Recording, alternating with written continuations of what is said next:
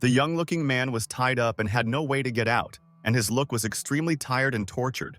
Someone's voice said that the experiment was completed, but the implementation was unsuccessful and no mutation was observed. After this, the door to the room opened and a male voice asked to give the test subject a sedative and wait. One of the men said that after this painful year, they would breathe deeply, and the test subject's eyes opened. There were a lot of medical supplies, syringes, and bloody napkins on the table, and IVs stood nearby. The doctor said that after this injection they would never meet again and said goodbye to number 87. He brought the dropper closer to the patient, after which he inserted the needle and the drug began to enter the test subject's body. The patient's muscles became very tense at that moment, and the veins began to actively bulge due to the fact that they greatly expanded. The guy felt like his body was becoming lighter and wondered if it was the effect of opiates that gave him this feeling. His body began to relax, but he continued to hold tightly to the arm of the chair in which he had been sitting all the time. Suddenly, everyone in the room became alert and the situation was tense, and the bald man was thinking about something. Under his feet, there was a tile that had long been covered in traces of human blood, and the man himself stood silently in place. He opened his mouth slightly and exhaled air while adjusting his dark glasses as if he was about to say something. Unexpectedly, he approached the test subject and, greeting him with a shout, asked if he had lost consciousness. The woman said that the ECG and EEG were normal, that's why he heard and understood, and the man assured that the guy need not be afraid. The bald man opened the book and asked Lee if he had ever wondered why he was imprisoned here. The main character's head seemed to be filled with lead at that moment, and he looked at the bald man with a stern gaze. The main character wondered who all these people were and what they did to him, and the man looked around the room. Lee felt as if his body was being torn apart, and he assumed that they had come to get him out of here. He turned his gaze to the table where various reports lay and saw that he, Lee Ching, was wanted as a villain. The bald man looked at the report and said that, judging by the data, the guy was an ordinary office worker with no criminal record. After this, the blue-eyed man smiled and said that this was before the worldwide mutation into superhumans began. Lia Chang wondered if it was all because of his abilities, and they were the reason why he was hidden here. The man said that the guy didn't care about superpowers and didn't create social chaos like his fellow tribesmen. He said that they cannot release him, since he is a potential threat to all humanity like the rest. The man said that Lee Chung's name was written down on the list of dangerous villains, and he was even #1 on the list of the most dangerous villains. The main character, meanwhile, looked at the list that he did not understand and tried to understand what list of dangerous villains we were talking about. The bald man said that they were fed up with all the failed experiments on his body and wanted to save time and effort. He didn't understand why the guy was considered dangerous and assumed it was because of his super fast reflexes or his love of fighting. At the end, the man said that they found out that Lee Chung was weaker than the others, but he still decided to give him a good chance. The agent smiled sarcastically and at one point asked the main character what he thought about working for the USA. Lee Chang looked at him with a somewhat bewildered look and silently wondered where he was and where the United States was. The agent said that although the guy is a non-entity, since he is on the list of villains, he will give him a chance at redemption. After this, he enthusiastically asked whether Lee Chung would agree to join them or would he prefer lethal injection. The guy replied that in order to persuade someone, a man would first need to show sincerity.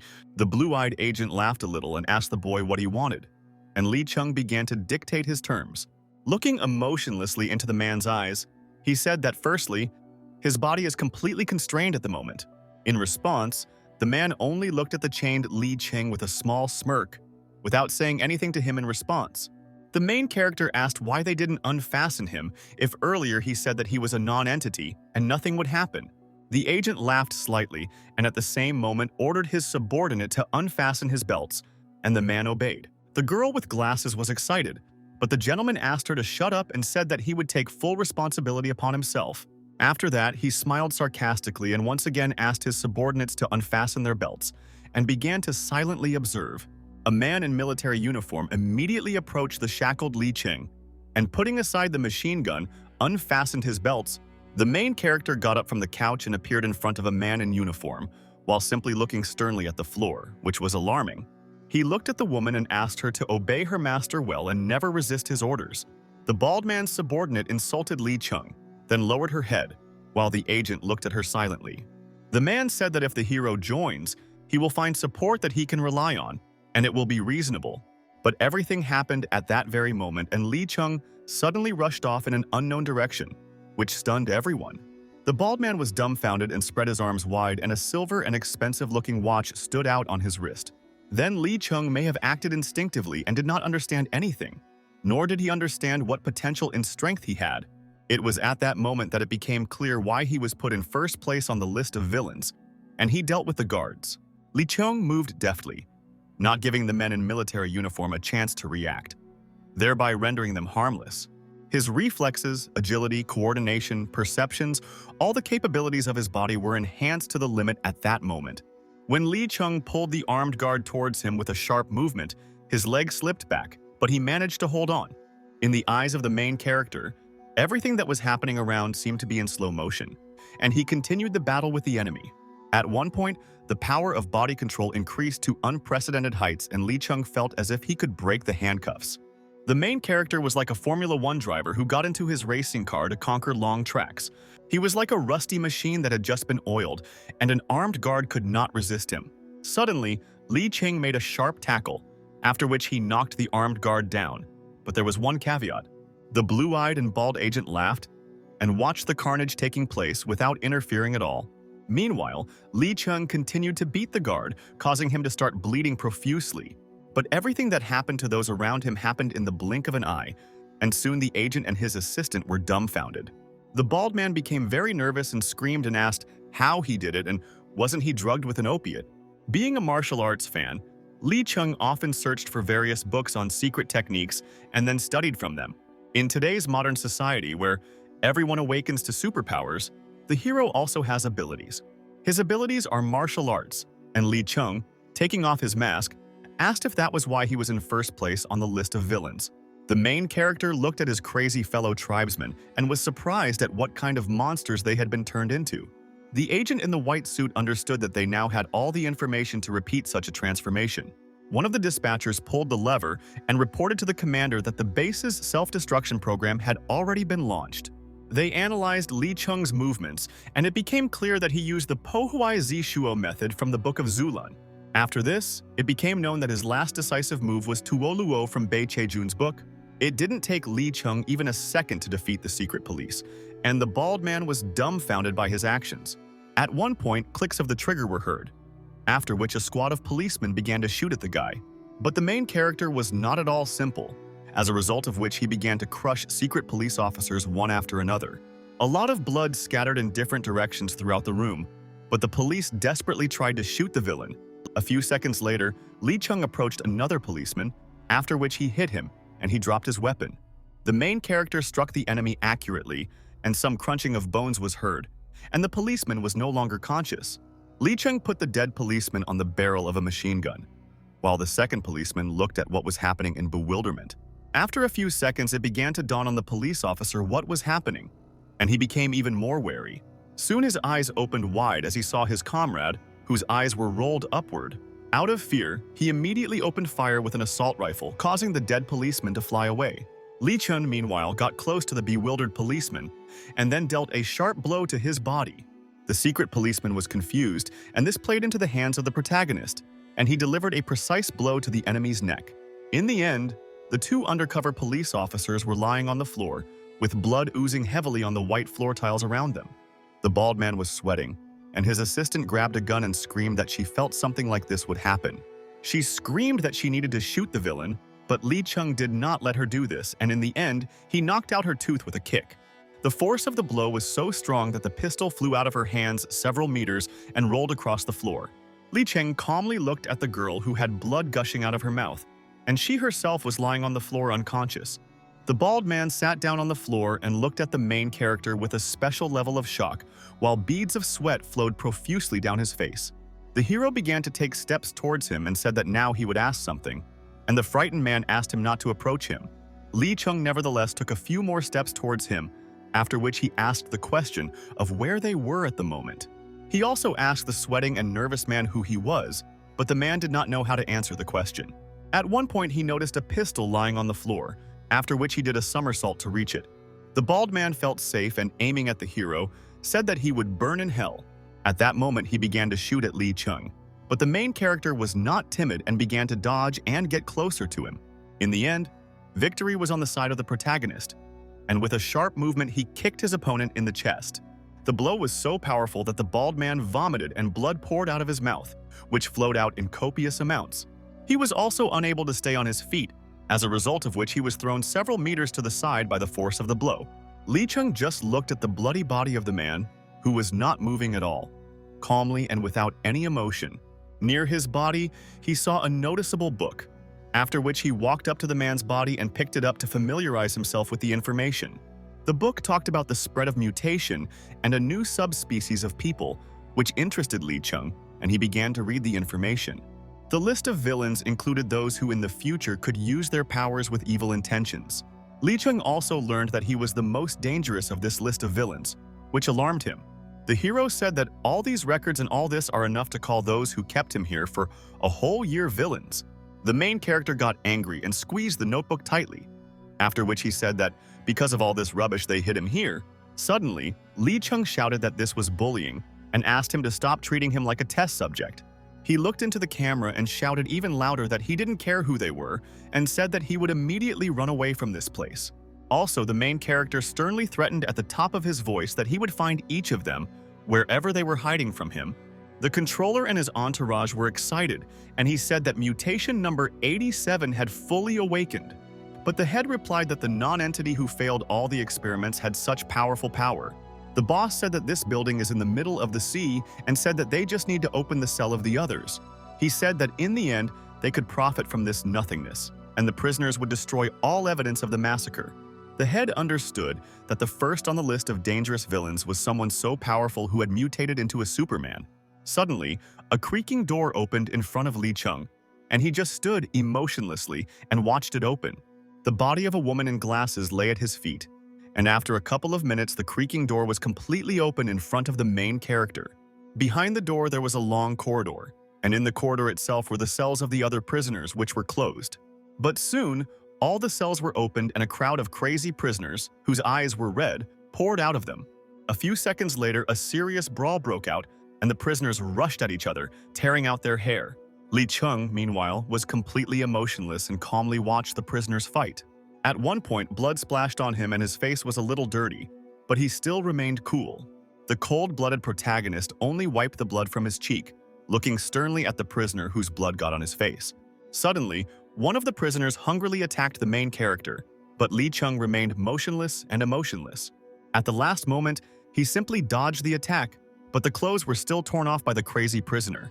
The prisoner jumped several meters forward, after which he landed on his haunches and began to look out for his target. Li Cheng decided to put an end to his vile deeds, and at one point he simply said that he would stop doing such things. The prisoner's mouth opened in bewilderment and he looked at the main character, not understanding how he should react to these words.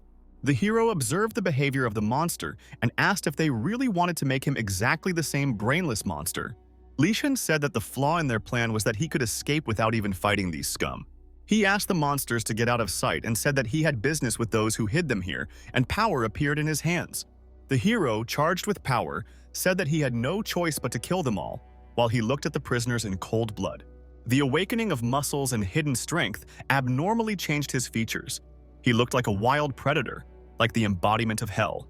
This is the highest skill in Chinese martial arts, and no one has ever been able to achieve such a balance of power. However, here it is right here and now during the birth of Superman, and the hero began to transform into a tiger. Li Cheng's breath was like the roar of a wild beast. Immediately after, his body rushed towards the crowd like a ferocious tiger on the hunt. The boss understood that the hero, although powerful, would not be able to get out, since the place was protected by the strongest steel in the world. He understood that if information about the failed experiments on Li Cheng's body was leaked, it would be difficult to experience. Also, the head of the prison understood that the United States would certainly reward the source of information and announced the start of the program. After this, one of the controllers grabbed the lever and asked Roger to immediately start the self-destruct program. The self-destruction program was launched at that very moment and the countdown began, which showed exactly 1 hour. Meanwhile, the United States Navy headquarters in Alaska was also in turmoil. There was a helicopter on the helipad, the crew of which greeted an important madam who was higher in rank than them.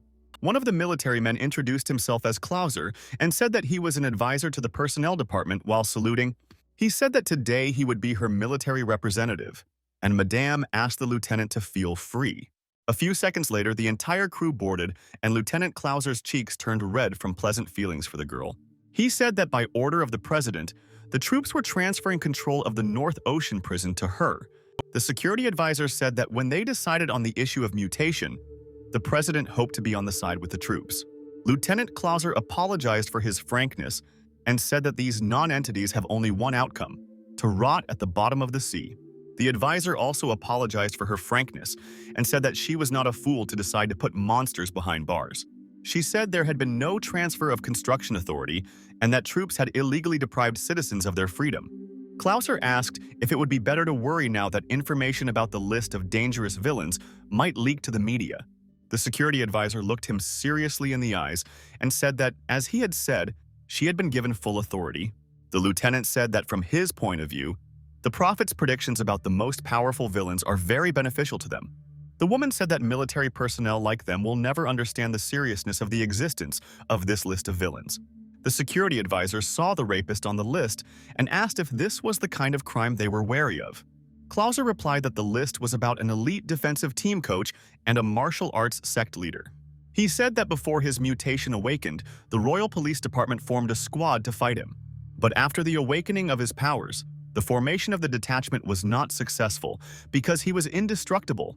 Meanwhile, Li Chung climbed out of the ventilation hatch, exhaled tiredly, and his gaze fell on the big man. The main character did not show any emotions of fear and looked sternly into the eyes of the enemy, trying to understand what he wanted. Iso Daisuke said that he accidentally killed everyone here, but fortunately there was still someone left and he could use Li Cheng. Meanwhile, the security advisor asked Lieutenant Clauser if it was really about a person since he was strong. But in response to this, the lieutenant said that he couldn't dare call him a man because his strength was immeasurable. He has the ability to regenerate, rebuild the epidermis and mutate genes, and his muscles are very strong and his bones are elastic. The lieutenant also added that the thug could easily handle bladed weapons, and Iso asked Li Chung to open his mouth. But the main character was not going to stand on ceremony and dance to his tune, after which he made a sharp jerk to the side and struck. From the incredible force of the blow, Iso Daisuke's eyes almost flew out of orbit, and a lot of saliva flowed out of his mouth from the blow. Li Chung, with the enemy's blood on his face, remained calm and said in his thoughts that he was quite strong. The big man was a few meters away from the main character and was holding his stomach, barely able to stand on his feet. A large hole appeared in his chest from which thick smoke came, and it itself filled with blood every second. Iso Daisuke's hands began to enlarge and become covered in red, and he himself shouted insults at Li Chung. Fury gripped the mutant's mind and he rushed at the main character, shouting that he would immediately go to hell and burn in it. But again, Li Chung deftly dodged the blow, after which he delivered a precise kick to the opponent's head, knocking him down. The blow was so strong that the big man immediately fell to the floor, and blood began to flow from his head due to the cut. Lei Chung told the perpetrator that no matter how strong the body is, the location of the left kidney cannot be changed in any way. Lieutenant Clauser, meanwhile, told the security advisor that Iso had survived the machine gun fire. But the thug himself, meanwhile, was holding his crunching jaw with tears in his eyes, and blood was flowing from his mouth. Li Chung was very wary because strange things were happening to the enemy and it was impossible to relax. The big man began to swing his head from side to side while increasing in size and standing on his feet more and more confidently. After a few seconds, his body was completely covered with a new layer of epidermis, and he began to laugh insidiously at the top of his voice. Clauser said that the big guy's most powerful ability is the transmission of a regenerative DNA replication infection. He is also capable of absorbing servants for further evolution until he becomes the strongest. The big man shouted that he wanted to infect Li Chung, then tear him into small pieces, and then revive him again for mockery. But the main character was not going to obey the scoundrel and took a fighting stance, and the elements of the bloodthirsty tiger were on his side. Li Chung threatened the huge monster that it would be better for him to pretend to be dead after the last blow. The monster began to mock the guy, but the main character unexpectedly and firmly grabbed his mouth, saving him from laughing. Li Cheng opened the monster's mouth wide and also asked if it really had the ability of immortality. After these words, he took a stronger fighting stance and delivered a crushing blow with his fist, as a result of which he broke through the mouth. The fist passed through the monster's mouth and blood began to pour out of it, and the monster himself screamed from the incredible pain he was experiencing. After the incident, the thug could no longer stand on his feet and fell to the floor with a roar, bleeding with a large amount of blood. Lee Chung, meanwhile, looked at his clenched fist with slight surprise, as if there was something in it. Worms that had previously been in the mouth of the defeated enemy began to crawl out of the protagonist's clenched fist. The main character immediately threw away the object he was holding in his hands because he felt very disgusted and uneasy. The monster's organ crashed into the wall and shattered, and Lee Chung shouted that it would be better to kill it in a cleaner way. Klauser said that if it weren't for Iso's pathetic exaggeration, they wouldn't have been able to catch him before he fully evolved. He said that according to the plan, the Demon Kings in their final form would be equal in strength to 10 villains. The security advisor looked at the prison and realized that the villains would not be what she imagined them to be. The team's helicopter flew over the Emir department, which was also in the Northern Ocean, where it was very cold. At a shallow depth, there was a center for the study of the human body, which was the beginning of further construction.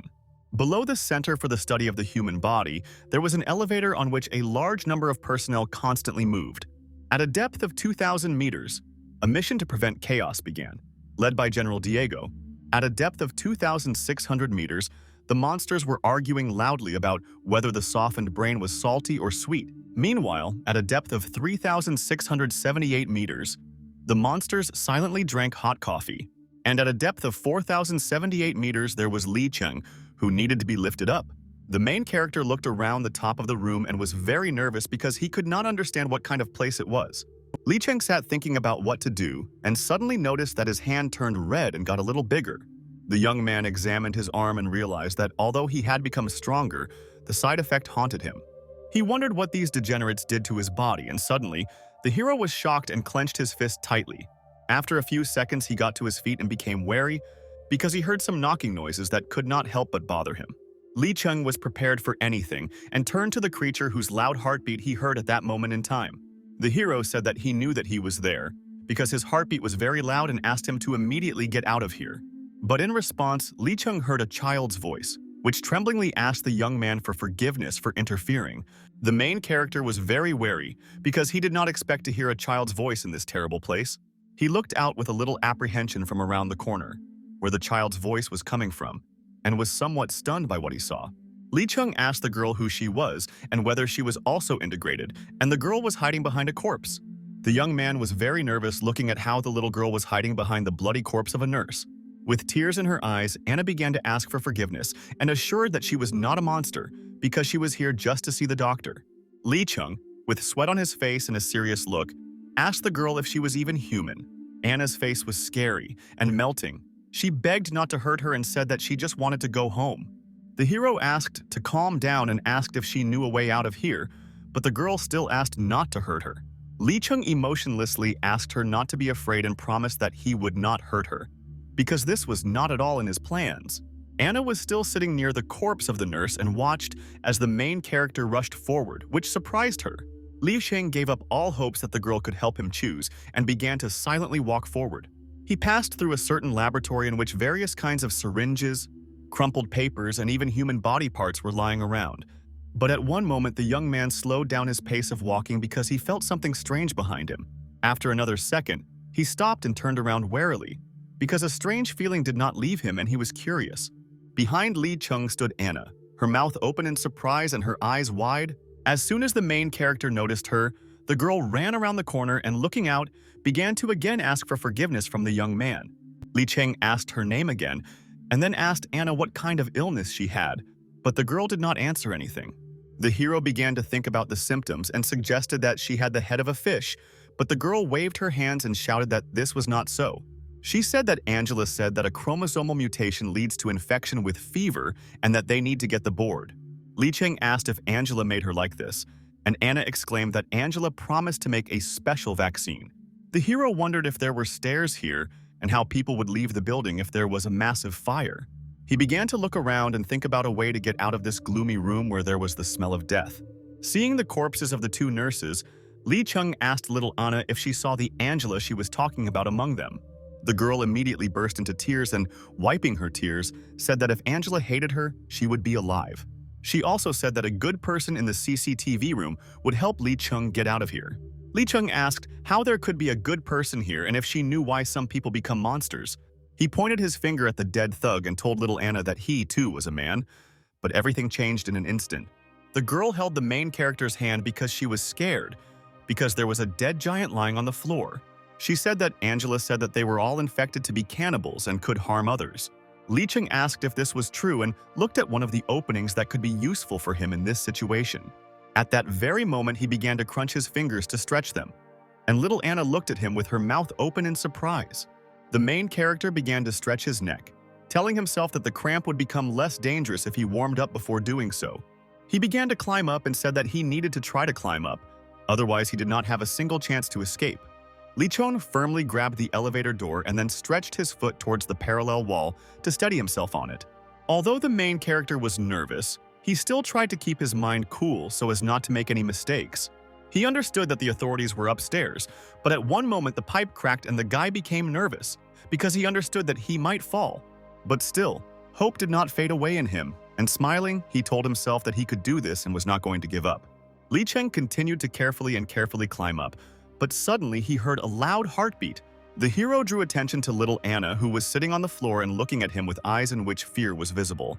The girl began to cry and said that she was again left to the mercy of fate, and her own words made her feel even more painful.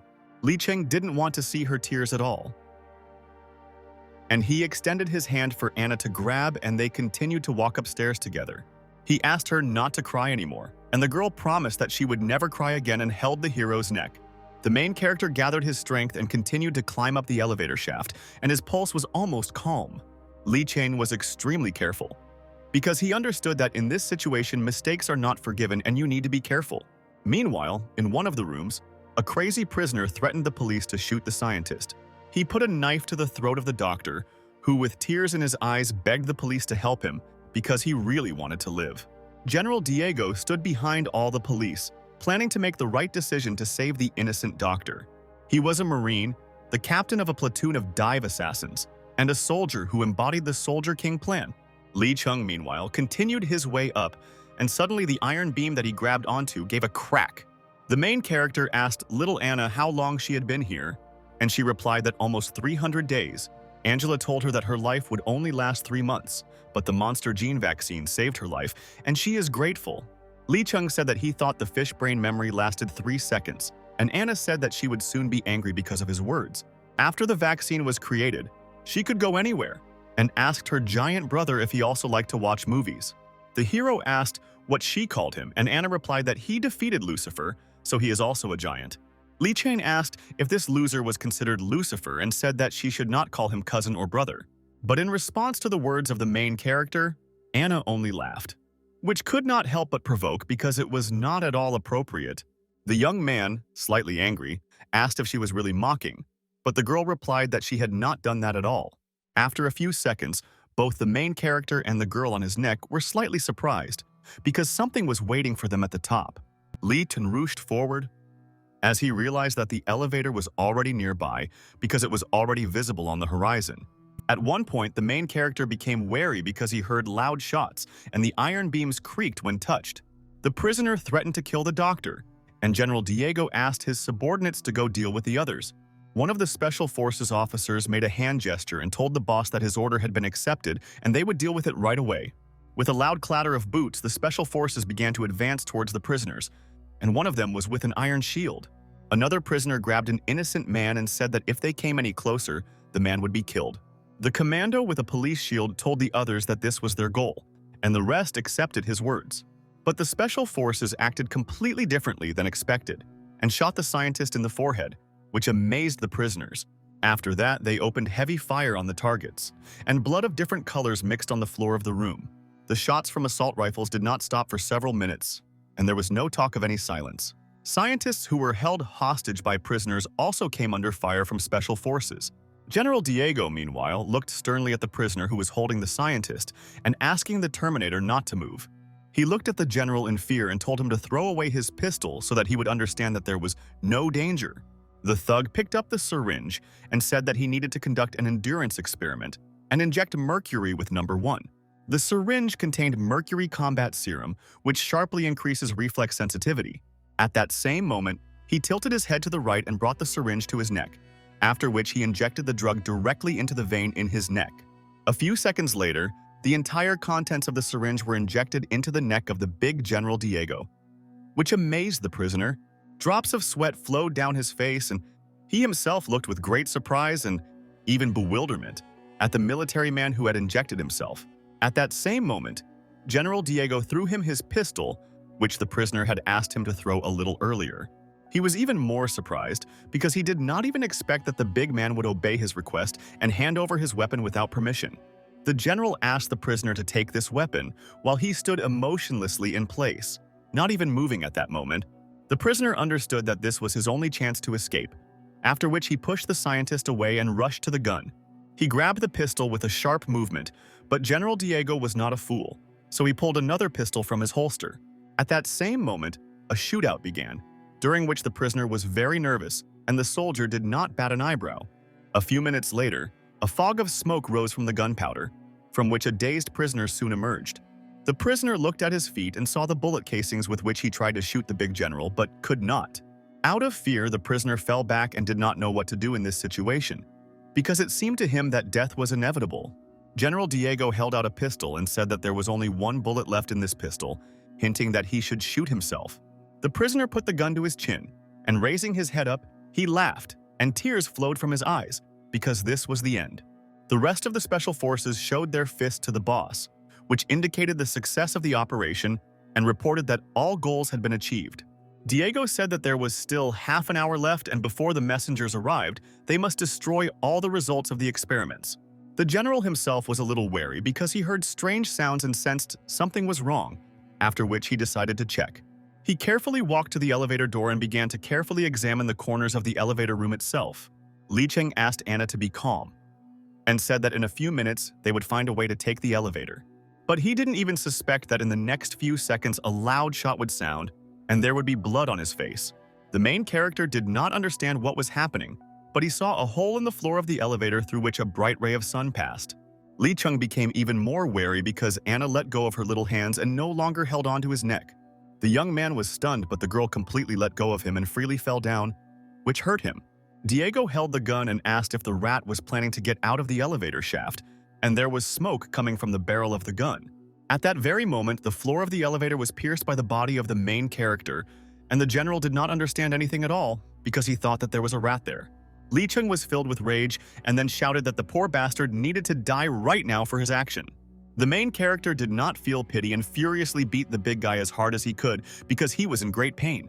He carried out many successful series of attacks on the enemy's body, and Diego could not even resist the hero. In the end, the blows bore fruit and the seemingly invincible general began coughing up blood that oozed through his mask. After a while, Li Cheng stopped beating, but there was still tremendous strength in his reddened fist. The out-of-breath young man looked sternly at his opponent and tried to catch his breath, while Diego sat on the floor with his head bowed. After this, Li Cheng abruptly grabbed him to address the people who made him a test subject earlier. He looked brutally into General Diego's red lenses and said that he would find all those who had caused him so much harm during this time. The warden looked at the hero's treatment with sweat on his face, and the guy threatened that he would find each of them. It was written on Li Cheng's face that he was the #1 villain, but he repeated once again that he would find them all. Once upon a time, Buddha stood next to the Golden Lotus Lake, looking down at hell under the Santu River. Li Cheng's fist was strong and bloody, having been hardened in previous merciless battles with opponents. The guy's hair was messy, long, and a distinct black color that emphasized his muscles. He repeated the names of Shang Xiao, Ru Qiang, and Xuexiao as he once again had to fight his enemies. The hero had blue eyes that looked good against his face and long black hair, and he had a vein on his forehead. A crowd of Special Forces soldiers slowly approached him, but there was some fear on everyone's face because the enemy was very strong. Li Cheng firmly pressed his toe into the floor, causing the floor beneath him to begin to collapse from incredible force and weight. The main character made a sharp jump, and part of the floor underneath him completely collapsed, and a vibration ran through the room.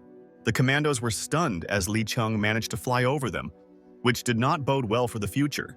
The main character targets one of the policemen, and it becomes clear that he is about to deliver a crushing kick. The green-eyed commando's eyes opened wide as he realized that in the next few seconds he would be finished. But soon, The fatal blow was struck and the special forces, as one, scattered in different directions, and someone's leg was torn off. A large amount of blood was scattered around, and one of the special forces officers had his eye blown out and was no longer alive. Lee Chung landed in front of two terrified commandos who pointed their guns at him to escape. At that same second, the police opened fire with assault rifles, but the main character didn't care about all this. He decided that it was time to end this useless waste of time, after which he swung his hand with a sharp movement. A crushing blow was struck and one of the special forces was eliminated by an incredible blow that knocked him down. Lee Chung managed to slam the commando's head into the floor, creating cracks in the floor and smashing the man's head until it bled. Three special forces soldiers with machine guns held the main character at gunpoint, and at one moment he turned his attention to them. One of them opened fire on the young man, but the deft Lee Chung immediately struck and the enemy was neutralized in the same second.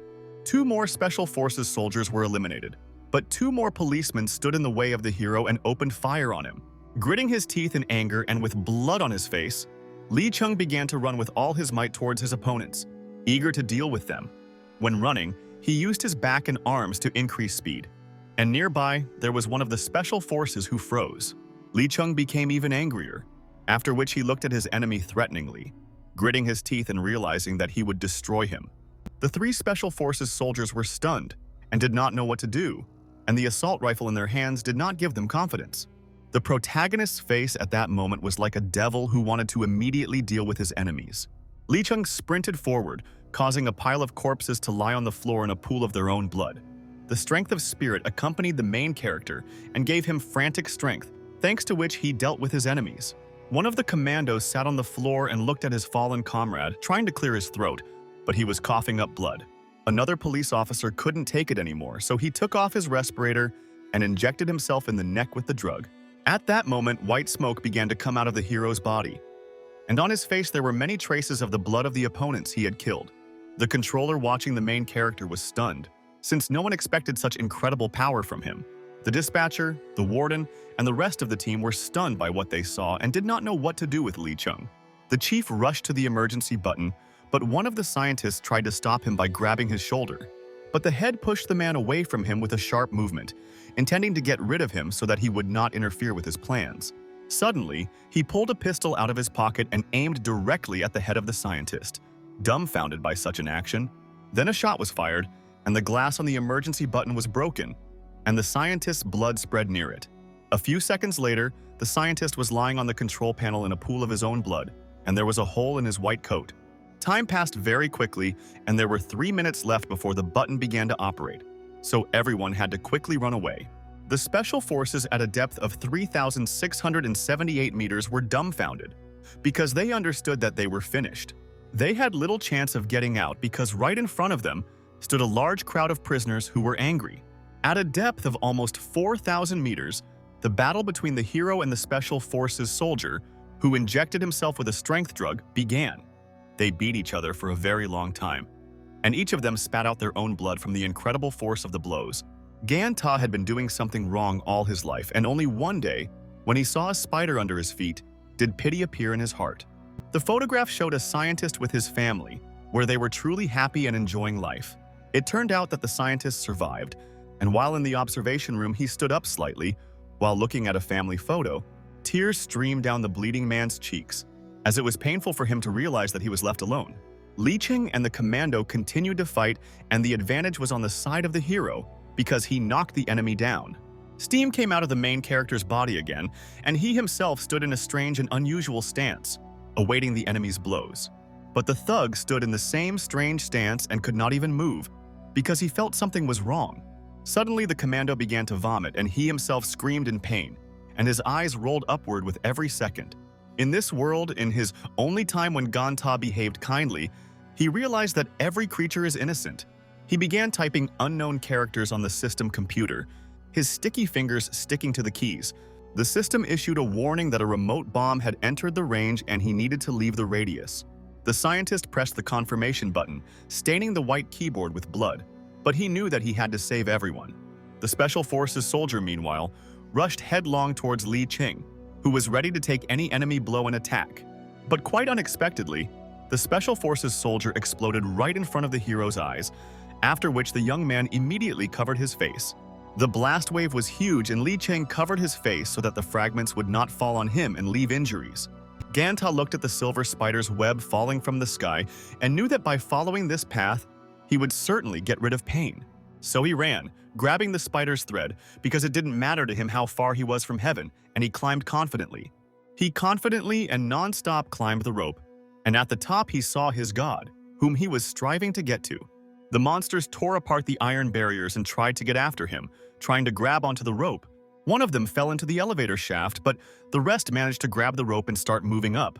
The main character was like a werewolf, who, clenching his teeth, continued to dig his claws into the metal and did not look at the obstacles. But suddenly, a huge amount of water fell on him from above, which was about to wash him away to the very bottom. The water swallowed him up and only a paw with sharp claws was visible, but he was not going to give up and climbed with all his might. Li Cheng still continued to climb into purgatory, as if he was deaf, as if he did not hear the terrible screams and did not notice the icy water. The icy water seemed to bite into his skin, but the main character emotionlessly and calmly continued to climb the rope. But the icy water took its toll, and a certain cracking of the rope was heard, which hinted that it would soon break. A few seconds later, the hero's further progress was prevented by the fact that the rope broke due to water. The hero still held onto the edge of the rope and fell into the depths of the elevator shaft along with it, without even screaming in fear. At sunset, the boy asked his grandfather if Ganta managed to escape at the end of the story because the situation was very terrible.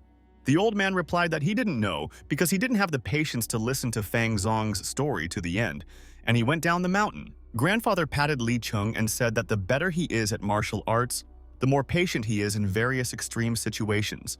The grandfather said that while the boy was a child, he was in poor health and decided to teach him fighting skills.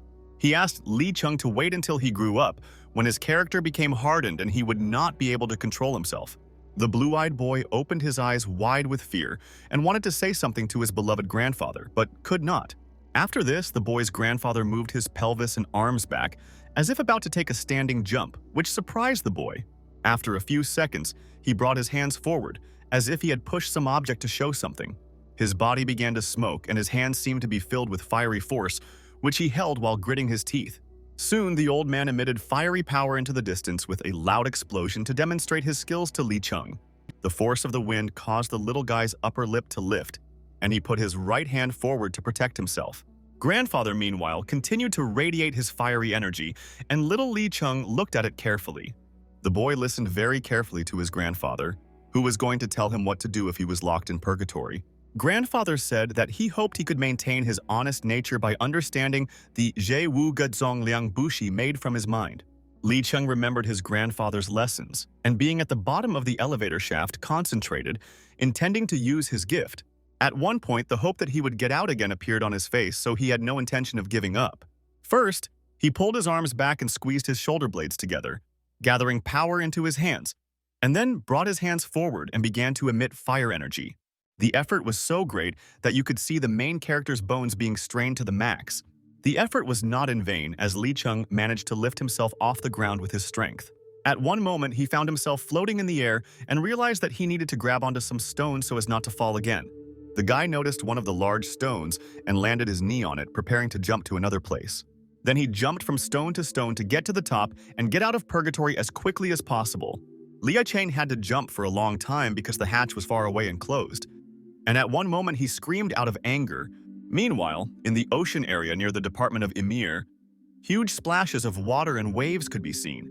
All this looked like a flood, and the amount of water in the waterfalls increased several times, which was completely unexpected. Somewhere below there was a submarine, which was marked in red by an unknown man in a red jacket. A plump man in a red jacket and hat spread his hands in different directions and began to read some kind of spell. A young man with blonde hair and a yellow cloak said that he understood everything and thanked Pigo for his help. After these words, he grabbed his iron hand at the elbow, then opened his palm and began to radiate energy. He tensed his fingers slightly, and energy began to radiate from the center of his palm, forming a small sphere around his palm. After a few seconds, the flow of energy increased, and the small stream turned into a pronounced beam that was strong. The beam was very hot and powerful, as a result of which the boy managed to make a hole in the submarine of sufficient size. But he didn't stop at one hole, after which he cut the submarine in half with his powerful beam. Pigo, meanwhile, again helped the young man by marking the crew of the submarine, after which he began to attract them. The 4 crew members looked like officers, and there was no way they could resist the magic of the man who was attracting them. The main one was drawn to 2 magicians who were going to extract important information from him regarding one of the villains. The officer, with tears in his eyes, begged not to kill him and promised to give them everything they wanted from him. The young man with light eyes harnessed his energy and asked the crew member where the number 1 villain was now. Piggott continued to hold off the officers, but at one point everyone's attention was attracted by strange sounds coming from under the hatch. The hatch of the Human Body Research Center was breached by Li Cheng, who flew out with a large cut on his right leg. He once again used his powerful gift to land safely and without causing any injury to himself. A few seconds later, there was a large fog all around, and Li Cheng landed on the ground on one knee, his leg injured. The officer, Pigo, and the guy with blonde hair wondered if it was possible that this was the number 1 villain. Meanwhile, Li Cheng was dragging his leg, trying to move forward, and his leg was still bleeding from the cuts. At one point, when the main character was passing by the magicians, a guy with blonde hair turned to him. The head of the prison took the chance and pulled out a pistol from his holster, after which he immediately began shooting at his opponents. The green-eyed young man with magical gifts looked in bewilderment at the officer who threatened them with a pistol. Piguo and the blonde-haired young man were stunned, and Li Cheng jumped in to protect them. At the last moment, he caught the bullet with his teeth, clenching it tightly with his upper and lower teeth, and looking sternly at the enemy. The head of the prison was dumbfounded because he did not expect such a clear reaction and understood that now he was definitely finished. Li Cheng then attacked the head of the prison and hit him hard with his head, causing the officer to bleed. The blow was incredibly strong, and the officer retreated a few steps, throwing his head back, and soon spat out a clot of blood. After a few seconds, Li Cheng realized that he no longer had the strength and fell to the ground, after which he simply began to look at the sky. Pigo continued to use his magic, and the green-eyed youth looked at him as if they had to do something. He asked Li Cheng, who was lying on the ground, if he wanted to work with the villains who were his allies. An hour later, a nervous Lieutenant Klauser did not understand how this could happen, and the security advisor asked where Emir was. They flew over the area, and at one moment an iron bomb appeared from the water, which did not click loudly.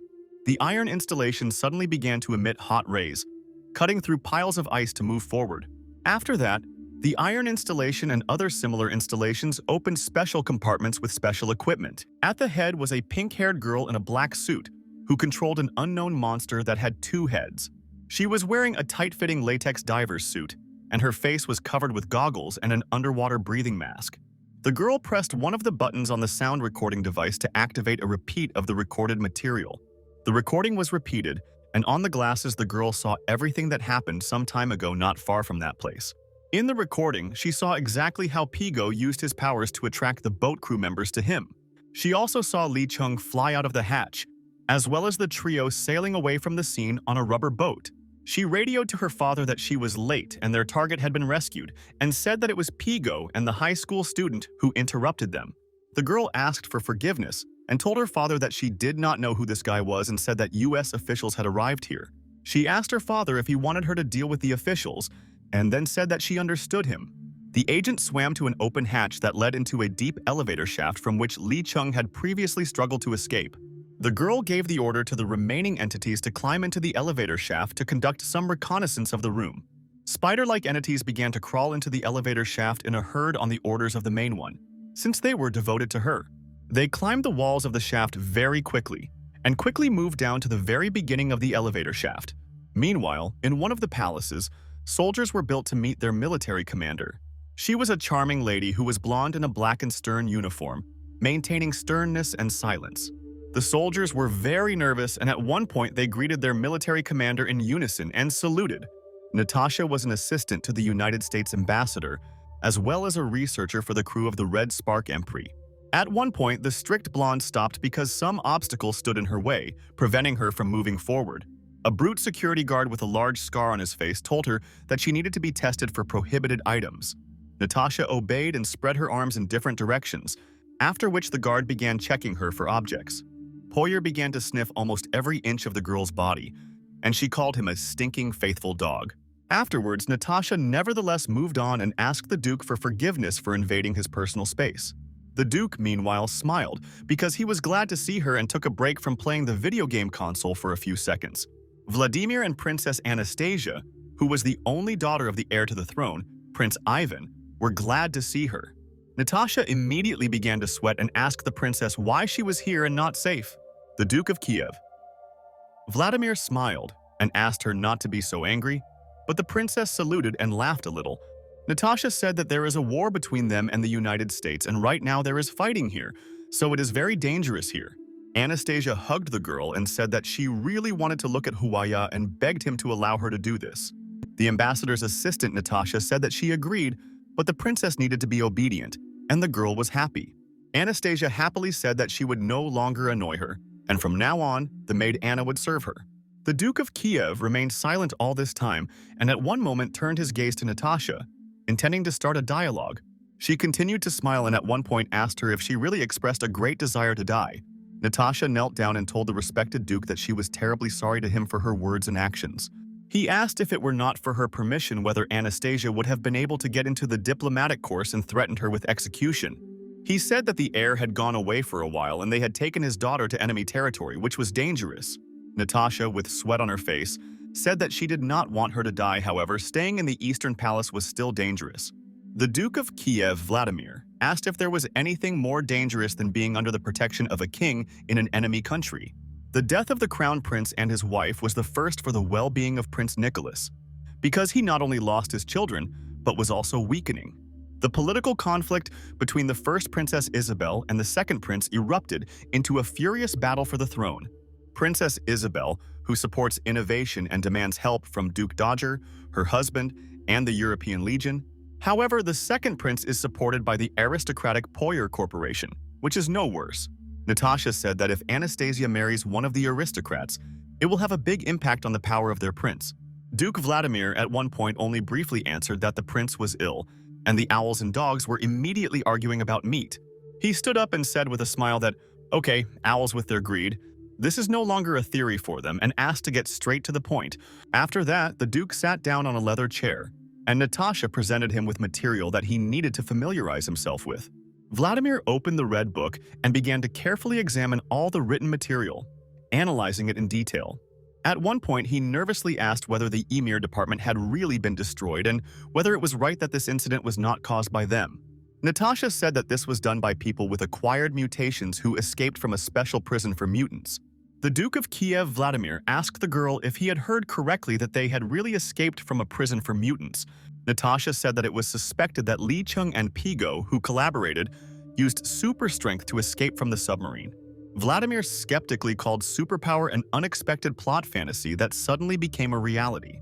Natasha said that Pigot was an ordinary citizen of his country who was once beaten by his fellow citizens. His wife and daughter were found murdered, and he himself went missing, after which his whole life went downhill. His country doubted that his acquired strength was the main cause of the 7,000 magnitude earthquake 6 months ago. Vladimir suggested that it was a human-shaped atomic bomb and asked if the security department cared. Natasha said that a year after the villain list was updated, Li Chung went missing and was captured by the States.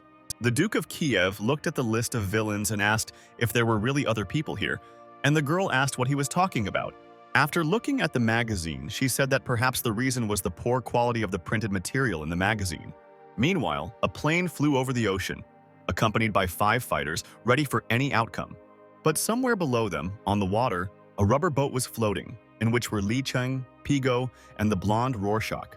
The main character looked very tortured, but he continued to row the oars while the others were resting after what happened. Although Li Cheng's face was tortured, he himself was gradually recovering from the adventures that had happened to him. Pigo was snoring loudly and was in a deep sleep phase, because after all this time he was terribly tired, and he was not the same age as a boy. Meanwhile, the blonde high school student vomited, and the reason for this was his seasickness, which was hindering him. Li Cheng at one point asked the guys how they managed to cross the Arctic Ocean from the Eastern Sea. The young man said that Pigo needed to catch the sea current and speed up the boat, and he could control the high temperatures.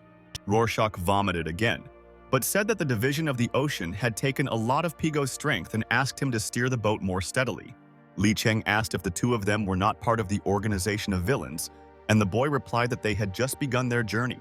After that, the blonde high school student showed a thumbs up and said that the hero was now recognized as one of the four. Li Cheng asked who the fourth was, and the guy replied that there was a spiritualist girl that they needed to rescue from the USA. After this short conversation, the main character exhaled tiredly, looking far beyond the horizon, and began to think. In his thoughts, he told himself that it all looked as if he had accidentally landed on an enemy boat without meaning to. After some time, Pigo woke up and began to catch the sea current so that their further progress would be safe. High school student Rorschach, meanwhile, was working on temperature conditions, and Li Cheng was looking far beyond the horizon. At one point, the blonde guy leaned back to rest a little and began to gradually recover. Sitting in a meditation position, Rorschach said that now was the time to take stock of everything they had been able to learn. He said that a year ago, Li Cheng was kidnapped by the secret services, locked in a secret prison for mutants, and then escaped during a riot. The main character continued to look into the distance and asked the other villains if they really didn't believe what he was telling them. But the blonde high school student and Pigo only looked at each other, but did not dare say anything to the main character in response. But still, the guy asked if he was sure that he spent a whole year there and wasn't he in a coma all this time? Li Cheng told the guy that he had been tortured for a year and asked if he would doubt such memories. He said that according to data, he stayed there for more than a year, and in the first days he almost died from experiments and electric shocks. The hero said that his grandfather taught him to close his feelings, and meditation is the same as being a coward, but he survived. But still, Li Cheng felt that it was like being in hell for hundreds of years, and he clenched his fist tightly at that moment. Meanwhile, Piggott was focused on his business, but his behavior at that moment was very strange. At one point, he lowered his hands to his sides and began to look at the water, as if about to do something that would be useful. He used his ability to attract, which caught the attention of the high school student and surprised him a little. A large and fresh fish suddenly flew out of the water like a bullet, which was attracted thanks to Pigo's abilities. The fish was marked red with the color of his abilities and was itself quite an impressive size to eat, blonde Rorschach said, with a smile and slight surprise that the fish looked very fresh. Pigo began to stuff the fish, and the young man began to fry it and said that his skills were not as good as his, but still something. The fish was fried on all sides for some time, and during this, a pleasant crunch of bones was heard due to the frying. Ultimately, the fish was finished cooking and Pigo, using his skills, cut it into fillet pieces to begin eating. He shared food with Li Cheng, and the young man said that he did not expect him to share food with such a stranger. But the hero said that he was not hungry, and the high school student said that it was his choice, but he couldn't eat anything for a year. He said that at first the countries of the world kept all the experiments secret, but over time the number of mutants increased. Anyone could face violence due to superpowers, and the prophets banded together to publish a list of people with such powers. High school student Rorschach said that on the internet this is called a list of dangerous villains who need to be caught. Until now, the authorities have not recognized the authenticity of the list, but if Li Cheng is the one who was abducted a year ago, then this means something. He handed the hero the phone and said that a year ago the United States had the complete list in its hands. Li Cheng's name quickly spread across the network, but they couldn't find him right away, but it was unclear why it took him so long to catch him. The guy said that Han Ning used his power to contact them, but he was also captured in the US prison. Rorschach then asked if he wanted to come with them and said that his grandfather had given them his location so they could contact him. Li Cheng asked if they really believed him, the villain with the highest threat rating on the list of villains. The young man said that Pigo is also a villain who can create terrible disasters, earthquakes, and even tsunamis. He whispered to the hero that the man's dirty rabbit was the only thing left of his daughter and wife. He also said that he was there on time, and Li Cheng cannot even imagine what Pigo was like when he stood at the wreckage of the house. The main character looked at the boy and was completely bewildered, not knowing what to say about what he heard. But the young man said that Han Ning had locked away part of his memory and feelings, and Li Cheng asked what about him and what his rank was. Rorschach replied that he just wanted to help her, and he was the only one who could maintain a connection with her, because he was weaker than them. At the end, he left Li Cheng bewildered by saying that he was on summer vacation and had nothing to do. He asked the hero what his strength was, because his rank was even higher than Pigo's, and he thought his strength should always be controlled. Without much emotion, Li Cheng answered the boy that he knows a little about martial arts, which is his ability. Rorschach was very interested and asked whether they were talking about traditional martial arts or something else. He laughed and asked if he was a Superman like the United States' most famous hero, Infinity. After these words, the boy turned on the video on his phone and asked Li Cheng to watch it to understand what it was about. The video was about a superwoman, Infinity, who is needed more than ever in days of mass disorder and various chaos. The video clips were very impressive and showed a woman stopping a plane. A fragment was also shown where she lifts a truck and carries it to the entire edge of the road. But Li Cheng didn't want to look at these inventions at all, after which he simply gave the phone to the slightly surprised young man. A flock of birds flew over their heads, and the main character said that he had some thoughts about their abilities. He tore off several fish bones and threw them for the birds to eat, saying that their abilities were completely different. Li Cheng said the words, and one after another sequentially threw fish bones at him, and everything happened at the same time. However, according to Rorschach and Pigo, the only thing they could see was a quick image of Lahana. After Rorschach and Pigo blinked, 4 seagulls fell from the sky onto their boat, which was quite surprising. The green-eyed boy immediately changed his face and began to sweat, not understanding what was happening around him. The emotionless and quiet Pigott also changed his face and could not understand what had happened and how it could happen. Rorschach looked at Li Cheng in surprise and asked if he had actually killed all the guards in the prison at once. The hero replied that it was possible because then he was furious and could not control himself at that moment. After some time, the U.S. vessel used a lift to remove the remains of the previously sunken submarine from the ocean. Clauser reported that with the help of sonar, they found that the prison in the Northern Ocean was completely destroyed. The security advisor said that this was all strange because the prison was destroyed on the very day they captured it. Clauser said that the exact situation could only be clarified after the submarines completed their search. The security advisor said she needed to contact someone, and the assistant handed her the phone. The woman began talking on the phone, and Lieutenant Clauser came down the stairs, looking at her back. A few seconds later, he went down the stairs, where a man in a black formal suit was waiting for him. Clauser said that the advisor was calling the president, and Commando K, smiling, asked the lieutenant if he was really joking. He said that if it was true, then they should pretend based on the profile of Linda, the assistant chief secretary. Commando K ordered the hackers to break it through the database, to which one of them immediately complied and said that he was doing it. Soon the information was found, and Clauser, having familiarized himself with it, said that now everything was clear to him. Susan Underwood was an employee of the investigative department whose appointment ended on December 31st. The girl herself was at the airport, nervously looking at the phone screen and trying to get through to someone on an important issue. She looked around, and meanwhile people with whom she had a planned meeting were approaching her. Susan shook Natasha's hand and said that she was an employee of a U.S. federal investigative agency. Afterwards, the Duke of Kiev Vladimir and the charming Princess Anastasia began to descend the steps from the plane. A sweet lady with a twinkle in her emerald eyes looked around and wondered if this was really the States. The negotiations lasted 5 hours, and Susan wrote that it was not easy to find a place where there were no cameras, and we needed to look further. Linda told the girl that she had sent her an important file, and then asked what she thought about it. Susan told her colleague that this looked the same as project number 3, so there was nothing new here.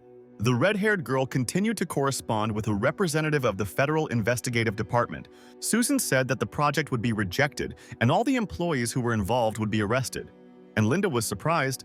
The red-haired girl turned her attention to the TV, where they were showing an interview with Lieutenant Clauser. The lieutenant said that from today, the Northern Ocean will organize military exercises and will be blocked around. Susan wrote to her diplomatic colleague that there was no point in getting involved because they might get into trouble. Linda tapped the keys and wrote that if they found any more information, they should tell her right away. The U.S. representative wrote that she understood everything. And meanwhile, Rorschach, Li Cheng, and Pigott came into the cafe to have a snack. Pigo said they would be on a long trip, so they needed a backpack with food, chocolate, soda, and toilet paper. Li Cheng asked why people in the United States wear such strange clothes, and Rorschach replied that they have Halloween. At the checkout, the young man said that she would pay with her smartphone, but only after these words did he realize that he had run out of money. The main character, meanwhile, was trying on a new jacket that fit him well and matched his white shirt. He said that he would pay later because he couldn't hope that the evil organization would use the money for clothes. Rorschach said that when they entered the casino, they would find a random gang, argue with them, and save money by doing so. He said that in the United States, with only $400,000, they could create an organization and work on advertising. Meanwhile, a video with Miss Infinity was shown on the TV screen, and this was accompanied by pleasant music. Miss happily flew around the world, pointing her fist forward and smiling. describing all the delights of life. The video talked about her infinite speed and showed how she was able to outrun a racing car. Also, the charming Miss Infinity had endless power, capable of destroying any obstacles. In addition to all her advantages, she had the opportunity to conquer endless horizons and never stop. Lee Chung, looking at the commercial, asked Rorschach if they could make money in this way of advertising.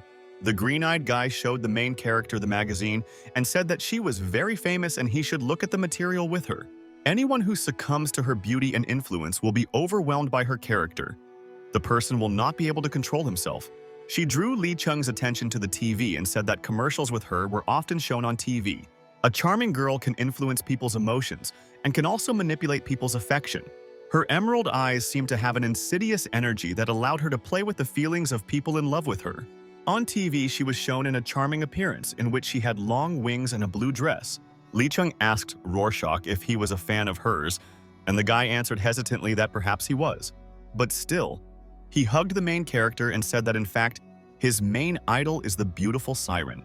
He turned on a video of the musician and showed it to Lee Chung so that he would have an idea of the young man's idol. But the main character only said emotionlessly that she didn't even know that Rorschach liked this kind of girl. The guy said that the most important thing is her voice. All she sings are his favorite songs from anime, and they are also friends online. Pigo, meanwhile, turned to the guys and asked them to come up to him and look at something, which stopped him a little. The cover of the magazine featured an elderly-looking woman with pink hair and a strange stick.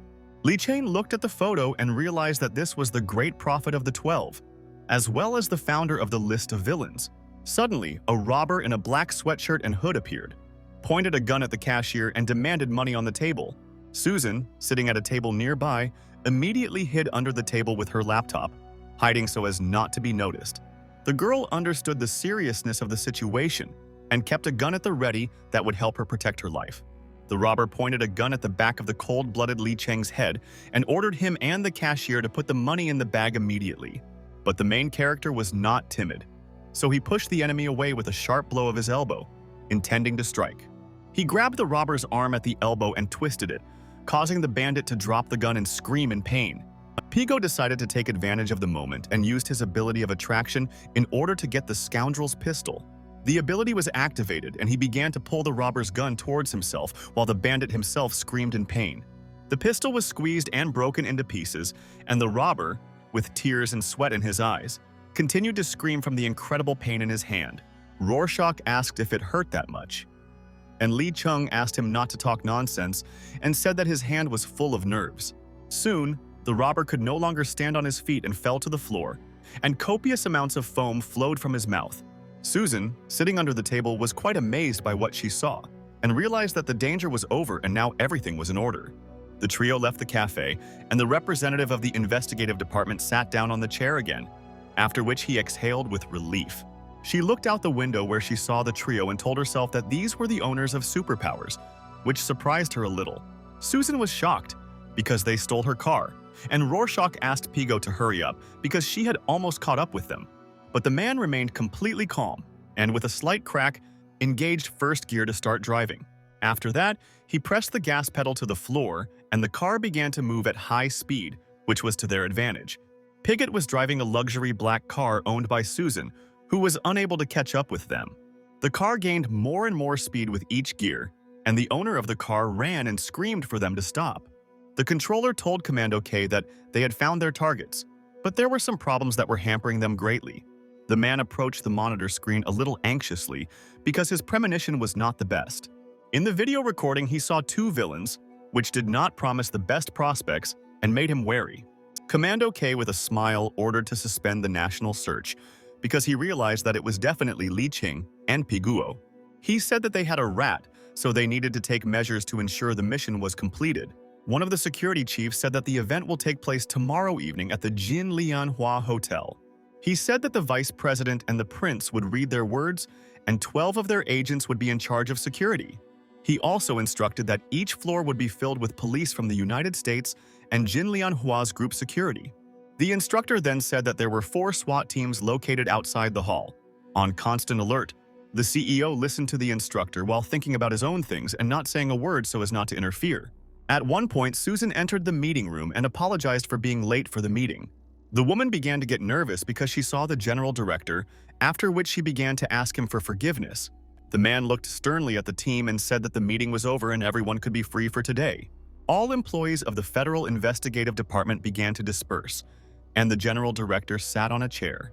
Susan asked for forgiveness and said that 3 guys with superpowers stole her car. The nervous CEO slammed his hand on the table and shouted, asking her if she knew why she was there. He shouted that he had not chosen her assistant because of her beautiful face and said that she should be prepared for injustice. Susan did not contradict the CEO and did not want to argue with him, and simply asked for forgiveness again.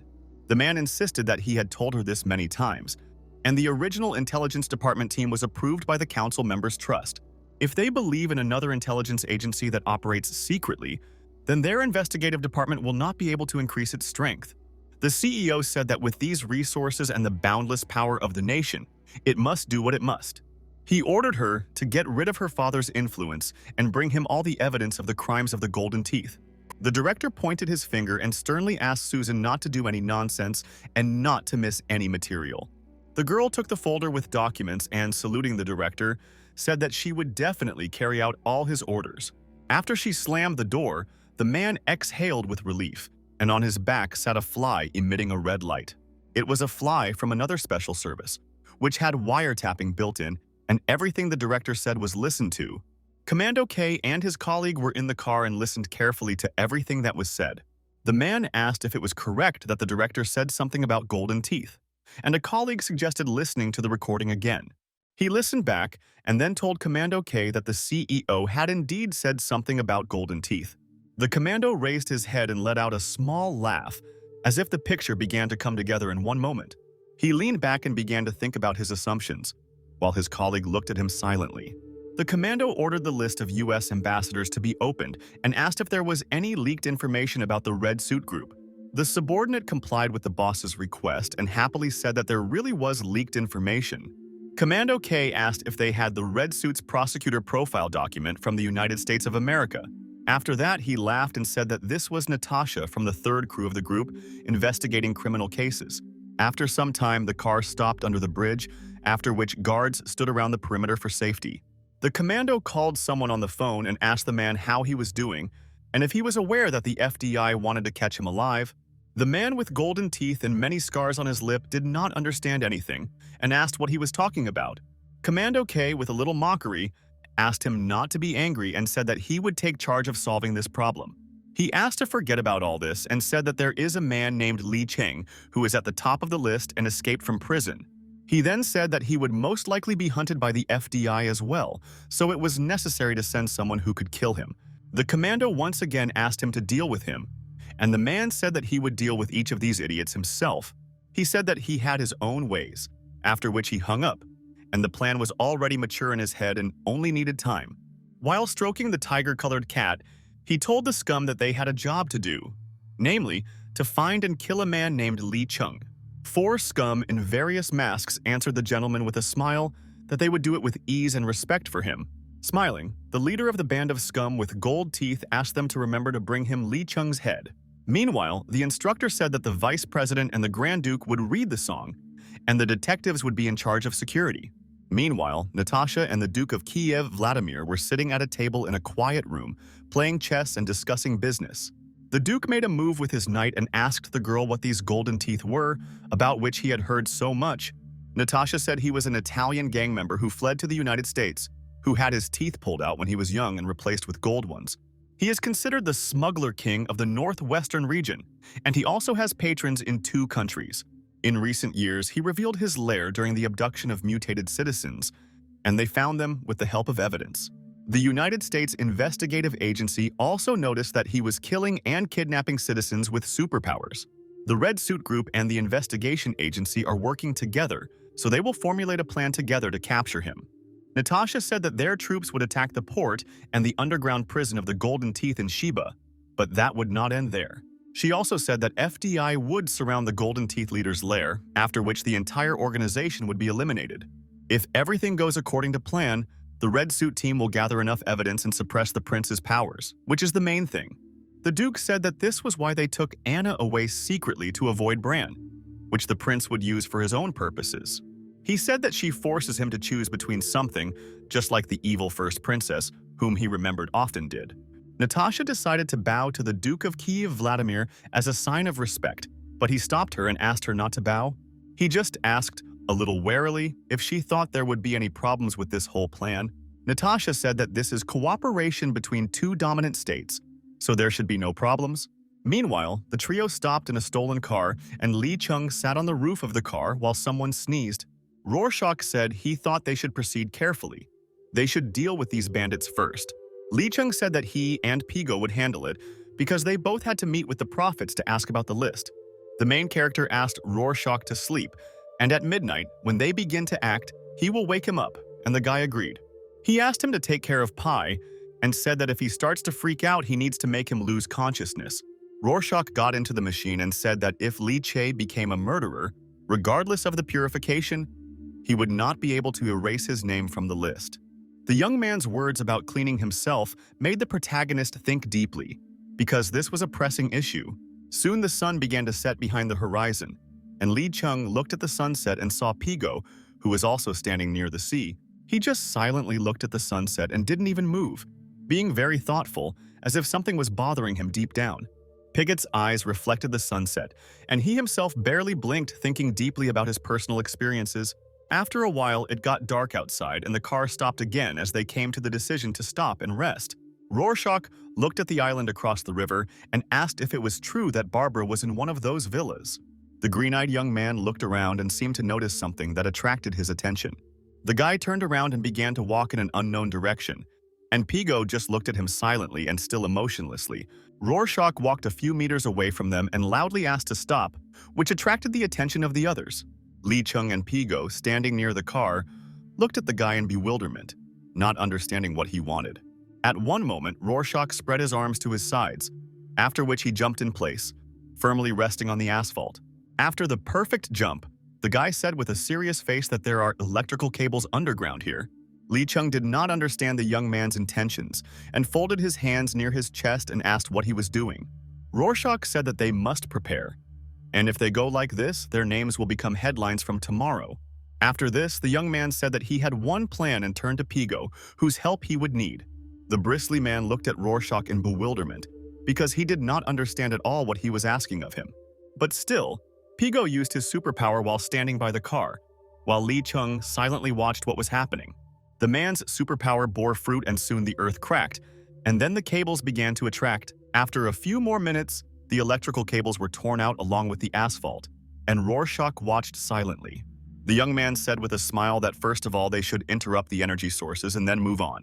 He concentrated on charging his iron arm with the electric current that was plentiful from the cables. While Rorschach was charging his hand, Pigo at one point said that he had managed to find Barbara, which sounded very surprising. The electrical cables emitted more and more electric current, and the young man's hand was soon charged. Li Chung looked at the island across the river, and at one moment the electricity in it disappeared, and the lights in the houses stopped burning. The hero said that the plan was good, and no matter what guards were there, now they won't be able to understand whether the witch was kidnapped or not. Rorschach said that they should quickly kidnap her and leave, and Li Chung said that it was time to go back to the original plan. But Pigo disputed the hero's proposal and said that the distance was ideal, which surprised the green-eyed young man. The man focused carefully on his superpower to attract the witch to him. He extended his hand in front of him, then raised it up, and the superpower began to act. Emitting a red light, Pigo made an immeasurable amount of effort for the sake of the common cause in order to attract the witch Barbara, who was sorely needed by them. He continued to put in more effort, but more time was needed because it was not easy. Rorschach and Li Chung were wary, covering their faces as gusts of wind hit their faces due to the man's efforts. The main character and the green-eyed high school student began to worry because the situation was unclear at that moment. At one point, Li Chung's attention was attracted by something that could not leave alone. Because Pigo's efforts had borne fruit, above a small town of villas where the electricity had disappeared, a red structure like a compass rose appeared. All of Pigo's efforts were not in vain, as a result of which he managed to attract the witch, who screamed in fear the entire flight. Her face, due to the speed and the wind blowing, was very disgusting and scary, and the screams of fear did not end at all. When Barbara was already approaching, Pigo again used his superpower to stop the tearful witch. With a deft movement, the witch was stopped and rolled her chin on the asphalt, and clenching her teeth continued to cry. Lee Chung was stunned and did not understand how he managed to do this, and Rorschach asked him not to ask, because he himself did not know. Pigo only emotionlessly asked Barbara if she was one of the prophets, but the witch tried to clear her throat after the fall.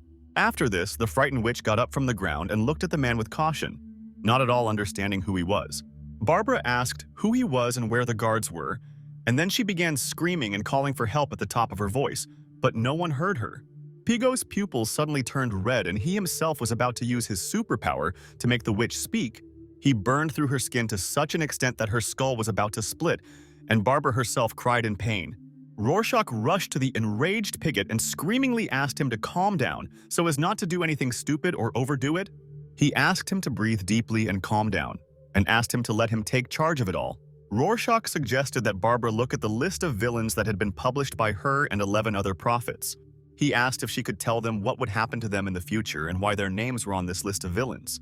Barbara was very frightened, and with tears in her eyes assured that she really did not know anything about this list of villains. Li Chen asked when she awakened her prophetic power, what she saw, and who was the initiator of the list of villains. Barbara's head was spinning and she denied everything that was said, but the trio did not leave her behind and continued to question her. The witch wet herself out of fear, and at one moment, when she spread her legs, a magazine with her in it fell out from under her dress. Seeing her face on the cover, Barbara became even more nervous, because she understood that now she was definitely finished. The always calm Pigott at one point shouted and asked if she really thought she had done a good job for the citizens. He grabbed her and screamingly asked if they appointed them as villains.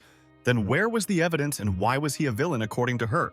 Barbara screamed that she did not participate in compiling the list, and the list of villains was not invented by her, but by other people. Rorschach asked if it really turns out that she is not a prophet, since she was not the one who created the list, but the witch shouted that she was a prophet. Li Cheng began to get angry and, flexing his fists, asked if this was true, and Barbara shouted that she was not the one who made the list. She said that in her dreams she often sees fragments of the future with villains, but most of them wear masks and uniforms. The witch shouted that she didn't even know their names and asked how they thought she could make this list of villains. The trio calmed down after her words, after which Pigo looked at the witch with narrowed eyes in disbelief. Rorschach asked why she lived in a villa and attended so many television shows if she did not base a list of villains. He said that she must make the right decision and tell the whole truth, and if she slandered them as villains, she would be killed.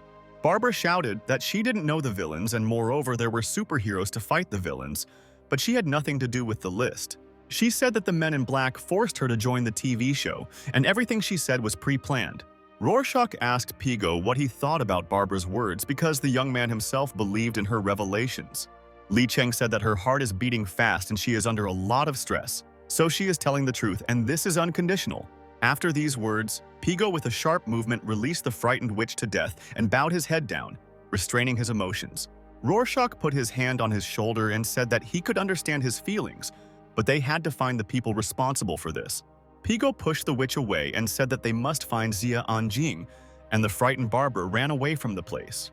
The young man said that he heard in the Pagan Citadel that there was a gang there that was involved in kidnapping people with superpowers. Witch Barbara, out of breath, ran away, looking back almost every second for fear of persecution. But at one point her mouth opened wide and her eyes widened as she realized that this was her chance. She saw the blinding headlights of the car and began to scream and call for help, saying that she had been kidnapped by villains and she needed help. But something completely unexpected happened, and the car did not stop, and the driver simply hit the witch Barbara. The trio of villains paid attention to the traffic accident as it was loud. At that moment, they still did not understand what happened on the road, but the sound could not help but attract the attention of society. Witch. Barbara lay unconscious on the asphalt, and her whole body was bloodied after being seriously hit by a car. A man wearing black shoes came out of the black car that hit the witch, and he had a purple bat in his hand. His comrade followed him out, but in his hands was a sharp and sharpened axe, the tip of which was silver. The scum said that it looked like they hit a man, and the second scum called him an idiot and said that they did it on purpose. The bastard with the blue bat said that there was no need to fuss so much because it seemed that they had met interesting people. Rorschach began to get nervous and did not understand what was happening, because some impudent people knocked down the witch Barbara and did not raise an eyebrow. The The chief of the scum pointed his bat at Pigo and asked him if they had met somewhere before because he seemed familiar. But the man in the red jacket did not answer his question and only narrowed his eyes and looked at the masked bandit. The second trash in a cat mask swung a purple bat and said that he knew this guy in a red jacket, but still he fell silent slightly and began scratching the back of his head and chin, trying to figure out who it was. The scum in the scream mask put the axe on his shoulder and asked his comrades if they all also couldn't remember who he was. But at one moment he nevertheless exclaimed that he remembered who it was, while closely looking at the silent Pigott. The cat-masked trash licked his upper lip and said provocatively that his wife couldn't resist. After these words, Pigo's gaze became brutal, and it was as if he was ready to tear to shreds those who mentioned his wife in conversation. But the four scum only mocked the man provocatively, not taking him seriously as an opponent at all. The scum in the plague doctor mask pulled the small hook of his large backpack, as if starting some kind of mechanism. A strange green-red substance began to evaporate in the air, which did not promise the best consequences for the trio. Pigo became nervous and angry even more, and he could hardly contain his anger, which had accumulated over all this time. The insidious and vile scum used their methods, after which the energy weakened the trio, and they began to mock. Villain number 2 tried with all his might to prevent their insidious deeds, but he failed. A few minutes later, Pigo came to his senses, kneeling and trying to catch his breath, with cracked asphalt beneath him. He raised his head and looked at the scum, wanting at that moment to tear them to pieces and destroy them, but this was only a desire. The scum laughed loudly and shouted that superpower is damn cool, because you can deal with your opponents. Rorschach knelt down and told the guys that it seemed that they had finally done it and they had reason to rejoice. Li Cheng also knelt down and, being wary, asked what was happening, but he had a bad feeling. The young man replied that these were Pigo's enemies and the hero should not attack them, because they were the object of his revenge. But the main scum heard this, after which he began to laugh at the guy at the top of his voice and also called him an idiot. After a few seconds, he jumped high and swung the bat to hit Rorschach in the head. The green-eyed youth turned around at the last moment before the blow to the head, but it was too late to react to the blow. The main scum hit Rorschach right in the temple with his bat as hard as he could, causing the guy to bleed. At that same moment, the young man fell to the floor and his eyes began to gradually roll back, and he did not even make any sounds. Numerous abrasions immediately appeared on Rorschach's cheeks, and blood flowed from his mouth, and his eyes rolled completely upward.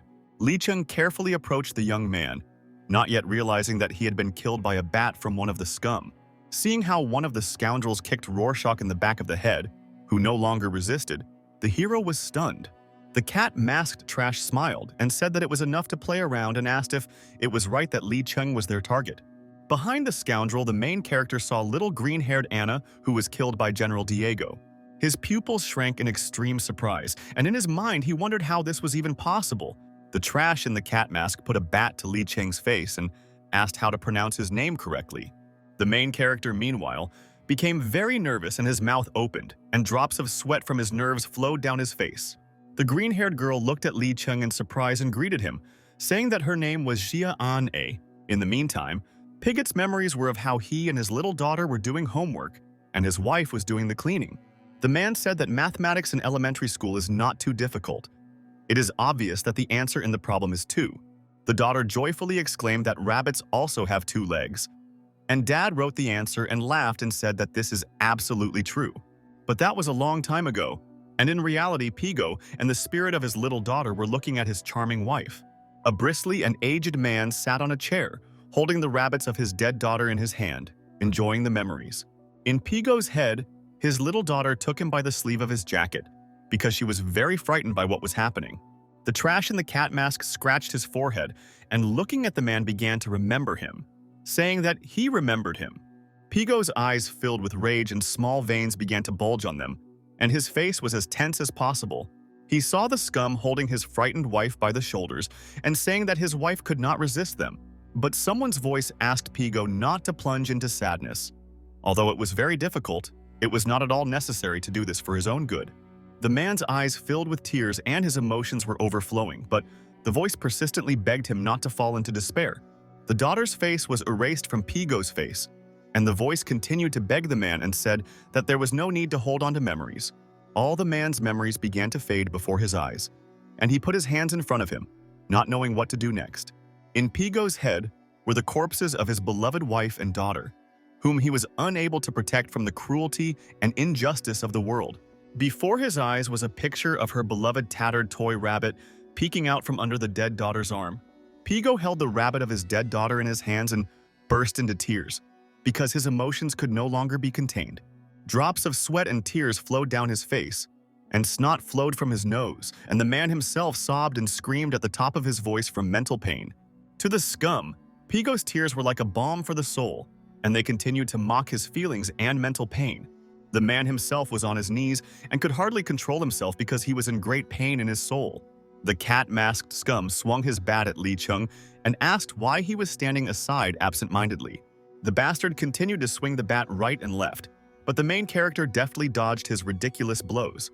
Out of anger, the scum in the cat mask asked to stop ignoring him, but Li Chung did not care about his requests.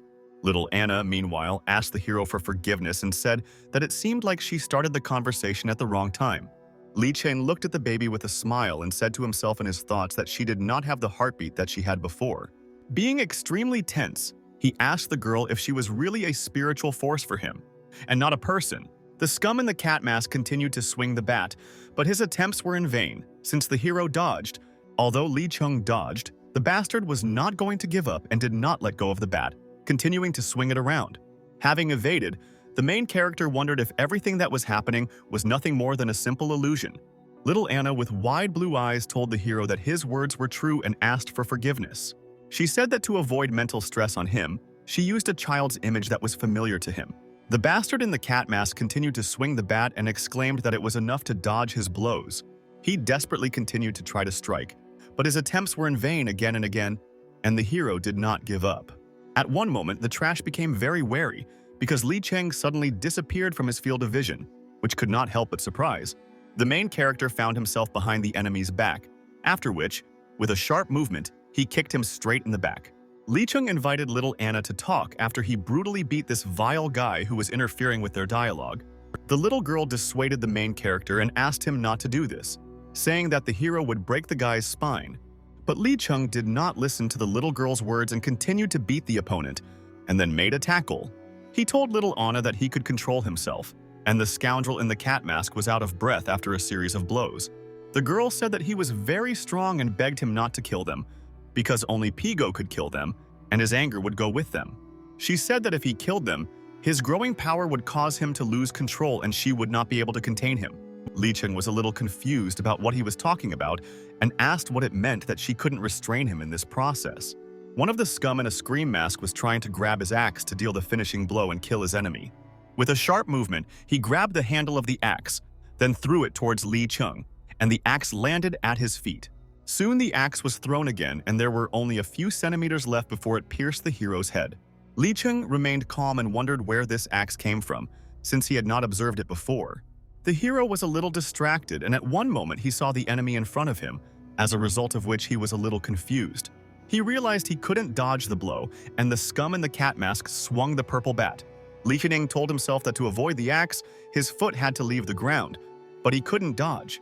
But still, the main character was not going to give up, and decided to try to neutralize the enemy with a purple bat. The main character still managed to dodge the enemy's blow, and he grabbed the scoundrel's wrist, trying to neutralize him. But at one point, Li Cheng drooped and fell into deep thought because one of the pressing questions did not give him any peace. He couldn't understand why he couldn't control his hands, or take a few steps while his opponent struck. Little Anna asked for forgiveness and said that she didn't react in time, and it seemed that she was already annoying Li Cheng. Li Cheng deftly dodged the blow of the insidious enemy and asked the girl if she controlled his body and mind. She replied that the spiritual connection not only connects the 5 senses of a place, but also controls it, and she can control it. Anna asked the hero to be careful because his blows could pierce the skull, and he stopped before striking. When Li Cheng was about to strike again, the girl said that it was not worth doing this because the neck would be torn off. At a moment unexpected for the opponents, the main character knocked the axe out of the hands of one of the opponents with a precise kick. He stopped as he struck because Anna warned that this blow would pierce the chest of the scum. The enemy took 2 steps back, and the main character's leg was unexpectedly hit with an axe, and the leg began to bleed. The pants were torn in that place, and the deep cut with the axe on the leg began to bleed even more and splatter blood. Anna was stunned by such a vile act and asked Lee Chung for forgiveness for not reacting to the blow in time. The main character was furious and asked her, screaming if he could use his own body on his own. The wide-eyed baby asked for forgiveness and said that unfortunately he could not do this. She looked at the scum and said she thought they had the power or tool that broke her ties to Pigo. Looking at the skirmishes between the scum and Lee Chung, she said that for some reason he was not under her influence. Unexpectedly, the main character again received a cut on his leg with an axe, and his leg immediately began to bleed profusely and splatter blood. The main character shouted and asked the girl Anna if this really meant that he was not under the influence of her spiritual powers. After that, the trash again swung its bats at him, and Li Qing realized that now he would only become cannon fodder. Anna said that she could not stop her power, and his spirit and perception were too fast and there were too many sound signals. The main character said that he would like to know about the set of signals a little earlier, and the trash again swung a bat at him. Liu Chung understood that he needed to act immediately, otherwise he simply would not survive in a battle against many opponents. At one point, he closed his eyes, and his actions became completely incomprehensible to little Anna because the reason was unknown. She wondered if he had closed his eyes to reduce the amount of information, which she receives. She later wondered if Li Chung relied on sounds to determine the movements and positions of opponents. The main character, meanwhile, was focused only on the movements and positions of his opponents, and did not waste time. He said with a smile that it would be enough if he had control of his left hand, and the little girl was surprised at his words. He did gain control of his left arm, after which he told the scum that they could attack him right now. With his eyes closed and a confident grin, Li Chung said that only his left hand would be enough to defeat them. The main scum smiled and tried to find the words to bring the guy down to earth as soon as possible. The scum with the cat mask screamed and asked how the bastard dared to look down on them, and swung the bat again. When the bandit swung the bat, Li Chung still had his eyes closed and was focused on the enemy's position.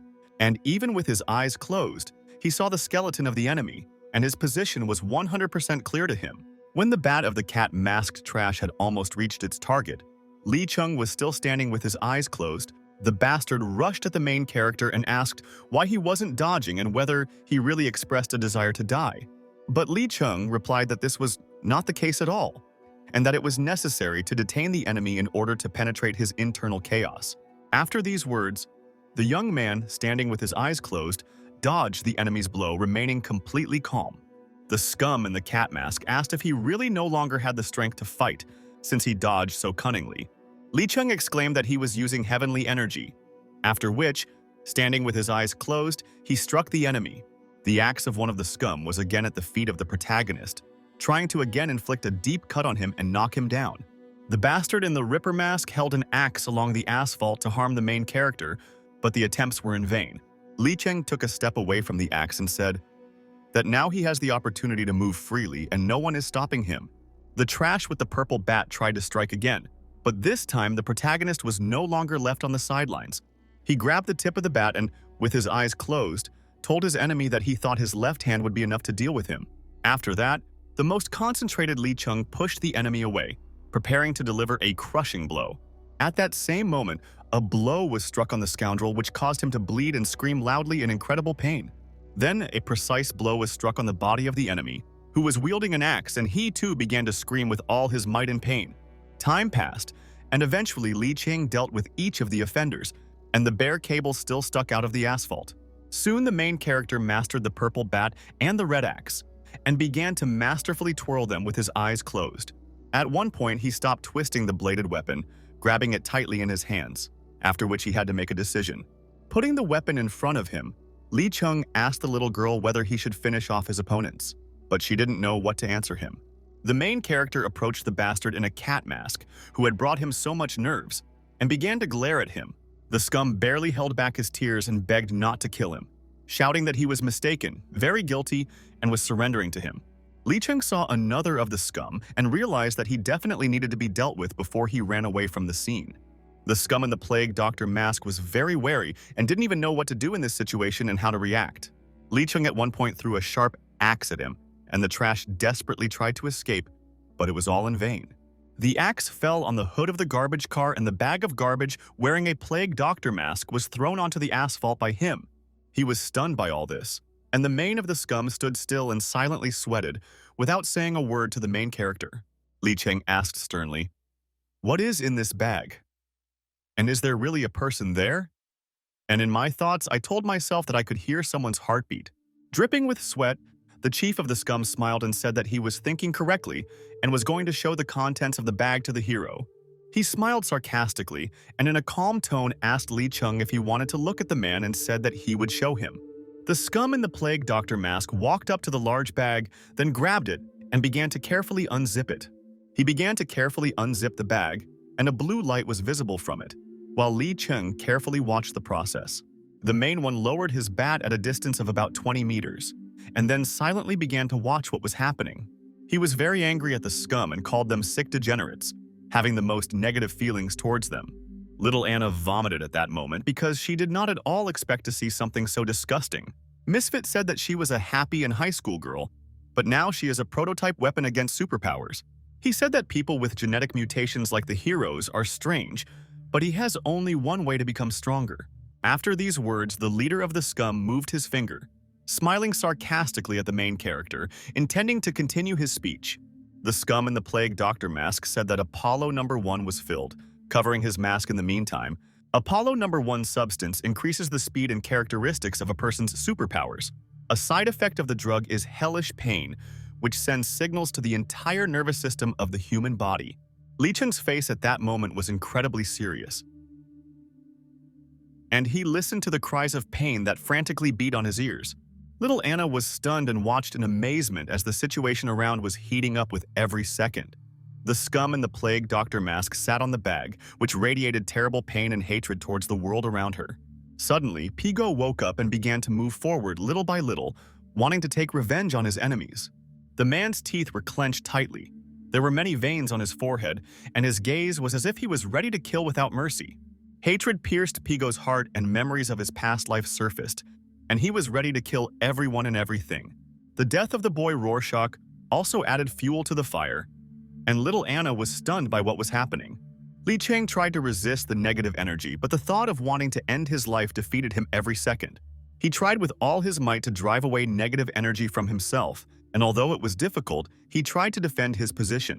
At one point, his teeth were clenched, his nose started bleeding, and his eyes were very red from the flow of nerves and tension. The chief of the scum bowed his head and began to mock Li Cheng, who was experiencing incredible torment at that moment. He said with a mockery that, as expected, there was not enough power, but that's what it's a prototype for. Li Cheng, meanwhile, was spitting out a large amount of blood, and his face was as tense as possible at that moment. The trash said that it seemed like the pain and despair they were going through was a far cry from a can of soy sauce and scoffed. After that, he hit the main character hard with a bat, saying mockingly that this jar of soy sauce is invincible. A few seconds after the impact, Li Cheng found himself on the asphalt, and his face became filled with blood every second. The scum in the plague doctor mask said it was time to use sedatives because time was running out. The head of the scum stepped on Li Cheng's head and said that this was not interesting and asked his comrades if they were still alive. The scum in the cat mask screamed in pain and begged for some meat sauce as soon as possible while he was still alive. The chief of the scum took out a small box with 4 syringes of an unknown glowing drug. After that, he squatted down in front of his lying comrade in arms and offered to enjoy this wonderful drug. At that very moment, the leader injected the drug directly into the vein of his ally, and the effect was supposed to appear a minute later. After administering the drug, the garbage in the cat mask began to rise, and the head asked if he knew what it was. He said it was Juno number 4 regenerative, and they just like to call it meat sauce. They said that they caught a woman and she has the ability to recover quickly, and her child has the same ability. After that, he said that he thought the guy understood why they liked to call him that, and the trash called it wonderful. The head of the scum said that he wanted to know what Li Cheng's limits were, and he would just do his best to make him suffer. The bastard smiled sarcastically and asked the main character if it was true that everything he said would be ideal. Li Cheng, meanwhile, was lying on the ground, bleeding, and tried with all his might to get up, but he could not. Nevertheless, he stood up and began to insult the scum, calling them animals of the special services, unscrupulous degenerates, and bad guys. The leader of the scum said that the Special Intelligence Department gives them dirty things that make people tired of them. He said that they are also in the first shipment of superpowers that the Special Intelligence Unit tasked them with stealing. The trash asked Li Cheng not to blame him and made the excuse that the boss asked to bring him the head of the main character. After that, he was about to grab the axe that was stuck in the ground near his feet and deal with the hero. Soon, he grabbed an axe and swung it, shouting that Li Cheng was going to die. But the hero understood that he needed to act quickly. At that very moment, the scum swung an axe, and there were only a few centimeters left before the hero's head was cut off. The distance between Li Cheng and the axe was only a few centimeters, and his life could have ended. The main character understood what was happening at that moment in time, but he had no opportunity to resist. Banka's brainwaves were filled with endless suffering and despair, and it seemed as if the hero's life had come to an end. These waves almost separate Li Cheng from control over his own body, causing him to fall into despair. There was no limit to suffering and despair. It was strong. You could feel it with your whole body and heart. No one at all could stop this terrifying catastrophe, and it all looked like the end of the world, but it was necessary to save ourselves. Suddenly, a girl appeared who stubbornly made her way through this whole whirlwind to find out what was going on. The yellow-eyed girl with sweat on her face introduced herself as Ha-An-9 and continued to move forward towards her goal. She gritted her teeth and continued to move, saying that now only she can save everyone, otherwise no one can. The whirlwind was incredibly strong and blew away the body of the fragile girl, but Ha-An-9 was assertive and was not going to give up. She tried to grab onto every branch to continue moving forward and save everyone, because only she could do it. The girl saw the body of a dead Rorschach who was barely visible through the storm and fog that had overtaken the area. The girl smiled, and with sweat on her face said that she would help this young man, no matter the cost. She knelt down to gain strength and collect her thoughts, and then continue her progress forward. After a few seconds, the beauty rose from her knees and took a comfortable and firm position on her feet. At one point, she saw a glass container containing someone's brain, which was emitting a bright light. For some time, she could not believe her eyes, because for her, this was something very important and necessary. Ha-An-Non experienced mental pain and strange feelings. Realizing that this brain belonged to her, she moved straight towards the source and told herself in her thoughts that she was not mistaken. And it was her, but earlier. It was becoming more and more difficult to move towards the brain. But Ha-An-9 did not give up and moved forward with great effort and difficulty. Each step required incredible effort, but the faith inside did not allow the girl to stop because she wanted to achieve her goal. A loud knocking sound came from the brain as it pulsed with all its might, not allowing the girl to get close to it. Suddenly, a shield appeared around the shell, and the brain itself began to emit pink rays that were thrown back by Ha-An-9. The girl was stunned, and at one moment strange things began to happen to her. But she could not resist. The beam waves continued to erupt and dissolve Ha-An-9, who was not going to give up and moved on. Her body began to dissolve, and the girl herself looked at her target and muttered under her breath that there was no need to be afraid of anything. With every second she was sucked into the unknown, but Ha-An-9, in pain, tried to continue moving forward.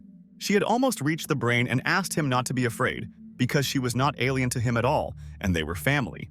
Still, she achieved her goal and hugged the shell with the brain, calmly saying that now they are together again. The trash in the plague doctor mask didn't understand what was going on, and looked closely at the shell with the girl's brain.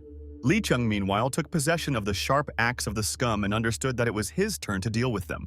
With abrasions on his face, the main character looked sternly at the scoundrels and threatened that he would now begin to take revenge on them.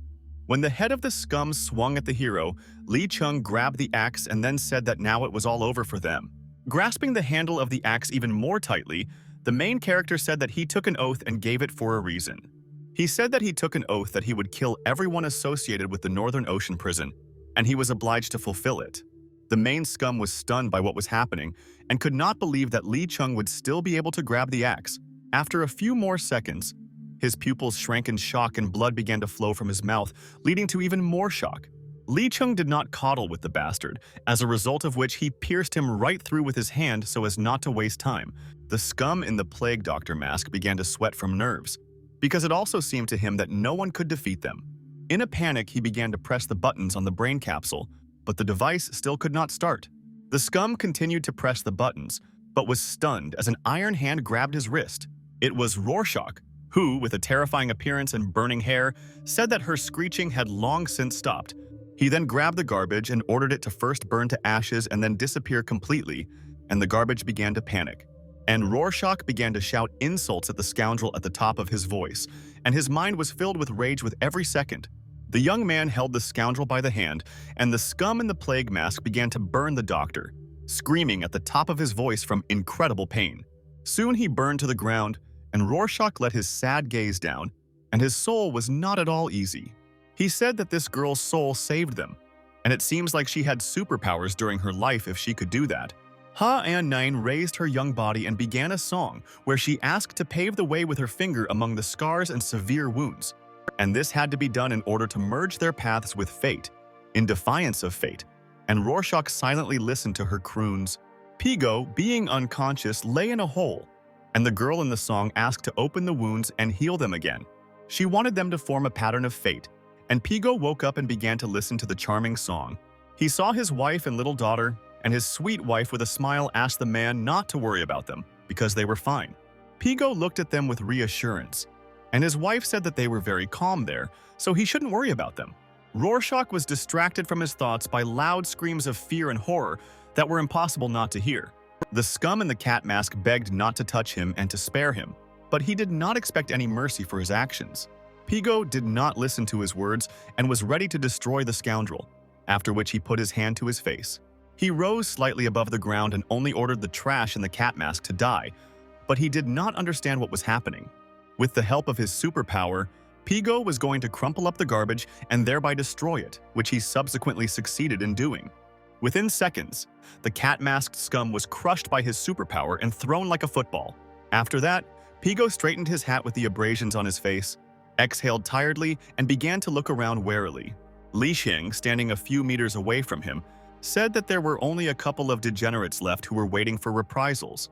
Pigo looked sternly at one of the geeks, who was sitting on the asphalt in a panic, not knowing what awaited him next. But he put it aside for later, and he and Li Chung stood near the head of the scum, who was bleeding on the asphalt. In addition to blood, drops of sweat flowed down his neck and he began to stammer for mercy. But no one was going to listen to his requests. He continued to ask not to do anything with him, but Pigo had already arrived and was about to use his superpower. With the help of superpower, he began to deal with the leader of the scum, while Li Chung, meanwhile, went to another. The frightened garbage began to run away in panic until the main character reached him, but all his actions were in vain.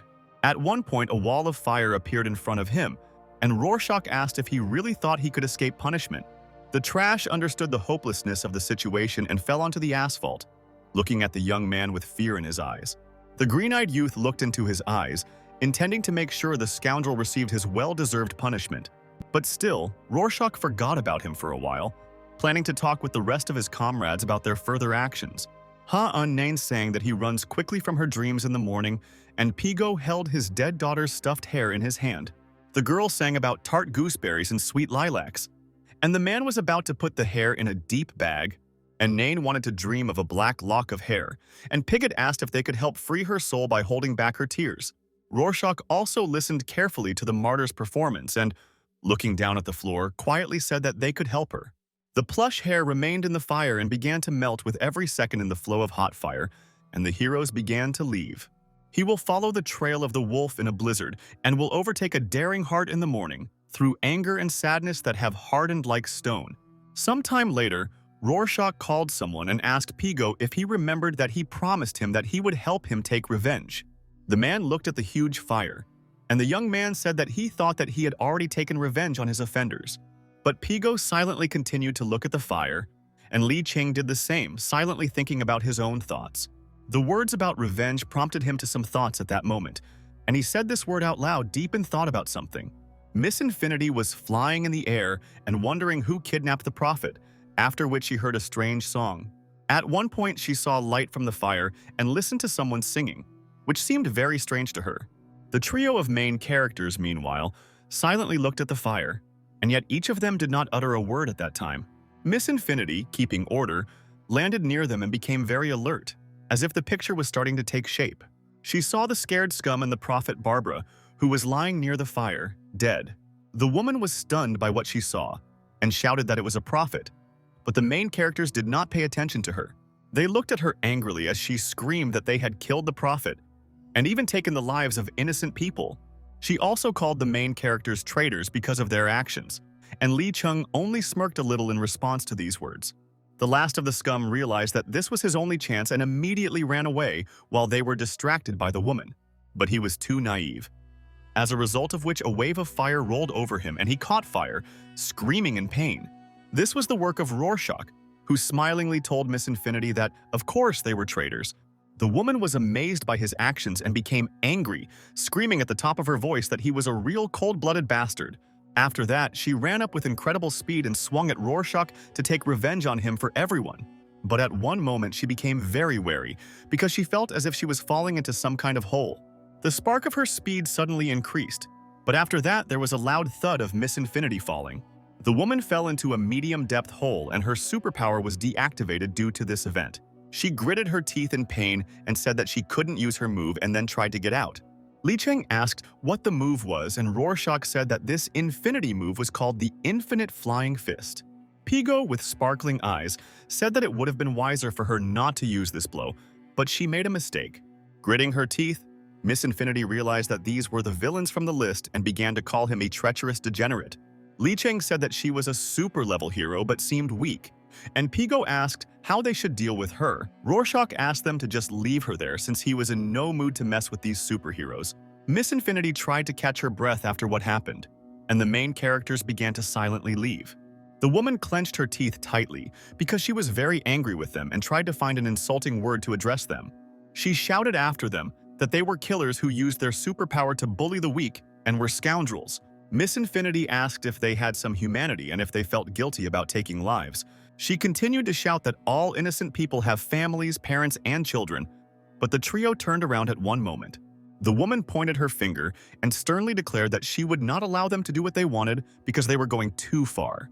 After that, she pressed a section of her neck and declared that she would endlessly fight and punish evil. She began to emit current, and Rorschach began to assure Miss Infinity that she had understood everything wrong because they were not villains. The woman said that they are scumbags and only the court and jury have the right to judge the murdered, and they will be punished. She rose above the ground and said that she bears the name of Infinity, which kills evil and protects order and peace. Then she shouted at the top of her voice that they should be in prison and repent of their sins. Miss Infinity rose even higher and again exclaimed that they would not be able to escape justice. Rorschach said, looking at her, that she seemed to have lost her temper a little, and Li Cheng said with a smile that this was indeed the case. The woman, meanwhile, clenched her teeth even tighter in anger, preparing to strike her blow of justice against her opponents. She called Rorschach a bastard and was the most angry at him, and she could not wait to deal with him without any pity. Soon Miss Infinity flew up to the young man at high speed and swung her strong fist. Pigo got nervous, and at that very second he used his superpower, realizing that he needed to save the young man. At that moment there were bright blue and red flashes all around, which incredibly blinded the eyes with their power. But at one point, all of Miss Infinity's power disappeared and her superpower stopped working, which stressed her out. Pigo said that he could now only control his right hand and asked if Rorschach was okay. The man held Miss Infinity with all his might, who soon began to try to rise from her knees for reprisals. Rorschach asked why she was aiming at him, and Li Cheng replied that he contradicted her, and if hit, he could die. Pigo called the woman crazy and rudely said that he would throw her into the stratosphere so that she would have time to calm down. Li Cheng said that it was difficult to come across such a training opportunity, and he just wanted to stretch his tendons. Rorschach asked him not to say another word and to quickly deal with the weakened Miss Infinity. The woman, meanwhile, was even more angry with the main characters and with all her soul and heart wanted to destroy them all. Pigo became very nervous because Infinity began to absorb his power, which could not but surprise him at that moment. She asked them to remember that the more power they have, the more responsibility they need to take on themselves. Miss Infinity said that to protect the innocent people in the United States, she would destroy every single one of them. But Li Cheng was not at all frightened by her words, and he asked Rorschach to step back to show his skills himself. He began to walk emotionlessly and as calmly as possible towards Miss Infinity. The woman didn't understand what was going on and why he was doing this, but at that moment she didn't want to tell him anything. Li Cheng came close to her and extended his palm, calmly asking her to show her what she was really capable of. But the angry Miss Infinity only shouted an insulting word at him, about to engage in a duel. With a sharp start, she rushed at the main character who took a confident and strong stance, learned in martial arts. The force that comes from Miss Infinity's left hand can destroy a concrete wall, and she hit Li Cheng. Although the blow of her left hand was incredibly powerful, it was unexpectedly extinguished, which greatly alarmed her. Lee Chung jumped to the side and raised his right leg, then used his right knee and elbow to compress its joints. Due to the fact that this blow used extremely enormous force, Infinity's left elbow was immediately dislocated. He said that she seemed to rely only on her strength and had never practiced martial arts before. Afterwards, Lee Chung immediately raised his leg so quickly that Miss Infinity did not have time to feel the pain in her left arm. The main character's right leg dropped, while stepping on the opponent's left leg with all the guy's possible strength. Then, Lee Chung's left foot kicked her from below into her stomach, and at the same time, his right foot suddenly knocked the woman down. After that, his left leg hooked towards her right knee and kicked the muscles on her right leg. In the end, Lee Chang turned around and jumped into the air, about to deal a decisive blow to Infinity. All of this was done in order to kick the opponent in the chest, using only the right leg to accomplish this goal. But what Pi and Rorschach saw were rapidly changing poses that turned into a stream of light rushing towards the hero. Soon, at one moment, the stream of light was thrown back to its original path, and the heroes were stunned. In the blink of an eye, Infinity broke her left arm, right leg, knees, elbows, and seriously injured her stomach and heart. All this happened after 5 blows from Lee Chung, whom she expected to beat in just a few seconds, but she failed. A few seconds later, Miss Infinity rolled face first onto the asphalt, completely powerless and broken. Everything could have been different if she had superpowers, because this was fraught with the most negative consequences. Looking at Miss Infinity's bloody face, one could say that without superpower, she would have long ago become a corpse. Rorschach placed his hands on his waist and asked the calm Lee Chung whether he had finally finished fighting or not yet. Pigo approached Miss Infinity lying on the asphalt, and after checking her breathing, he said that it seemed that she was not breathing. Lee Chung said that this set of martial arts is a bit strong and there is no way to dominate it. He then realized that her heartbeat had stopped and tore off Miss Infinity's cloth tied around her neck. With a sharp movement, he pulled the long white fabric towards himself to find out what was on the neck of the woman with super strength. After examining her neck, he saw a microsyringe and told the rest of the main characters that the microsyringe was in her all this time.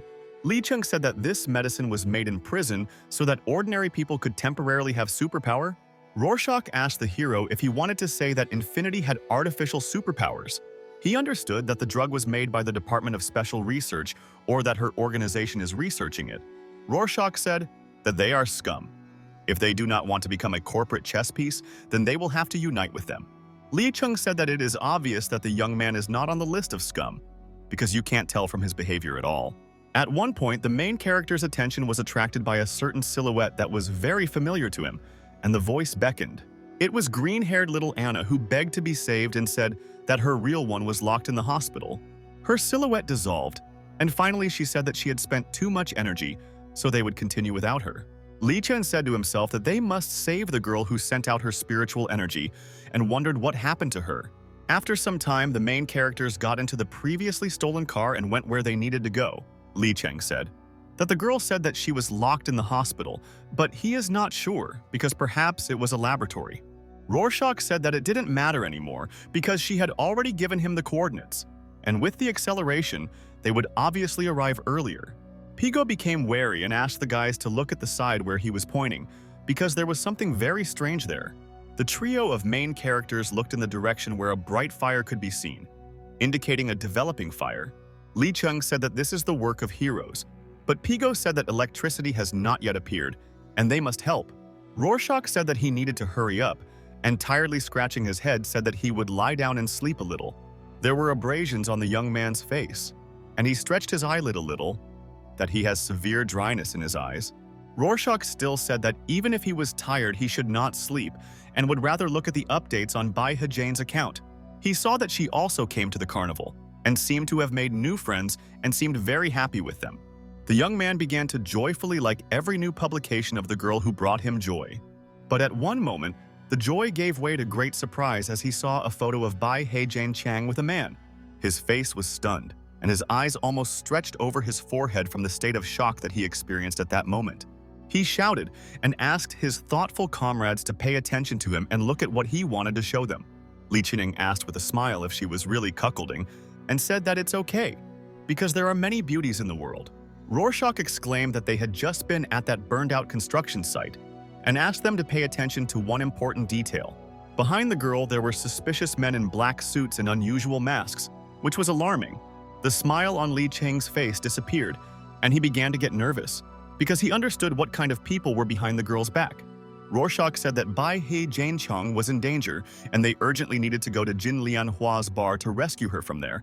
Pigo, with sweat on his face, asked his comrades what about Ye Ha and Nine, whom they were going to save. The girl's spirit at that moment quietly said that she could still endure it, and it would be better to quickly go to the bar. Rorschach deeply regretted the girl, but Pigo stepped on the gas pedal and said that they must make it in time under any circumstances. He turned the steering wheel almost all the way to turn the car around, and then headed towards the bar. 8 hours ago, Princess Anastasia dressed herself up, and looking at herself in the mirror, she called it the perfect disguise. She planned to go to the amusement park, and then to the anime festival, and then to the Rose Parade and play until the morning. Soon she opened the door with a creak and said that the time had come and it was time to go out, because she was no longer impatient. Anastasia pushed the creaking door and called Hime, who did not answer her, and the door did not open. There was a big man standing behind the door who didn't move and wouldn't let the door open. And the girl didn't understand what was going on. The princess pounded on the door with her fists and shouted that they were unbearable, asking him to let her at least play a little. She shouted that Natasha was stupid and said that she knew that Andre was behind the door, preventing her from going for a walk. Out of resentment and anger, the girl, with tears in her eyes, rushed to the pillow and began to cry into it because she was in great pain. Anastasia suddenly stopped crying, looking at the view from the window, where a flock of birds flying, symbolizing freedom. The albatrosses attracted the attention of the sweet princess, and she even more wanted to go outside to unwind. The tears from Anastasia's eyes completely disappeared, and she began to giggle joyfully, as if planning to do something. She increased the volume to 100% and hoped that Natasha would forgive her, because she had long wanted to try this. The sound volume on the TV was 100%, and Anastasia opened the door leading to the balcony, preparing to leave. The princess went out onto the balcony and took a breath of fresh air, smiling at nature and the whole world around her. She wanted to see the wonderful world and explore it, because all great feats were accomplished thanks to fabulous adventures. Anastasia really wanted to see this world because she had never seen what it really was like before. She admired the clear and beautiful sky, coming to the realization that the whole world was right before her eyes. With a smile, she called it all a magical sight and said that she had feelings that were impossible to describe. After this, Princess Anastasia made a leap to find herself riding on the albatrosses that delighted her. On the wings of albatrosses, she said that she was taking off and rushing towards the endless horizon of the surrounding world. Anastasia was happy and said that she was a meteor in the night sky and was flying further and further without stopping. Soon the birds lowered the princess to the ground, and she carefully stepped onto the asphalt of a charming world waiting for her. The girl called it all a pursuit of a beautiful world, and straightening her hat, she headed forward down the street. Takahashi Yuliko was a singer and female idol, as well as a music producer, which she considered herself to be. The green-eyed beauty was licking a lollipop while looking through the news feed on the screen of her smartphone. She watched the clip that the girl had recorded to rate it again and reread the comments. Takahashi. Yuliko's eyes dropped to the level of video statistics, and she didn't have any good expectations. On the first page, there were comments about the declining quality of the songs and the disgusting performance of them by the girl. On the second page, there was a comment with support, and the commentator also asked Bai He Jiancheng not to listen to the haters. On the third page, there was again mudslinging and comments about that even the dog vomited from the disgustingness of the song. The man with the nickname Explosive Man continued to support the girl and asked everyone else to shut up. Takahashi. Yuliko licked the candy and sighed a little heavily and said that the song was not that bad. In the comments, Explosive Man supported the girl and asked if she wanted to take part in the singing competition. Takahashi. Yuliko was touched and said that the girl is a performer with only one fan, but a devoted one. In the comments, Bai He Jiancheng wrote that she would not give up her dreams and would take part in the freelance singing competition. Anastasia, meanwhile, ran from side to side enjoying and marveling at the various buildings. At one point, she saw the side of the Bai Yue Gong Opera House and began to admire it, because everything was new to her. But unexpectedly, through her own negligence, she crashed into the guitar case of Takahashi Yuliko, who was flipping through the news. A small bump appeared on Anastasia's forehead after the collision, and she was very uncomfortable at that moment. Takahashi. Yuliko did not attach much importance to this and calmly turned around to find out what was the matter. Princess Anastasia immediately began nervously waving her hands and asking for forgiveness, assuring that she did not do it on purpose. Takahashi asked if she was okay and handed her some candy, asking her to accept it as compensation for the incident. Anastasia was very surprised and looked at the candy with admiration, realizing that it was a legendary candy. The singer said, "Which is nice to be popular on the internet, but not to the point where her lollipop is called legendary." The princess said that all the things bought by her uncle were confiscated by Natasha, but now she has something of her own. Takahashi. Yuliko suddenly turned to the girl and with a sharp movement opened her jacket, which stunned the girl. She opened her jacket and said that her supply of lollipops was always full and she always had them, and Anastasia took a few more. The girl introduced herself to Yulia, and the princess said that her uncle's name was the same, and asked to call her simply Nastya. Yuliko asked if the girl wanted to take part in a freelance singing competition, which interested the young princess. After these words, she pointed in the direction with her finger and told Princess Anastasia that the competition was being held nearby. He said that this is a talent show without restrictions, where 2 judges agree and the prize is $1 million. Nastya asked if she was a singer, and Yuli replied that she was an internet performer whose career had collapsed. She showed the clip and said that she had recently recorded a song and was planning to perform it at a freelance singing competition. After that, the singer asked the princess to listen to the song and handed over the headphones, and Anastasia kindly agreed to this. The cute princess put an earphone in her ear, about to start listening to her new friend's song. Yuliko was a little worried because she had a slight fear that her music would be hated by someone, but everything turned out to be exactly the opposite, and Anastasia listened to every second of the song with a smile of pleasure on her face. Takahashi asked Nastya how she was feeling and said that if she didn't want to, she didn't have to listen to her song. But the princess, listening to the details of the song, said that the rhythm in the song is very powerful and overall, it is very good. After that, she said admiringly that Yuliko sings very well, and the girl was happy and said that she was very worried. Anastasia wished the aspiring singer good luck, and Takahashi said that she would show the girl what the strength of a real singer is. Soon the show began and one of the judges asked to shut up and said that this was some kind of auditory violence, not performance. The second judge covered her ears, saying that even the screams of the monkeys were more like singing than this song. The third judge simply asked the next person to leave, and Yuliko said in confusion that she had not finished singing yet. She came down from the stage and said in disappointment that it was very rude, and Yuli asked her friend not to worry. Takahashi said that she was fine, and also told Nastya that she should try too, but the girl was confused. She went on stage and approached the microphone, becoming even more confused, trying to collect her thoughts and sing the song. Anastasia was thoughtful and did not try to understand why they did this to Yulia if she really sang well. The judges sat in their chairs and looked at the confused girl, not expecting any singing skills from her. One of the judges, with a bored face, asked what song she wanted to sing and asked her to sing faster because people were already waiting. The second judge asked not to detain the remaining participants, and the third judge again demanded that the next one appear. Yuli shouted from the podium to the man to stop being so rude and behave a little more simply with the participants of the show. She shouted to Princess Anastasia to forget about others, close her eyes and sing a song from her heart and soul. Nastya tried to collect her thoughts, telling herself that she knew a lot of old songs, but she couldn't remember anything. But in the end, the girl concentrated as much as possible and began to sing the song in her gentle and calm voice. One of the judges said that if she couldn't sing, then she shouldn't waste their time, and the second judge asked him to shut up. She once again showed him a gesture of silence, and she began to listen carefully to the girl who interested her. Anastasia began to sing about the death of her peers for someone else's sins and money, as well as the construction of houses on guests and souls at a party. All 3 judges were very surprised and even shocked by such an incredibly accurate and pleasant performance of the song by the girl. Nastya continued to sing about being fed up with vile people, calling it a circus and laughing at the poor in the lyrics of the song. Viewers of the show listened to the girl with her mouth open in surprise because it was an incredibly touching performance of the song. Anastasia continued to sing about being fed up with vile people, and everyone present listened to her with special attention. In the song, she tried to raise the desire to live and enjoy life, and all 3 judges were surprised by her performance. With her gentle voice, Princess Anastasia captivated and won the hearts of all spectators present, surprising them. With tears in their eyes, the audience said that this was simply a great song and the performance was incredibly good. Many also shouted that they were touched by the girl's performance and called the melody heavenly, and Nastya continued to sing the song. The judges were also moved by the charming performance, and the most previously dissatisfied of them said that she passes.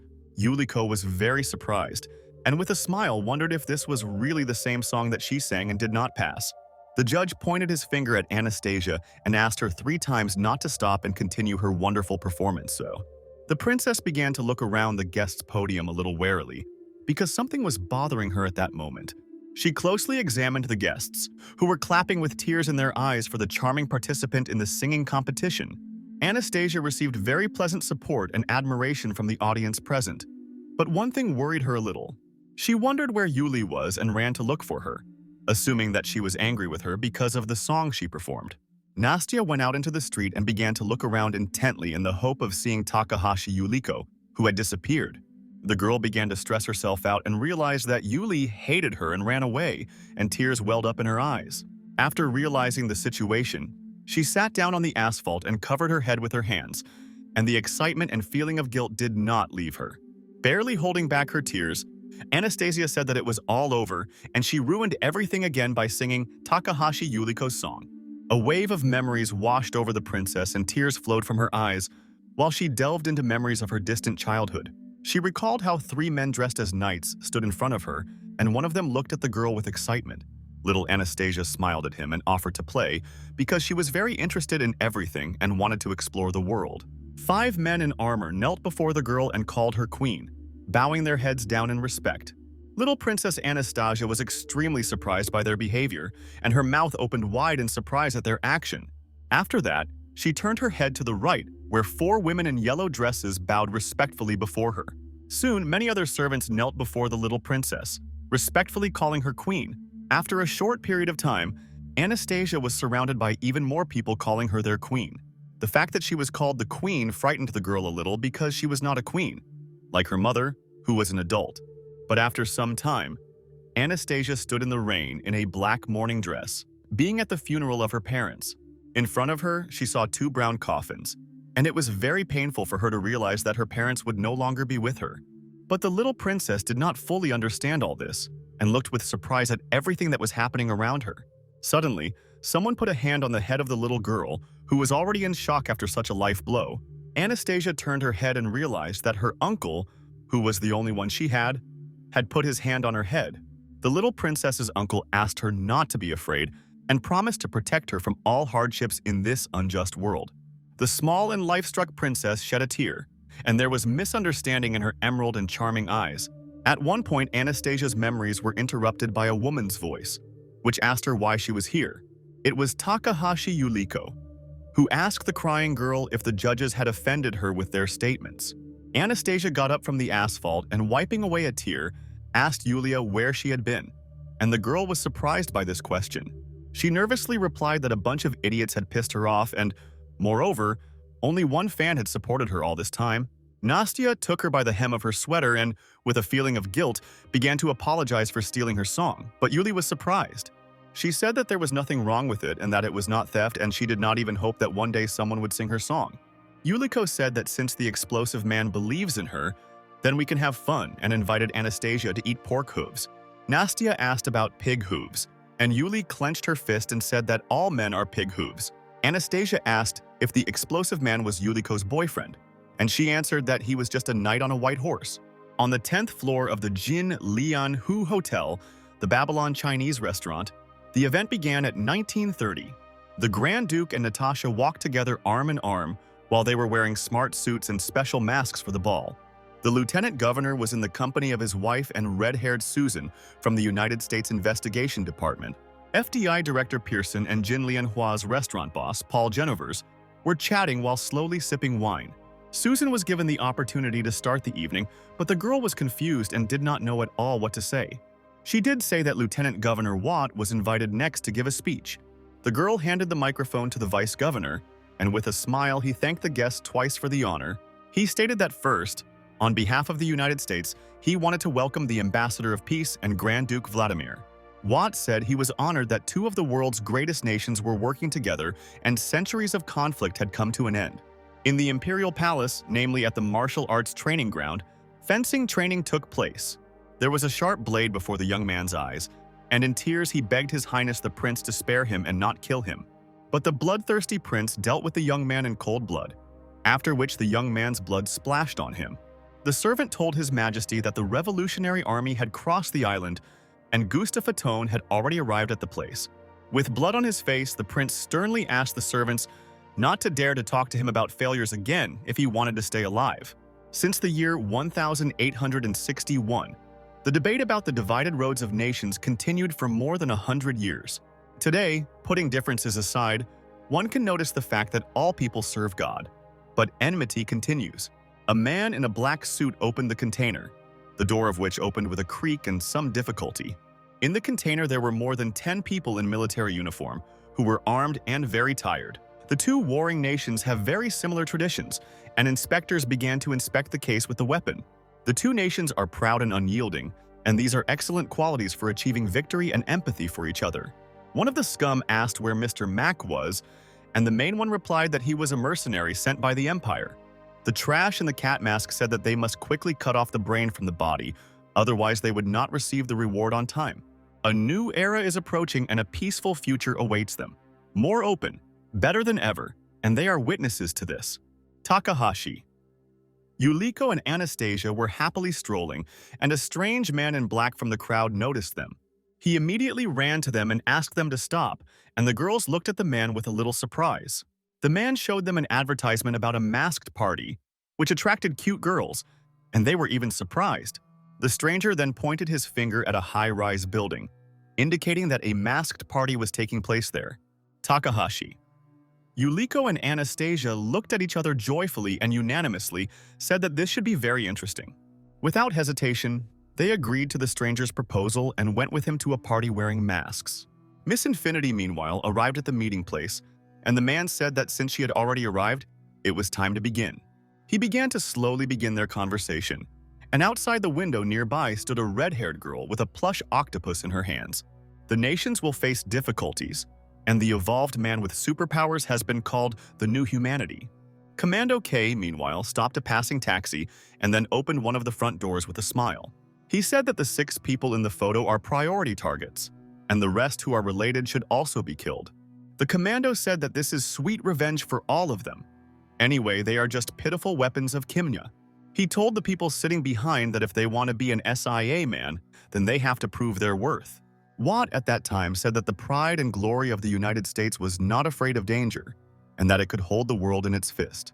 He called it a triumph of the superior and inferior race, but the essence of this victory is the glory of their people, and the battle will become even hotter. Watt exclaimed at the top of his voice that the United States would prove to the whole world that all dangers, one way or another, are a step to success. He said that God Deo is their protector, and war in the north and south of the United States is the slogan of the Southern Army. After this, glasses were raised, and the vice governor loudly shouted the slogan of the army, namely, Deo Vindice.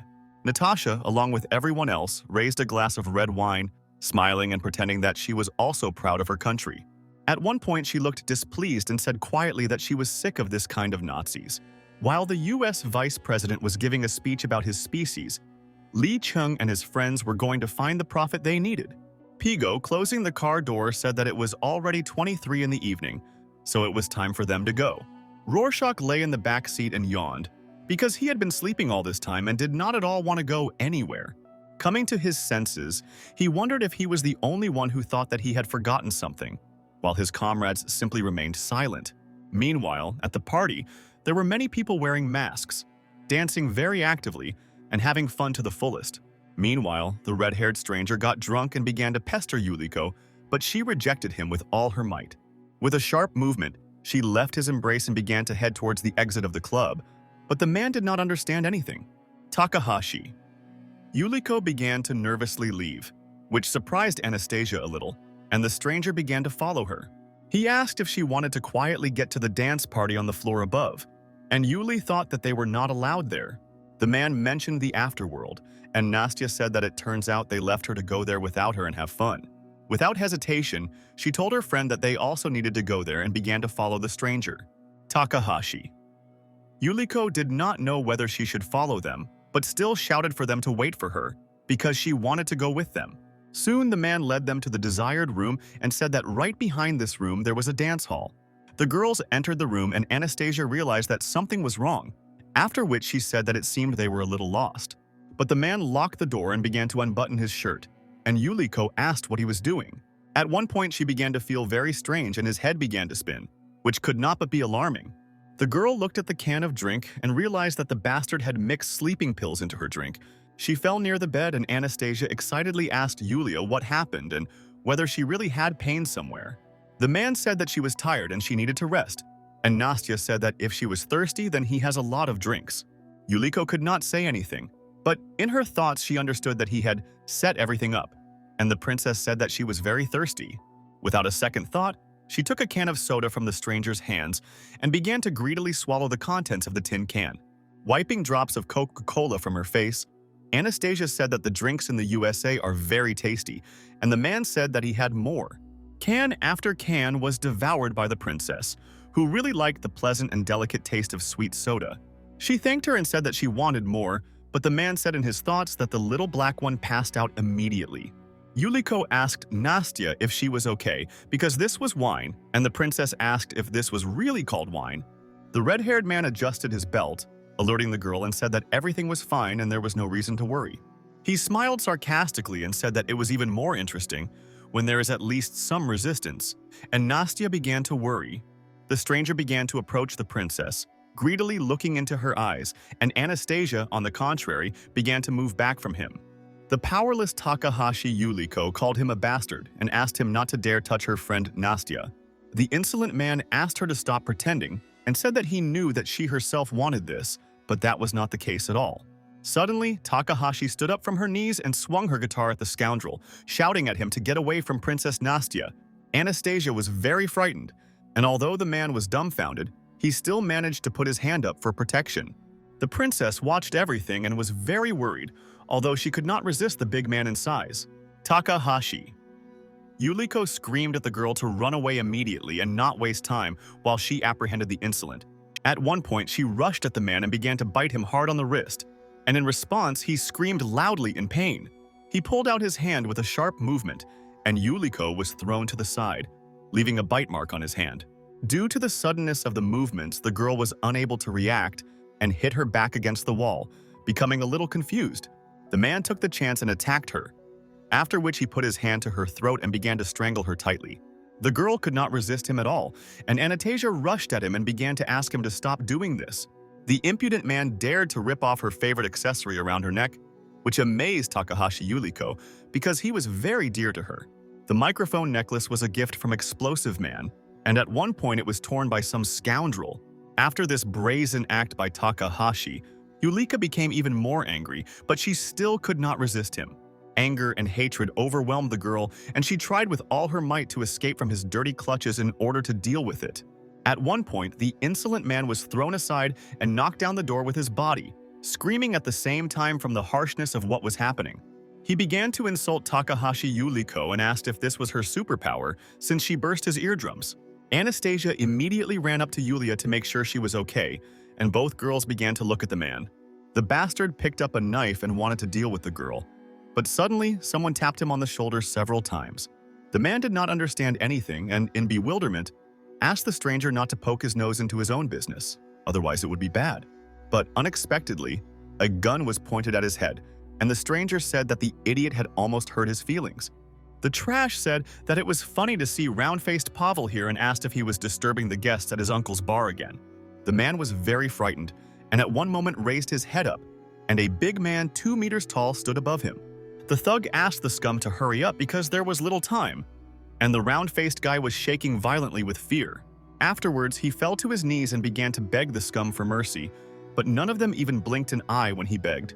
Within seconds, his blood was splattered across the walls of the room, and Takahashi Yuliko and Anastasia were shocked. Pavel ended up on the floor and bled to death, and one of the scum walked along his back to get to the exit. Soon the scum left the room, and the dead man still lay in a huge pool of his own blood. Anastasia was stunned and asked who these people were, and Takahashi Yuliko remained silent in response, shocked. But suddenly, the girls were even more frightened because someone's hand, without looking out, touched the doorframe. The trash started laughing terribly and said that they have superpowers here and they have no right to miss this. He raised the machine gun and asked Anastasia if she was really from a wild nation or an imperial one, since she was dressed like that. The trash wanted to call it quite good, but suddenly a thug's fist flew into his jaw, shutting him up. The big man's blow was so strong that the trash smashed his head through a wooden cabinet, bringing down everything around him with his body. Takahashi. Yuliko and Anastasia were very scared and shocked by its incredibly large size. The big man bowed respectfully before the princess and asked Her Majesty to forgive the rudeness of his stupid servant. After that, the stern big man gritted his teeth and introduced himself as Joey Luches and said that he was a friend of Prince Yu Li. The man with the eyepiece on his left eye, meanwhile, silently thought about his own thoughts, while occasionally taking sips of coffee.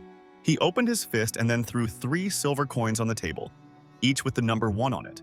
At one point, he took a coffee-stirring stick and broke it, causing a soft crunch to be heard. Firefighter Pascal shook hands with Miss Wu Xian, and she said that he diligently puts out every fire like a real hero. The guy introduced his partner, Candy Bear, and the young man said that he was very pleased to meet Miss. He awkwardly scratched the back of his head and greeted Fiona before asking if he could get her autograph.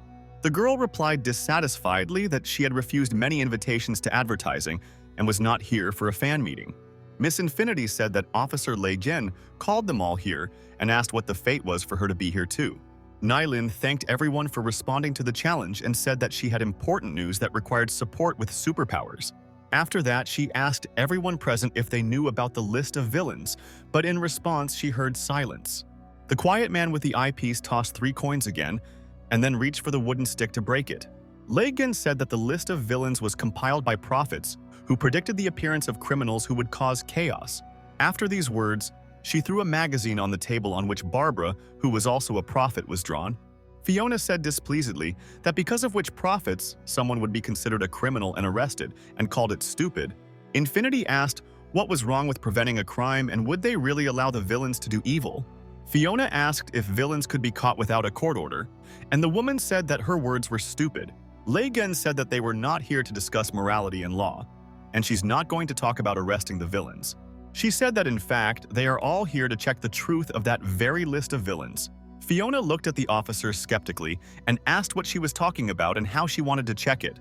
The police officer at that moment looked at the man who was sitting at the center of the table and remained silent the entire time. She introduced Mr. Bist as a professor at the Academy of Industry and one of the 12 prophets. One of the prophets, meanwhile, unclenched his fist again and then threw 3 silver coins, although the meaning was unclear. After this, Mr. Beast again broke one of the wooden sticks and began to place 2 of its pieces under the rest. The man took a sip of coffee and greeted everyone, and then said that his power lay in predicting the future. Pascal raised his hand and told the prophet that he would like to ask him something, which attracted the attention of everyone present. The young man was given the floor, and he pointed his finger at the sticks and asked why the professor needed them. Mr. Beast said that there is no need to light a nightlight on a bright night, because the light of a nightlight is a weak light. Miss Infinity looked at the industrial professor with bewilderment and asked what the meaning of the words he said was. Beast replied that this was a form of fortune-telling of the ancient nation, and Fiona asked what he found out with the help of these sticks. One of the 12 prophets grinned and lowered his head below, intending to tell the information to those present. Pointing to the first stick, the professor said that there was no need to light a nightlight on such a bright night as today. Fiona looked at Lei Jian skeptically and asked what this rather strange man was talking about, because it was nonsense. The officer said that Beast was also an archaeologist, and his manner of speaking was slightly different, and asked him to move on to the main issue. The professor agreed with her, after which he looked at the clock pendulum, where it was 7:30 in the evening. He said that if the prediction came true, the king would break the peace treaty and declare war on people with superpowers. Everyone present was dumbfounded when they heard what was said, and asked the professor how this was even possible. But Mr. Beast smiled in response and squeezed his watch in his hands and then said that why, this is a very good question. He said that he himself did not know, but this was probably connected with the signing of a new truce agreement during the negotiations. Beast said that during such a period of peace negotiations, the US suddenly announces military exercises on the borders. Fiona asked if there was a so-called prison for supervillains and reminded that it was unsanctioned. Lei Gung said that the army's mentality in the Cold War is a little aggressive, and such a prison still exists. Pascal said that they needed to capture the criminals and asked if the professor could predict the location of the villains. Mr. Beast responded by calmly taking a sip of his coffee and saying that he could do it but should refuse to do it. Miss Infinity got angry and jumped up and asked the industrial professor why he thought that. Beast replied that his main job is not as a prophet, but as a scientist, and this time he is here to check the list of villains for truth. He asked those present what they thought, whether they could change the future predicted by the prophets or not. Infinity looked at the professor in surprise and could not say anything in response, because the question was difficult. Beast also asked if Li Chung was ranked first on the list of villains. Would he even become a criminal? He said that it all depends on his personal choice, whether he chooses an ordinary life or even becomes a hero they cannot know. The professor said that when they predict, they simply repeat an action that happens in the future and nothing more. Blow up a comet to save the Earth or create a shelter from the ship, both options are fine, or just ignore it.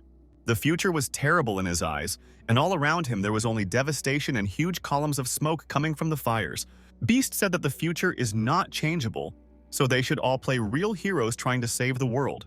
He said that if they showed everyone that they were stopping the evildoers, they would help get rid of the fear of the common people.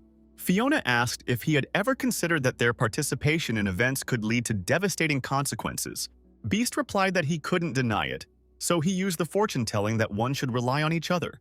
He said that the name of the lot means that when the wave is above the shoulders, it is not dangerous at all, even if it seems completely different. Laygun said that they chose them because they serve for the good of the people and help those truly in need. She also said that they have a chance to change the future, but the matter is dangerous and no one is forced to join them. Miss Infinity clenched her fist and confidently declared that she was in business and ready to fight evil and change the future of the world. 2 firefighters said that they were also involved, and if an attack really happened, firefighters like them would be in the forefront. Mr. Beast took out a first aid kit and said that he had studied medicine a little, so first aid on the battlefield would not be a problem. Everyone present at one moment looked at Fiona, because all that remained was her opinion on this matter. She agreed and said that she would like to check if his professor really has the ability to predict the future. Laygun opened the card and said that today the U.S. Ambassador of Peace will be attending a dance party at Jin Lian's bar. She indicated the location on the map and said that the event would be held in the casino on the 40th floor of the building. Meanwhile, at Jin Lian Hua's bar, which was a private casino, there were many people enjoying the game. The dealer announced the small blind combination and asked the participants to continue the game further by placing bets. Pearson said that 3 SWAT teams raided Pluto's headquarters and arrested Jin Ya. The Grand Duke said that he heard that he had robbed the FDI director's land as well, and then the Duke made a bid. Paul Genevers laughed and said that everything was correct and now he had to teach Jin Ya a lesson, after which he upped the ante. Natasha matched the bet and said that they could provide evidence of the action in collaboration with the prince and the department. 3 players folded, and Susan reached for her cards, wondering why this table was so wide. However, the red-haired girl managed to reach one of the cards, after which she lifted it to look. Susan was shocked at one moment as completely unwanted guests entered the room. Lucius said that it was a lot of fun here, but he was not invited, and ordered his scum to seize everyone present. He declared the game all in, placing his hands in different directions and smiling broadly at everyone present. Lucius said, "If you play without restrictions, then you can also join. After all this is his property." At one moment, gun barrels were pointed at the heads of the bar boss, the vice governor, Natasha, and the Grand Duke. This fate overtook the red-haired Susan, who became nervous, but like everyone else, tried to remain calm. The Grand Duke with a smile asked the croupier what he would do, because Lucius began to dictate his own rules. The FDI director was very nervous and beads of sweat were running down his face, since it was not every day that a gun was pointed at him. The scum watched what was happening and waited for orders from their leader, namely the crazy big guy Lucius. The thug himself put his hand on the Duke's shoulder and, looking at Pearson, said that he himself would be the croupier and no one else. Afterwards, he put his hand on Paul Genover's shoulder and offered to play, and whoever had the better card would win. He showed the card to the sweating man and said that it was his turn to reveal his card because time was ticking. Paul Genevers was silent and did not show the map, and Lucius shouted at the top of his voice intimidatingly to show him the map now. He gritted his teeth and said that since he was the owner of the casino, he would help him show his playing card. The casino owner smiled when he saw the card, and Lucius looked him in the eyes and said that he had the ace of spades. After that, the big man grabbed the fat man by the neck and his double chin began to protrude forward due to the compression. Lucius raised him above the ground and said that the 3 of spades is greater than the ace, because his guns mean his rules. The thug grabbed the man's neck tightly, then with a sharp movement he threw him to the side and he rolled across the floor. The big guy said that 10 years ago this fat guy also grabbed him by the throat and did not stop mocking him. Under the table was Pearson, who with sweat on his face begged Lucius to forgive him and have mercy for everything he had done earlier. I almost licked his heels and told him that I completely obeyed him and was ready to do whatever he said. Susan pressed the security call button under the table, after which the siren howled and she said that the police were already aware. Meanwhile, a special forces combat vehicle stopped outside the bar building and a young man got out. He reported that the security forces outside had been eliminated and ordered the search for the target of the operation to begin right away. Knife in hand, he looked at the list of potential targets of the operation that needed to be eliminated immediately.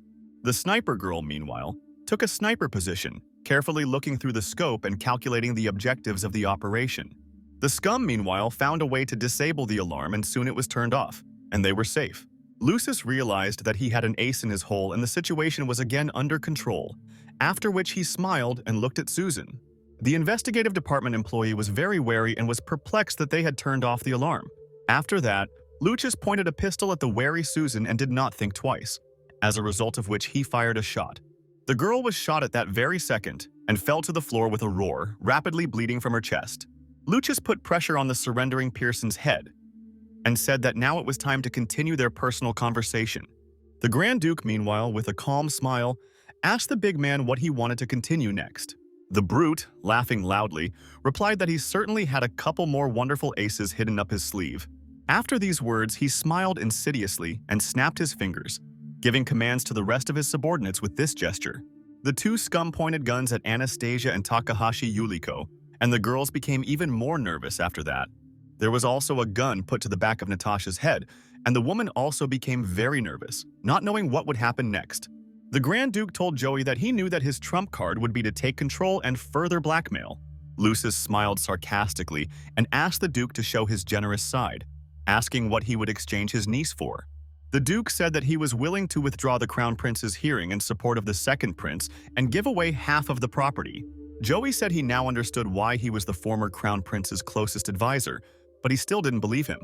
The Duke told the Godfather of the Underground that he was the main witness of the second prince and the secret agency department. He said that Joey Lucius could save himself by finding the brokers and getting the secret files and becoming a witness. He can survive either by witnessing or by relying on the Queen, and his chances of survival are extremely low. Joey Lucius was stunned by the Duke's words and said that he was just showing off, but in response this was followed by a smile. At one point, the Godfather of the Underground became very wary because he heard a very strange click nearby. He immediately drew attention to the window from where something could be seen and from where the attack was supposed to take place. Joe Lucius and his scum became even more wary when they heard explosions and gunshots coming from outside the window. The big man with sweat on his face looked a little scared at the Grand Duke, realizing that he was involved in all this. The green-eyed Duke smiled at the frightened thug and asked what he himself thought would happen to him next.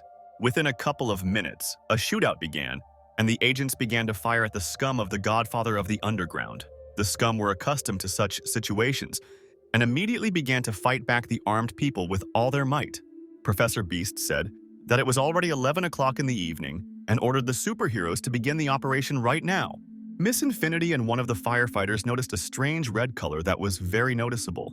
A human silhouette was visible from the red sphere, and a scream was also heard, and the superheroes paid attention to this. All the superheroes became very wary when the object in the red sphere began to approach them faster and faster. But in the end, the man in the red shell flew past them at breakneck speed, but made them wary. Lei Gen asked the industrial professor if she understood correctly that a prophet had just flown over them. Beast wondered if the list included villains with the ability to control gravity and called it incorrect. Xianwu said that the villains pretended to attack the bar while they were aiming at the prophet, and Lei Gen asked her to calm down. Miss Infinity took off and said that she would deal with these scoundrels and meet with the group when she finished the task. Lei Gen asked the prophet what they should do now and whether he could predict the future, but he replied that this was impossible. He said that the future had just changed before their eyes, and they could only choose which path to follow next. Meanwhile, the three main characters had already captured the prophet, namely the old woman Barbara, who was terribly scared. Meanwhile, the situation in Jin Lianhua's bar was tense, and one of the scum turned to the boss. He exclaimed in panic that the mercenaries had betrayed them, and people could not stop their attack because the forces were not equal at all. Joey Luches asked one of his subordinates where the helicopter was, and he answered that in the landing zone of the building on Terrace A. He ordered Pearson and other people to be taken hostage, and to do it immediately, because there was very little time. But still, with a stern face, he ordered to finish off the rest so that they would not run away and leak information to the intelligence services. The trash pushed Takahashi Yuliko away with a sharp movement and was about to take Princess Anastasia hostage. The second bandit reloaded the pistol and pointed it at Yulia, whose eyes at that moment widened in fear. Princess Anastasia managed to escape from the clutches of the bandit, after which she rushed at her friend and fell with her to the floor. Natasha also had a gun put to her head, and many other people had already been shot in cold blood by the bandits. The blonde understood that most likely the end had come for her, but at one moment she noticed a strange movement outside the window. Outside the window were armed mercenaries who were lowering themselves using a rope, preparing to storm and clear the building. At that very moment, they began to fire at the room, and Natasha rushed to the Grand Duke and jumped away with him. The mercenaries jumped into the room, firmly took positions, and began firing at their opponents with all their machine guns. Most of the bandits were shot, and Joey Luches covered himself with Pearson, who was also hit in the forehead by a stray bullet. Anastasia and Takahashi. Yuliko were lying on the floor and nervously watching all the trouble going on around them. Suddenly, a long-haired mercenary, whose physique was like a Greek god, climbed into the room. Mercenary Captain Gustav ordered a subordinate to check the bodies and said that there must be a man with gold teeth. One of the mercenaries shouted to the captain that among all the corpses, the Duke of Kiev and his subordinate remained alive. Vladimir said that he was the Empire's peace ambassador, the Grand Duke of Kiev, and must show the friendliness of the Empire. Gustav pointed a gun at him and said that the true friendliness of the Empire to the island of Guadalcanal would be a war with the United States. But the conversation was interrupted by a phone call from Explosive Man, and the ringtone was a song by Takahashi Yuliko, previously sung by Nastya. In her thoughts, the girl wondered what kind of idiot was calling her at such a time, and the song continued to play at full blast. Joey Luches understood that this was his chance to escape and began to make his way to some exit through the corpses of his people. At one point, he pushed Takahashi Yuliko away and grabbed Anastasia, shouting for everyone to freeze and not interfere with him. He put the gun to the girl's head and said with an insidious smile that he would shoot her if anyone moved. Mercenary Captain Gustav said that there are two princesses in the Empire, and this girl is not the first of them. He pointed the gun and said that it turns out that this girl is the second and most beloved princess. Joey Luches was very confused and did not understand what to do next, and the gun was still at Nastya's head. The Duke of Kiev Vladimir loudly exclaimed that he had a proposal and asked to listen to him without rushing to act. But Gustav slapped him in the face and screamingly asked him to shut his mouth, calling him a cunning and vile man. He said that after the death of the first dream, the emperor suffered, and if he also lost his granddaughter, he would obviously start a world war. Joey Luches took the gun away from the frightened girl's head, and Anastasia was as shocked as possible at that moment. After all this, the mercenary Captain Gustav cocked his pistol, and then a loud shot from a powerful pistol was heard. Meanwhile, the FDI employee reported that the terrace on the 10th floor of the Jin Lianhua bar had been taken under their control. He reported that Professor Bist was currently providing first aid to the injured Secret Service employees. Legan said that the situation was an emergency, so she would be aggressive, but the fireman said that everything was fine. After this, the officer created an electromagnetic field, allowing him to launch the firefighter over a long distance. The firefighter used silicon carbide to activate his suit so he could carry out further tasks. A few seconds later, the suit came into combat readiness, and the guy said that everything was ready and he could begin the operation. Lei Jian swung and sent the young man flying, after which the fireman in the suit went on a mission. He flew at incredible speed to a point where his immediate assistance was needed in extinguishing further fires. After a short period of time, he achieved his goal by destroying a thick concrete wall with his tough suit. At the moment of his appearance, the mercenary Captain Gustav fired at Joey Luches, but the fireman prevented him. The bullet hit directly the armor, which was made of silicon carbide, and it was completely impossible to penetrate it. He asked the princess not to worry and said that it was time for a hero to appear to stop the enemy's onslaught. Fiona was dragging the second fireman, and he called Xian Wu an irresponsible woman who abandoned them to their own devices. The girl told the fireman, who was greedily swallowing water, that he should lose weight because he was not light at all. After these words, she threw the fireman forward, and his task was to gain a foothold on the wall using his superpower. The man managed to gain a foothold on the wall using his superpower, which allowed him to move up. The mercenaries noticed an unknown man in a suit and blue gloves that glowed brightly. The fireman looked at the mercenaries with a malicious smile, realizing that the advantage was on his side. After that, he used a technique he called Poseidon's water artillery and flooded the room with water. The mercenaries could not resist the water, but Gustav froze in place, not understanding what was happening around him. Water filled the surrounding space, and the mercenary captain tried to see where it was coming from.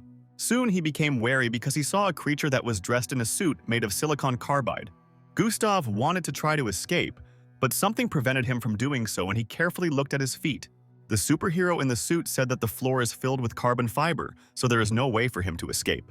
Within a few seconds, he knocked Gustav to the floor, trying to deal with him by choking him with strong hands.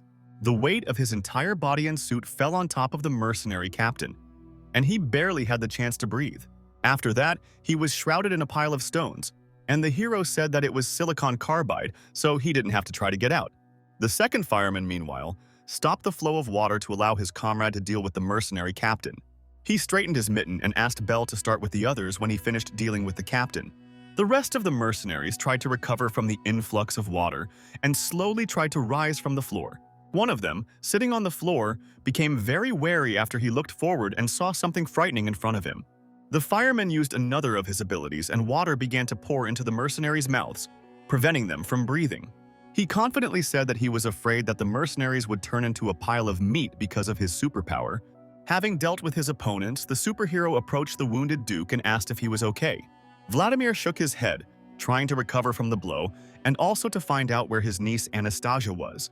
At one moment, he saw how the scoundrel Joe Luchas grabbed Nastya and began to run away, and the Duke of Kiev was excited. He rushed after him, and Natasha ran after the Duke, and the superhero told her that it was dangerous outside and she was injured.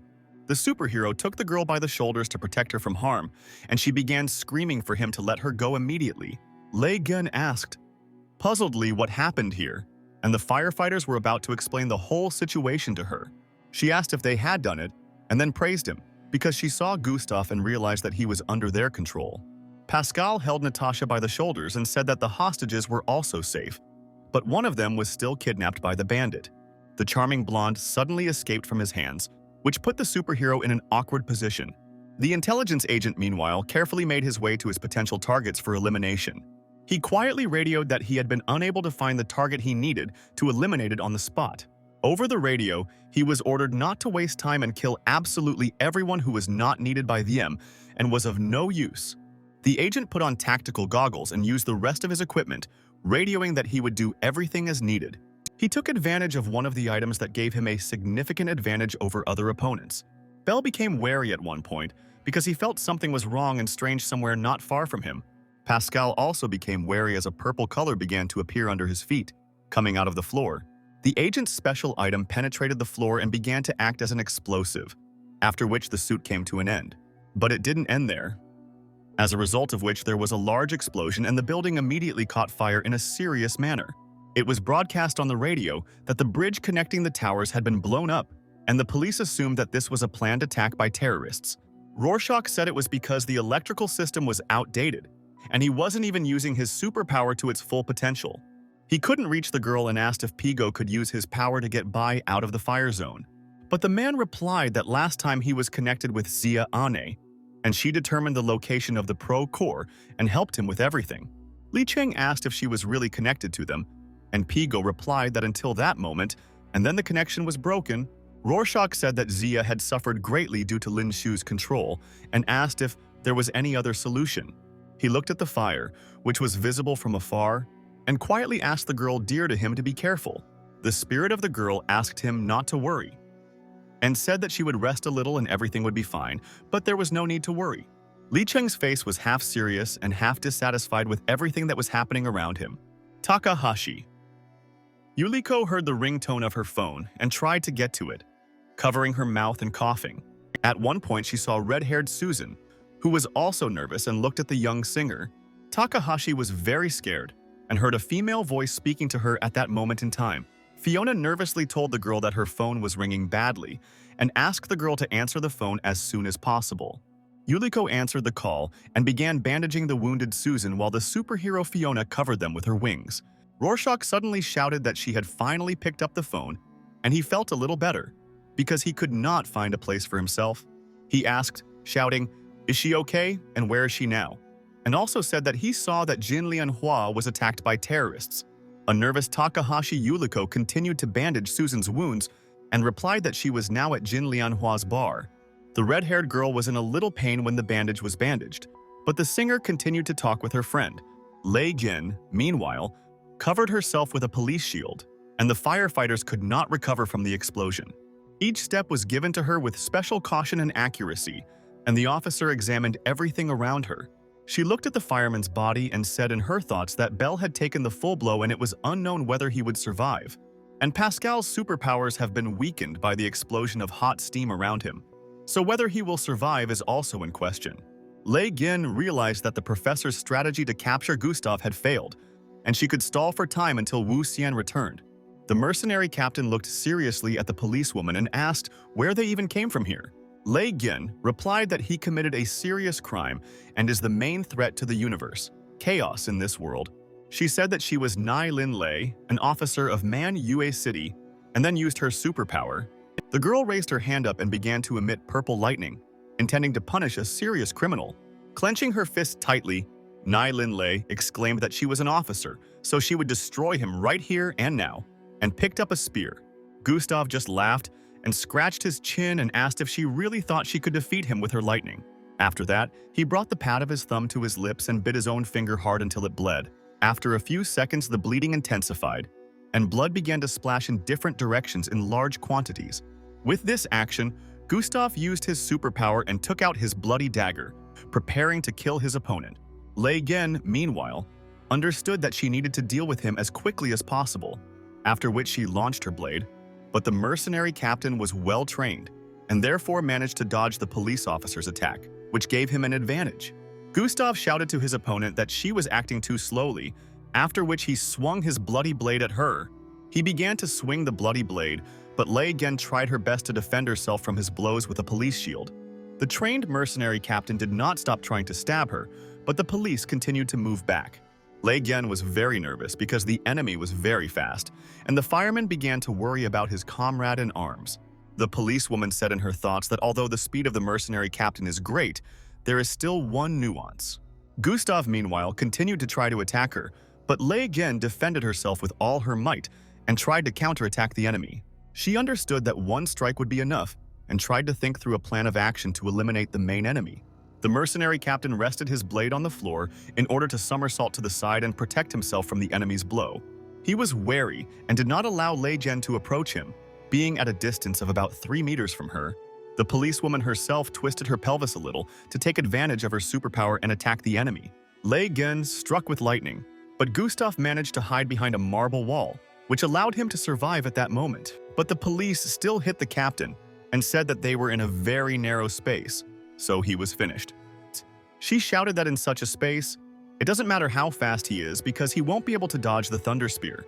The superpower worked and Lei Gen pierced Gustav with her Thunder Spear, causing his skull to be seen.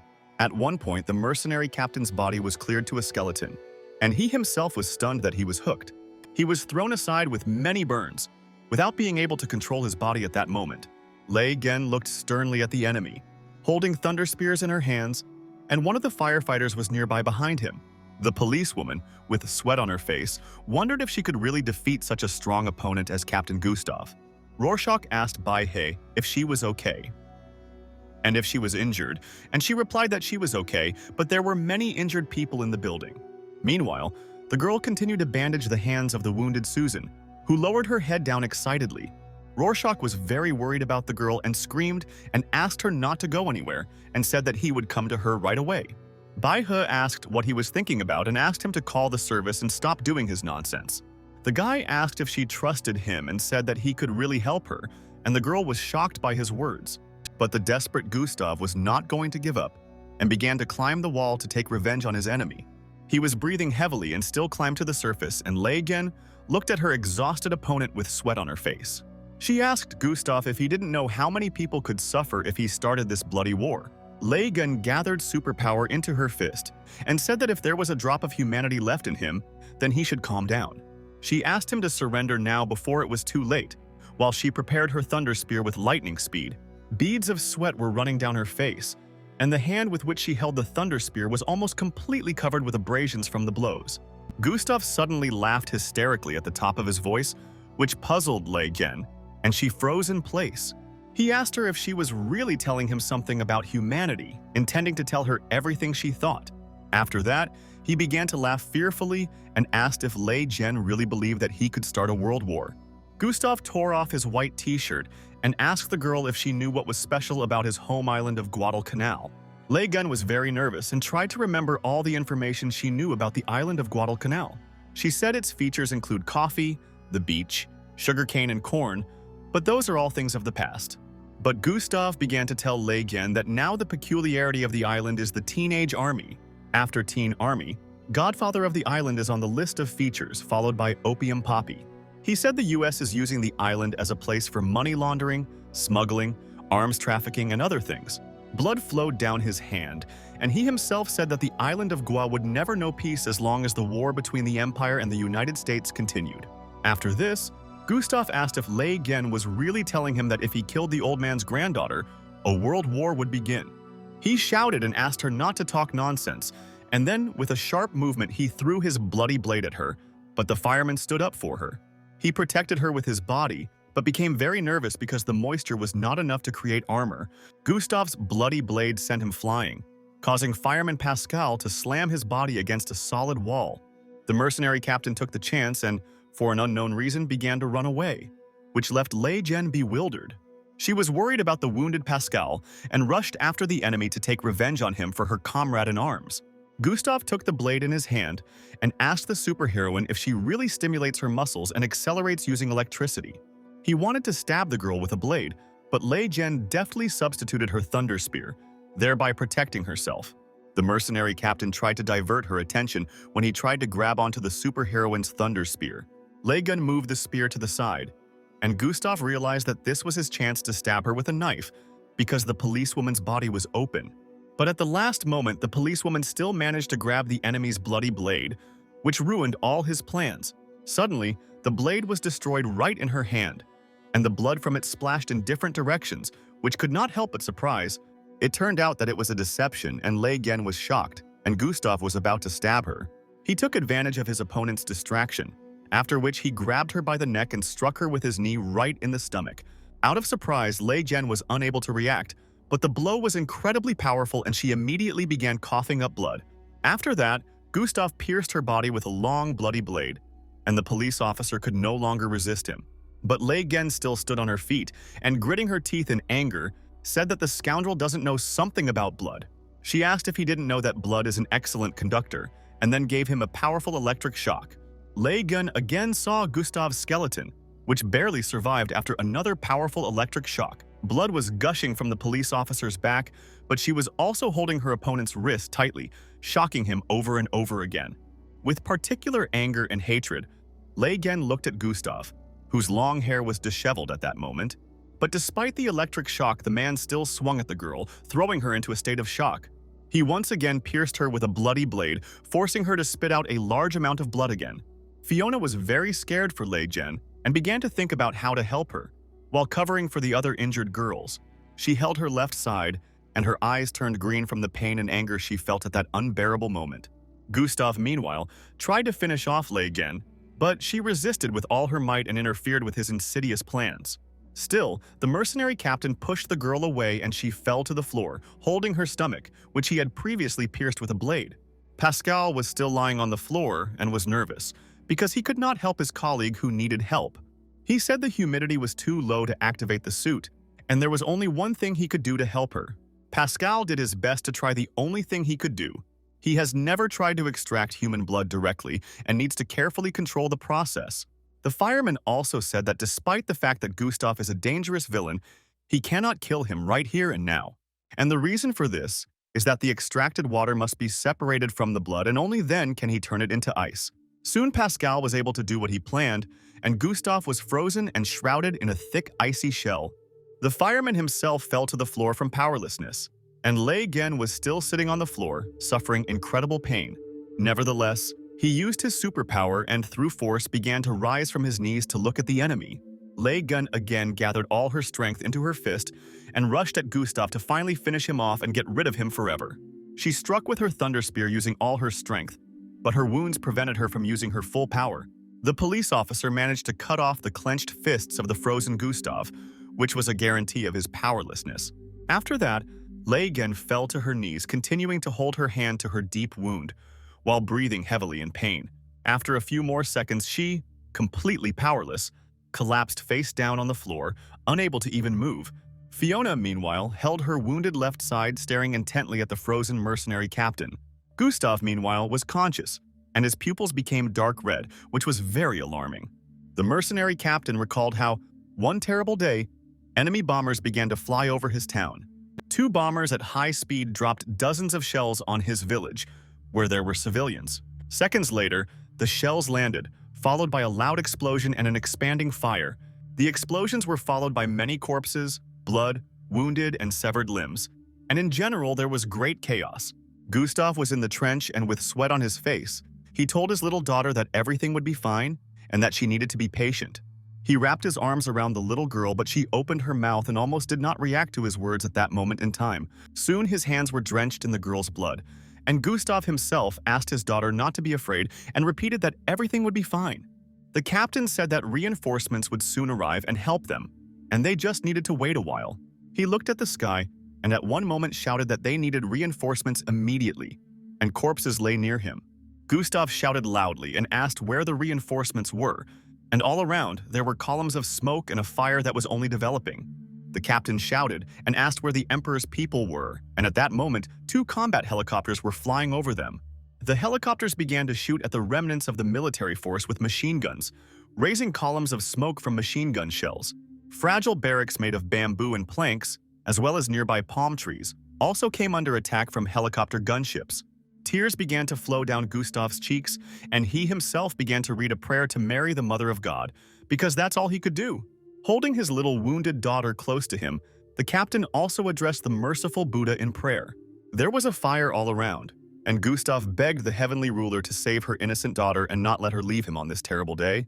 He pressed his head against his small and already non-breathing daughter while bursting into tears from emotional wounds. Gustav screamed at the top of his voice and begged all existing gods to restore the life of his only little daughter. At that moment, a shell was flying at the captain, which was supposed to take his life, without giving any chance of survival. The captain became very wary because he heard strange sounds and realized that a shell was flying right above his head. Gustav realized that he could not die so easily and needed to act, after which he used his superpower. A few seconds later, the shell reached its target and provoked a terrifying and loud explosion. But the captain was under a shield, which was built with the help of his superpower, which saved his life. Gustav silently looked at the ground and still held his small and already dead daughter in his arms, not knowing what to do next. His pupils turned red and they showed all the unbearable mental pain that he experienced at that moment in time. A few seconds later, Gustav's unexpected transformation began and his body became covered in a dark red color. He felt a huge wave of power flow into his hands, and his hand began to become covered with the pronounced color of blood. Firefighter Pascal was on his knees and did not understand what was happening, because earlier the enemy had been frozen by him. Gustav received a new appearance, and having melted the ice, he began to rise above the ground, and the firemen only watched silently. Red radiation emanated from the mercenary captain, and he himself rose above the ground, receiving long demonic wings. Gustav took on the appearance of a demon, and looking frighteningly at his opponents, he was going to tell them something about himself. He said in a cool and emotionless tone that he was no longer afraid of anything, because the worst had already passed. Rorschach, meanwhile, screamingly asked Pigo why the hell he was driving at such a speed, because it was fraught. The guy asked Baihei Jane Chang if she was okay and who was screaming, but the girl didn't hear the explosive man. Rorschach was very worried and asked what floor of the building she was on, but the girl did not answer anything. At one point, she screamed that he couldn't come here, and the guy panicked and didn't know what to do to save her. At one point, Rorschach's phone charged, which made him even more nervous because it was at the wrong moment. Piggott said there was a city block ahead, and they would not break through the roadblock on the way to the bar. Meanwhile, firefighters and police arrived at the scene and took photographs around the building. The policeman reported that Lei Jian and her partners broke into the 10th floor and freed the hostages, but the connection was lost. The policeman nervously called the army and reported that the terrorists would start machine gun crossfire. One of the police officers became alert because he heard a car moving on the road nearby. He immediately began waving his arms and shouting that they needed to stop immediately because it was very dangerous there. The policeman continued to wave, but Pigo, who was driving the car, did not think to stop in front of the fence. The police officer understood the situation and jumped to the side at the last moment because he could have lost his life. He hit his back and the back of his head into sandbags that were a couple of meters away from him and barely survived. For several minutes, the policeman stood on his hands and knees, trying to recover from the unexpected collision with his head. He then rose to his feet and was stunned by the fact that many people were hit by Schumacher, who continued to drive forward. At high speed, the car of the main characters was approaching the building where there was a fire, and Rorschach looked out of the window. The young man took the body out of the window and shouted to Bai He Jian Cheng to wait for him, but Li Cheng was completely calm. Meanwhile, large columns of smoke were emanating from the building and the fire continued, and the heroes were thinking about how to get inside. Rorschach, looking at the burning building, was very worried about his friend Bai He Jian Cheng, who meant a lot to him. Suddenly, the guy was thrown back, which greatly shocked him, because it was completely unexpected and interfered with his thoughts. It turned out that the police opened fire on the car of the main characters, and one of the bullets still slightly touched it. The fire from assault rifles was heavy and did not end, so the main character had to think. Li Cheng was serious and remained calm, saying that it was an ambush, so they were in great danger. Pigo's eyes began to emit a red light, and it was clear that he planned to use his superpower for protection. He pressed the gas pedal to the floor, and a red shield formed around the black car, which was an advantage for the heroes. The shield covered the entire radius of movement of the vehicle, as a result of which the bullets lost the ability to harm the vehicle. But the military understood that they could not let the heroes escape and began to load the grenade launcher in order to deliver an accurate strike. A few seconds later, a stationary grenade launcher was fired to blow up the shield and the vehicle. The shell immediately hit the shield and a certain crack was heard, as if the shield was beginning to collapse, which made the heroes wary. At one point, Pigo slowed down the car because he needed to listen to what was happening around the shield. He was very nervous because the shield was destroyed, and he had to come up with another plan of action to survive. Suddenly, with a sharp movement, he turned the steering wheel in order to continue driving in the other direction and remain intact. Pigo was very nervous because on his shoulders was the responsibility for his life and the lives of his comrades. The shots from the grenade launcher continued, but thanks to the constant turns of the vehicle, they could not hit. The car continued to spin, and Li Cheng meanwhile rushed at one of the military men, who was not at all expecting an attack. The main character struck the military man with a torn-off car door, and he immediately lost consciousness from the incredible force. He also hit the door of two other soldiers, after which he rushed forward to deal with the remaining armed persons. With a running start, Li Cheng rushed towards the bus, behind which the rest of the military personnel were, and delivered an incredible kick to it. The military men behind the bus were very nervous because the impact caused the bus to tilt right towards them. Imminent death overtook the armed soldiers, causing the bus to collapse on them, their blood flowing out from under it. The cool-headed Li Cheng asked his comrades if it was true that these people were also from the gang that wore various masks. Rorschach was not thinking about that at all, and nervously said that this is all a curse, and Bai He must be in a burning building. He looked again at the burning building and said that he had to go after her and find her himself. Piggott told the boy that they use real ammunition inside, and this is not a joke to be taken lightly. But Rorschach tightly clenched his steel fist and replied that it was he who prompted her to come to the States and participate in the elections. He shouted loudly that it was his fault that she was involved in all this, so it was he who had to save her. Li Cheng took out a hair tie from his pocket, and while braiding it, asked to give him the phone so that he could look at the girl. The hero collected his hair, after which he smiled promisingly and asked them to wait there, promising that he would return soon. After that, Li Cheng rushed down with a sharp start, and the other two main characters silently looked after him and did not stop him. Rorschach rushed to run and said that he would go to another building, which alerted Pig, who was very worried about him. The man shouted that Li Cheng would be able to dodge the bullets, but he couldn't and no one could vouch for him in danger. Rorschach screamed at the top of his voice that he did not care about the danger and asked to immediately let him go and give him the freedom to act. Pigo continued to hold the young man with his superpower, but suddenly a police officer turned to him. He asked if it was true that Lei Gen had summoned two people with super strength and asked if they could control metal. Two people with superpowers turn their attention to a policeman who nervously asks them for help. Li Cheng, meanwhile, did not stop and ran through the first floor of Building A at high speed without even looking around. But suddenly he saw the spirit of little Anna and stopped, after which he approached the girl looking at him. The main character picked up one of the frying pans, which could be useful to him, because he didn't even know what awaited him next. Anna was very surprised, and Li Cheng smiled and began to twirl the frying pan in his hand, saying that why on earth should he go empty? The mercenary reported that they had broken through the defenses on the first floor, but the second asked who did it so quickly. He assumed it was a special forces unit, but the first mercenary said that the last message said something else. The surveillance mercenary suddenly shouted that a person was approaching them, which could not but alarm them. But no one had time to react to the signal, as a result of which the mercenary was hit on the head and his thermal imager was broken. The heads of the remaining mercenaries were also hit with lightning speed and did not even have time to react. A dent was left on the head of one of the mercenaries after the blow, and the vibration from the blow went all the way to the cerebral cortex. The mercenaries were almost left disabled by the blow, and Li Cheng continued to deal with each of them with a frying pan. The scum, meanwhile, wondered if the mercenaries were approaching, and one of them ordered to start shooting. 3 mercenaries followed the order and opened fire with machine guns, and one of them sat on the floor, covering his head, covering his ears. At one point, he ordered them to stop and cease fire because he wanted to make a statement. He asked the rest of the scum what happened, but they remained silent, not knowing how to answer his question. The trash began to peek out from behind the wall, saying that they had just started shooting, and they were already being told to stop it. But unexpectedly, the main scum was hit in the face with a frying pan, without at all expecting such a sharp blow. From the incredible sharpness and force of the blow, he was thrown back several meters and made several somersaults. One of the scum asked his comrade in arms what happened because their comrade was hit, but no one knew where the blow came from.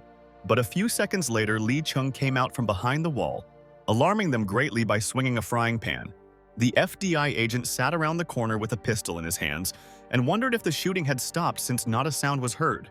He listened to every sound with sweat on his face because he was completely alone and without any support. Suddenly, the agent heard someone's steps around the corner and became even more alert. And his breathing was very rapid and uneven. After that, he abruptly came around the corner and, pointing the pistol into the void, ordered not to move, being tense. But the FDI agent was unable to resist Li Cheng, who coolly hit him on the head with a frying pan. The spirit of little Anna excitedly told the main character that this was just an ordinary policeman, and he was not guilty of anything. Li Cheng looked at her and with red eyes asked, "What if it was an ordinary policeman?" Which alerted the little girl. He said that these were all people of the United States, so there was nothing good in them to show them any pity. Little Anna was perplexed by the words of the main character and decided not to focus on this moment of their conversation. She said that there was a cure on the floor above and that criminals must be kidnapping special people for experiments. Li Cheng looked at her and, smiling evilly, asked if he understood correctly that he was talking about the Pluto Transportation Company. On the floor above, one of the criminals told his comrades that the boss ordered the mercenaries to be kept at this point. He shouted that the mercenaries would see their medicine in action, and his comrades began to support him loudly. Suddenly, the door to the room was knocked down, which attracted the attention of one of the monsters who was standing nearby. Li Cheng was not at all afraid of them and held the frying pan on his shoulder, while the monsters looked at the main character as a victim. He looked at little Anna, who said that there were criminals here, but she herself was perplexed by the situation. The 2 monsters immediately began to ask the young man who he was, and Li Cheng remained silent. He looked at the gathering of freaks and said that he was again having an infuriating déjà vu, realizing that a bloodbath was inevitable. The monsters attacked the main character in a herd, who was adamant and simply stood still, looking into their eyes. Within a few seconds, some of them flew out the window with blood on their faces, while screaming from an incredible fear of heights. 2 monsters were thrown out the window from the 10th floor because the main character was not going to spare any of them. One of the scoundrels landed on the asphalt and his head was flattened from the fall, and all his bones were broken. Rorschach was stunned because the criminal landed right at his feet, and this was completely unexpected for him. He looked at the high-rise building and was shocked to wonder if Li Cheng had already reached the 40th floor. Pigo, meanwhile, stood on the roof of the bus and shouted to the young man that they needed to go, which surprised Rorschach. Still, the young man did not ask the question and said that he was already on his way, after which he entered the bus and grabbed the handrail. Pigo at that moment began to implement his plan and used his superpower to do this. Through his efforts, the bus was raised above the ground, which was also part of the plans of one of the main characters. Pigo planned to take the bus to the roof of the building to help Li Cheng and save all the hostages. The plan of one of the main characters was successful, and the bus was successfully lifted onto the roof of the building, as the police officer asked. The police began to help the injured civilians, and one of them promised that everything would be fine and they would help. The police officer asked one of the men if he was okay, and the man replied that he was and thanked him for his help. Rorschach, meanwhile, was very nervous and looked around, but nowhere did he see Bai He, dear and important to him.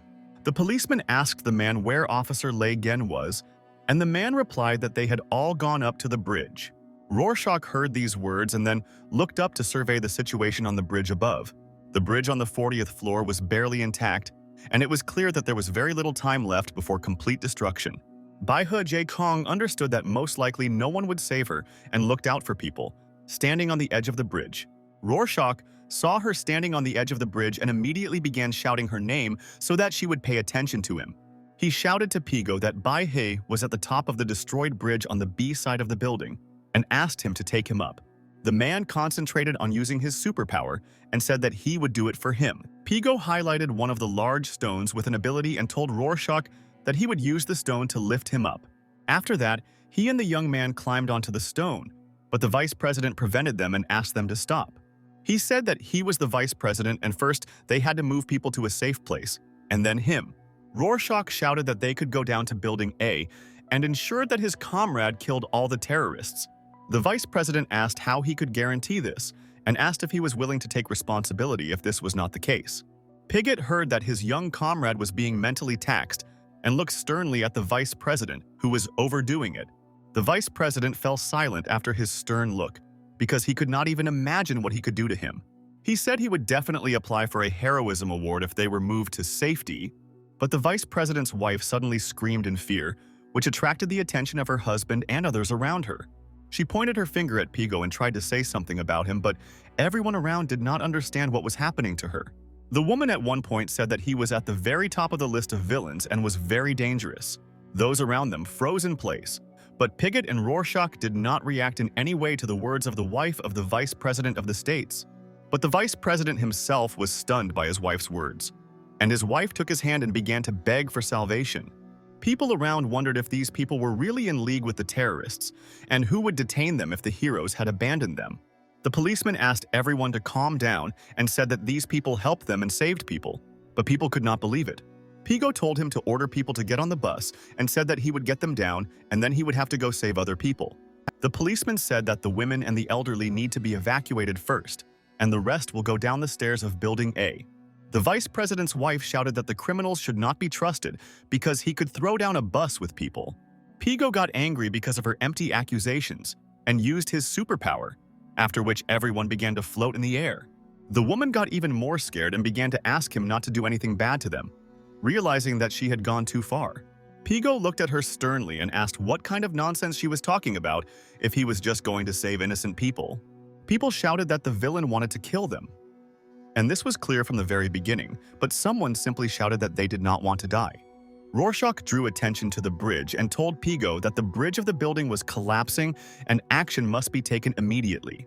From below, one could notice that the bridge began to crack and piles of stones fell off due to high temperatures, falling down.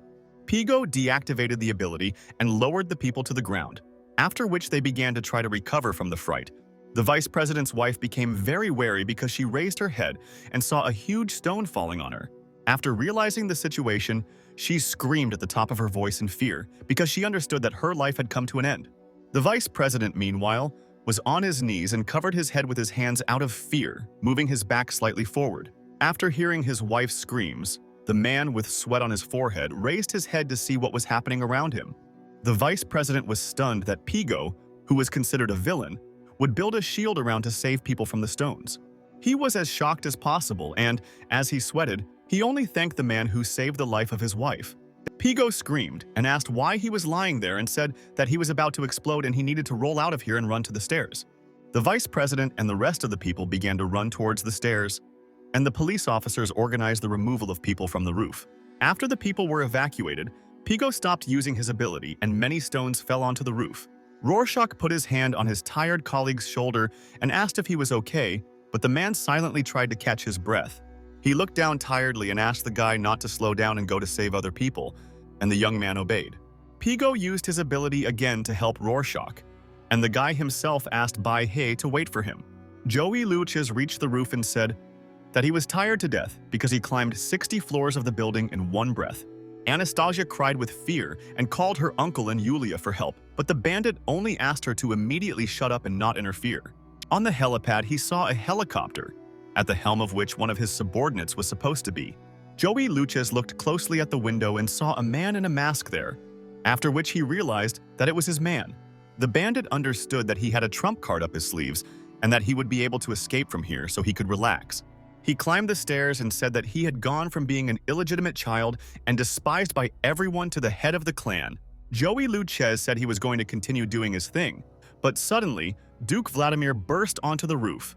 The bandit did not think long and immediately turned around, after which he began to shoot at the Duke with a pistol, but he managed to escape. Vladimir asked if he had thought well and was really looking for death, since he had stolen the Emperor's daughter and was going against the Empire. Lucis put a gun to Anastasia's head and asked her to stop chatting, which alarmed Vladimir even more. He shouted and asked her to wait until he went to a safe place, and then he could ransom, otherwise she would be killed. Then the vile Luches put a gun to Anastasia's head and loaded it, and she began to cry and ask not to do this. The Duke of Kiev, Vladimir, came around the corner and shouted to the scoundrel to stop and not do a rash act. Meanwhile, Natasha climbed the stairs of the building to get to the roof, where everything was happening at that moment. At that very moment, she ran out onto the roof and saw Princess Anastasia, for whom she was very worried. At that same second, Joey Luches opened fire on her, but Natasha was trained, so she managed to hide behind the door. She sat behind the iron door and tried to comprehend the fact that a few seconds ago she could have lost her life. Natasha asked to let the princess go immediately and guaranteed it. Chot will use his connections and he will leave the States alive. But Joey Luches didn't believe her at all. He just laughed, still holding the frightened princess under his arm. He put a gun to his head and said that the Privy Council, the Emperor, the States, the FDI, and the SID were out to get his life. Then he laughed, put a gun to Nastya's head and said that they must come for his life, otherwise it would be over.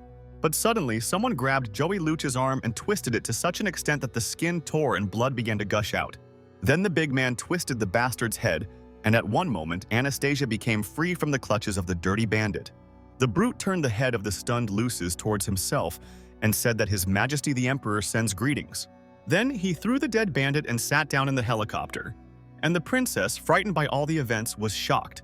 The big man asked Anastasia how long she had to wait for rescue, calling the girl Her Majesty, showing respect. He said that they were ready to take off and could evacuate, and in the helicopter were the corpses of the scum Joey Luches. The Duke of Kiev, Vladimir, ran up to his niece and asked if she was okay, and Natasha immediately followed him. She was very worried and therefore was careless, and began to climb the stairs without even looking at her feet. As a result of her own carelessness, Natasha fell, and Vladimir meanwhile calmed his niece. The thug said that if they drag the princess into their showdown again, he will personally rip their heads off.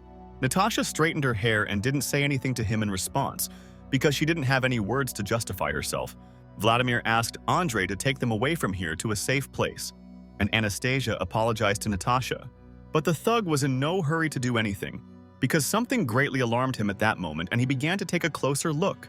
He immediately grabbed Duke Vladimir and Anastasia by the arm and rushed to run away with them to a safe place. The helicopter was blown up at that very moment, and they managed to escape to a safe distance. But Natasha was thrown back by the blast wave. The back of the dress was torn and abrasions appeared on the woman's body, but she remained conscious. She immediately raised her head to look around and understand what was the matter, while breathing heavily after a strong fall. Above the helipad was Gustav, who had turned into a demon with long red wings. He sank to the ground and began to approach her, all the while looking at the floor and frightening him with his gloomy and terrible appearance. The big man Andrei covered Duke Vladimir, who looked at the demon and realized that the demon was Gustav.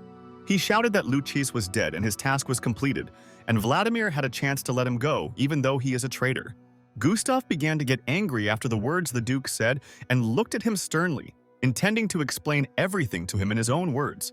He said that if they signed a peace treaty, Guadalcanal would not get out of slavery and there would be no hope for the children. Gustav said that they sold them so that their princess could live in a fairy tale world, which is very unfair. After that, he swung his blades and said that therefore, the emperor would know what it was like to lose a beloved child. Andrei transformed into a werewolf and shouted that Gustav deserved to die in agony, calling all this insolence. The demon and the werewolf were very strong, and at one moment they attacked each other, looking sternly into their eyes. Professor Beast assisted one of the firefighters and said that, "You need to be patient a little and everything will pass soon."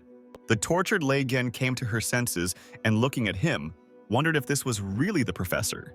She began to sit up and look at everything around her. And first of all, she looked at the unbuttoned shirt she was wearing. Professor Beast said she woke up quickly while injecting the fireman with the drug, and she asked how it got there. The man answered that he pretended to be a terrorist and came up here, and in his hand he had morphine, the result of which was too good. Pascal said that things would have been different if he had sucked Gustav's blood, but Beast said that he had already done enough. The professor turned his attention to Bayer and asked how he was feeling, and the young man replied that he was already much better. Beast tried to figure out what kind of medicine it was and said that he could take it to the laboratory and then make more. Fiona, meanwhile, covered the two surviving girls with her wings and screamed for Lei Gen. The police officer began waving at her and shouting that they were okay and everyone from their team was alive, which could have been encouraging at that moment. Exhausted Fiona, with pain in her soul, looked at Lei Gen from afar and said that this was good because it could have been worse. After these words, she fell to her knees because the iron rod in her body did not allow her to move, exposing her to terrible pain. Julie called Fiona too careless and said that she had a serious injury and was neglecting her own life. But the girl asked not to talk nonsense and said that she was afraid that the bridge would not hold up and was looking for a way to get the wounded woman out of here. Julie, meanwhile, placed the wounded and unconscious Susan on a wooden board and then began to pull from there. The girl continued to pull the wounded girl, and Fiona began to walk ahead to scout out the situation ahead of them. But at one moment she was stunned and froze in place, which surprised Yuli, who stopped and looked at her.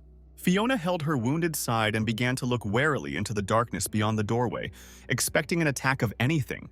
Nevertheless, she took her will into her fist and shouted for the stranger to come out of the darkness now and was ready for anything at that moment. She shouted at him not to hide and added that she could sense his brainwaves, so there was no use hiding. A bespectacled secret agent suddenly appeared from the darkness and aimed 2 combat pistols at Fiona. He unemotionally and calmly asked the girls to control themselves and remain calm when communicating. Still holding their pistols, the agent told the girls they could leave while Fiona covered the others with her wings. The agent pointed the gun at Susan and told the girls that they had no need to take this useless corpse with them. But Yuli screamed excitedly that the girl was not dead, and Fiona continued to cover them with her wings. The agent said that the elevator was not working, and the board clearly would not withstand 40 floors, and the girl's injury was also very serious. He offered them an exchange, promising to give them the opportunity to leave, and they would pretend that they had not seen him and the unconscious Susan. Fiona apologized and said that she never trades for human lives, which is her firm principle. In her thoughts, she said that in order to avoid the spread of energy to the wounded, it was necessary to disperse the blow in different directions. After that, she wondered if she could do it, but immediately answered confidently that of course she could.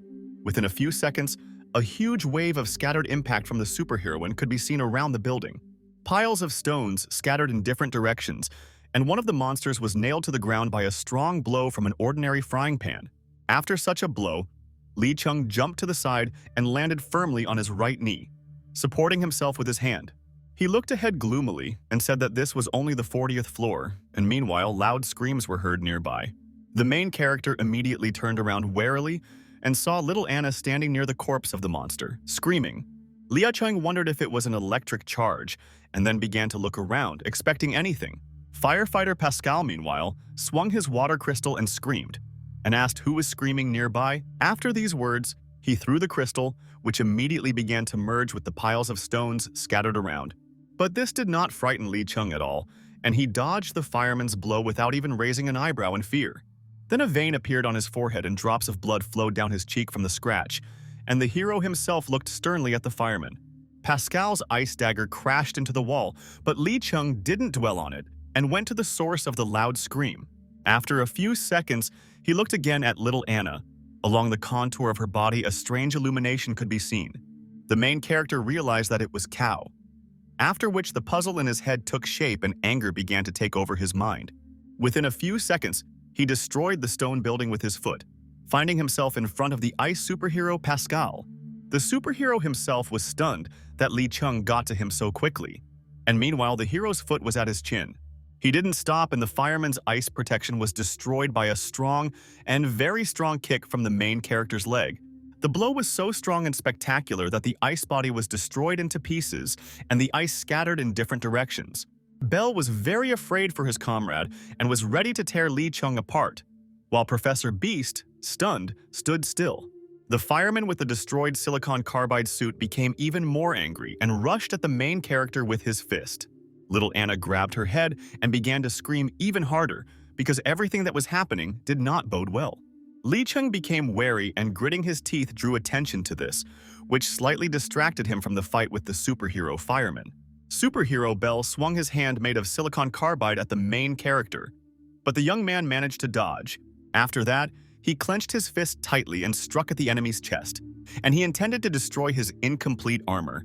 Bell began to bleed, drops of which remained on the sleeve of Li Cheng's jacket, and his arm was also slightly injured. The main character realized that the enemy was weakened and kicked him in the chest, throwing him several meters away. But there was a cliff nearby, as a result of which firefighter Bell was thrown from a high floor, bleeding while doing so. It turned out that Li Cheng tore out his heart, and then with a smile, he asked the question if the superhero's heart was black. After that, he tightly grasped the torn-out heart and squeezed it firmly in his hands, as a result of which all the blood flowed out onto his hand. Lei Gen could not allow the villain to desecrate the honor of his comrade, and then angrily attacked Li Cheng. But the main character was not simple, so on the fly he put his hand to the center of her head, and the policewoman was furious. Li Cheng mockingly said that she has an original hairstyle and he likes it, and then slammed Lei Gen's face into the floor. Then the hero reached for a bladed weapon, but a male voice addressed him by name and asked him to stop. The main character put down the wounded policewoman and asked Professor Bist in surprise if he really knew him. Afterwards, Li Cheng asked if it was true that he was from a gang of FDI agents, but one of the 12 prophets replied that he was mistaken. The main character did not stand on ceremony and grabbed Beast by the shirt, hanging him over the abyss and said that he recognized him. Li Cheng said that there was no photo of him on the list of villains, and he was only seen by those who were in the FDI prison where he was forcibly detained before. Beast said that he was mistaken, and scratching his cheek, said that they had come earlier to help superhumans, and they were not his enemies. The hero grinned through his teeth and asked if it was true that the professor did not trust him at all, which was clear from his face. The secret agent, meanwhile, decided to stop wasting time and opened fire with his pistols, shouting loudly as he fired. With sweat on his face, he shouted that she should not come closer, and also did not hesitate to shout that he was very afraid of her, which was visible on his face. Fiona was still in pain and said that she could not control his attacks, covering the girls with all her might. At one point, she was even more stunned because she saw something very scary happening nearby. She saw Teacher Beast being threatened by an unknown young man, as well as Lei Gen lying on the floor. Under anger, her strength begins to move, going beyond what is permissible, and all her capillaries burst at one moment. Lia Chang saw Fiona furious and wondered in his mind if the energy that hurt Zia Anna was hers. He also saw Luosia's friend and noticed some unknown man behind her with a gun in his hands. The main character didn't think long, and as a result, with a sharp movement, he threw the frying pan towards the agent with the pistol. The frying pan was aimed exactly at Fiona, but still its goal was somewhat different, so there was nothing to be afraid of. The superheroine herself was stunned, because he thought that the frying pan was aimed at her, but it still flew past. The main character's frying pan reached its goal, and the agent with the pistol was slammed headfirst into the concrete wall. Fiona looked at this completely unpleasant sight and swallowed the lump in her throat, sweating from nerves. Li Cheng did not start from afar and asked the girl directly if it was true that what he discovered was her energy. But Fiona did not answer his questions and excitedly asked Professor Beast and Lei Jin if they were okay. The professor initially could not answer her because he knelt down and, holding his chest, began coughing loudly. Beast told Lee Chung that they spontaneously formed a team to have superheroes come to their aid against the terrorists. He said that he recognized the hero because he was a prophet and was directly involved in compiling the list of villains.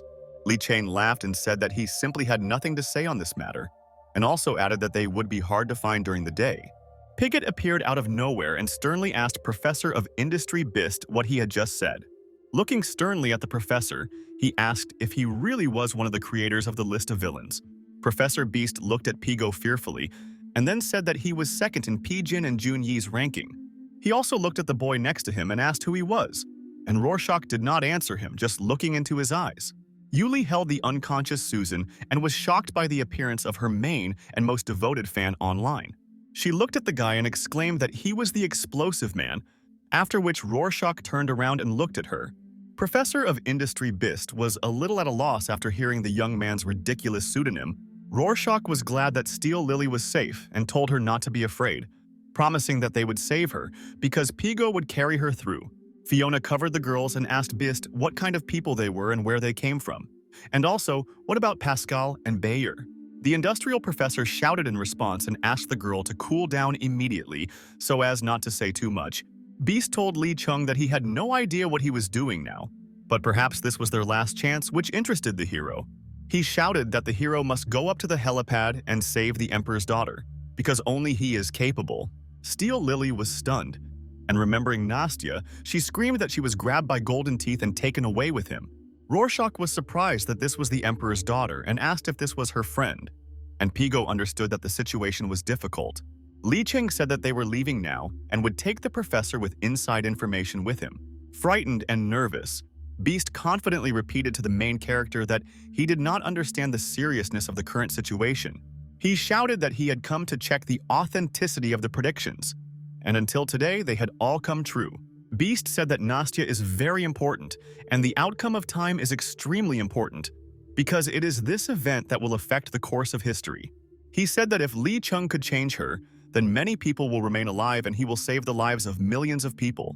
The main character looked into the eyes of the industrial professor and was on the verge of a breakdown at that moment, but kept himself under control. Beast looked into the young man's eyes while remaining calm, and one could see some sincerity in them. Li Cheng put him down and asked why he should believe him, and the professor asked if he should save a lot of people. The protagonist looked into Beast's eyes and asked if that sounded like something a villain like him should do. The professor said that this was someone's mistake, and this was his chance to change the meaning of the prediction in his favor and fix everything. Rorschach got their attention by asking if he would make the right change, which is all a key point in the story. He said that the terrorists took a hostage and hid on the helipad, and Brother Li couldn't let them escape. Li Cheng turned his gaze to the side and quickly made a decision that would change the further outcome of events. He said that this was common sense and made sense, and dismissed the professor, asking them to get up and he would catch up later. The industrial professor breathed a sigh of relief and, looking at Rorschach, wondered who he was after all. But his relief and freedom to fantasize did not last long, because a few seconds later he was hit in the chest with a fist. He was hit by Li Cheng, who after the blow shook off his fist and told the professor that he would stay here for now, and Beast fell to the floor. Fiona was dumbfounded because she was very worried about the professor, who was the only bright mind for her. The main character pointed his finger at her and said that if she allowed her terrible aura to be used again, she would receive an answer. He looked sternly at the girl and added that the outcome of this would be her death, because he was not going to spare anyone at all. Fiona was terrified by his threats and froze in place, her face turning blue with fear and surprise. The conversation turned to Yandre, who served the aristocrats and guarded the nobility on the northern side of Nuboy, doing it perfectly. For the sake of the king, his ancestors overcame trenches, went through storms and torrential rains, withstood artillery and poisonous gas. The strongest blood of his persistent and strong ancestors flows through Andre's veins, and he himself is also very strong mentally and physically. However, he himself is a werewolf, and therefore the sovereign does not trust him. But this did not prevent him from being loyal to him. As for Andre, who reincarnated as a werewolf, we could talk about him for a lot of time without stopping. On the one hand, he is simply a beast, But this was only visually, because in his soul he was completely different and not the same as it seemed. On the other hand, he was a beast that instills terror in people, and Andrei himself continued to fight the demon Gustav. After transforming into a werewolf, he can destroy a section of a building with one blow of his fist, but cannot break the sovereign's wall. And only the Kiev prince remembers that, from generation to generation, Andrei's family faithfully and without greed sheds its blood for the prince. The prince rescued him from the royal laboratory and brought glory to him because he had proven his loyalty, and his family was glorious. He was also entrusted with guarding the eldest son and daughter of the great emperor, which also spoke volumes. Andrei continued the fight with Gustav, and tightly grabbing him by the bloody blade, he clenched his fist and was about to strike. The werewolf's punch seemed to be laced with electricity and filled with incredible power, after which he struck. The blood of the demon Gustav was splashed in different directions after the crushing blow of the strongest werewolf, Andrei. But it still turned out that it was a deception, and the question was whether this sovereign favor would remain in the future. Andrei jumped away from the enemy, but Gustav still managed to run two sharp blades along his side.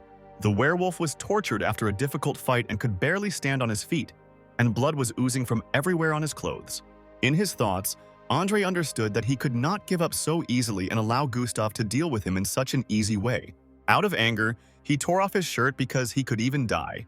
But he was not ready to allow anyone to tarnish his well-deserved reputation. Natasha, with an excited cry, told Vladimir that he should first take the emperor's daughter with him, and they would cover him. The Duke of Kiev immediately grabbed Princess Anastasia by the hand and said that they needed to immediately run to safety. He began to run away headlong with his niece, realizing that he also could not leave Natasha to the mercy of fate. Gustav opened an attack on them with sharp, bloody spears, but the devoted werewolf Andrei covered them with his back. He cursed the demon's superpowers and said that no laws of physics could control his crazy attacks. The bloodthirsty demon Gustav again gathered all his strength into his fist and asked who it was here who was thinking of escaping from inevitable death. Andrei got angry and called Natasha a crow, after which he ordered to immediately come up with something so that they could all be saved. The girl began to look around in a hurry and noticed a red gasoline canister lying nearby. She attracted the attention of Gustav and the others by rushing into the room, which was a completely incomprehensible action. The demon immediately attacked the opponents again, and many large stones scattered in different directions, which could have injured them. Natasha brought the canister to Andrei, and he, with blades in his back, continued to faithfully and devotedly cover his duke. The werewolf caught the red canister, which seemed very small in his hand compared to tiny Natasha's hand. When she threw the canister to him, she asked him to catch it and not give up, after which he called Andrei a faithful dog. The werewolf suddenly tore the canister into two parts and began to drink the gasoline flowing out of it, shouting that he himself knew everything. He doused himself with a large amount of gasoline and rushed at Gustav, intending to carry out his simple plan. The werewolf was not at all afraid to give his life for the emperor, and the demon rushed at him with a huge bloody blade. But the power advantage was again on the side of the demon, who pierced the unmaneuverable werewolf through and through. In pain, Andrei opened his mouth wide, and his teeth and tongue were stained with a large amount of his own blood. The werewolf continued to stand firmly on his feet, trying to harm Gustav, and turned to Natasha, calling her a crow. The woman accepted Andrei's command, after which she opened the gasoline flint, intending to carry out the command. She waved her lighter and said that now the bastard Gustav will burn in hell for all his vile antics. The demon was stunned by this act, but the flint reached its target and landed on Andrei, doused in gasoline. The flame immediately flared up, and behind the bright lights one could only see the silhouette of a werewolf fighting with a demon. He burned with a bright flame and with a bloodthirsty smile continued to confidently fight the demon. Not afraid to give his life for the king, Gustav suddenly released a sharp, bloody blade to the side, trying with all his might to harm his opponents. Anastasia watched what was happening with wide eyes and did not even notice that her mouth was open. The princess was stunned, but suddenly a sharp blade flew at her uncle, Duke of Kiev Vladimir. Natasha and her niece were scared to death by what they saw, and meanwhile the Duke was choking on the flowing blood. The werewolf was even more enraged by this act of his opponent and was ready to completely wipe him off the face of the earth. The flame flared up even stronger, and Andrei continued to harm his living enemy with all his might. Gustav was burning in the heat of a bright flame, but tried with all his might to get out of it and continue the battle with the enemy. He again launched a wave of bloody spears, but Duke Vladimir, still alive, covered Princess Anastasia with his body. Nastya was very scared because she understood that her uncle was not immortal and his life was in great danger. From the outside, this gloomy picture looked even more terrible because many copies passed through the Duke in front of the girl's eyes.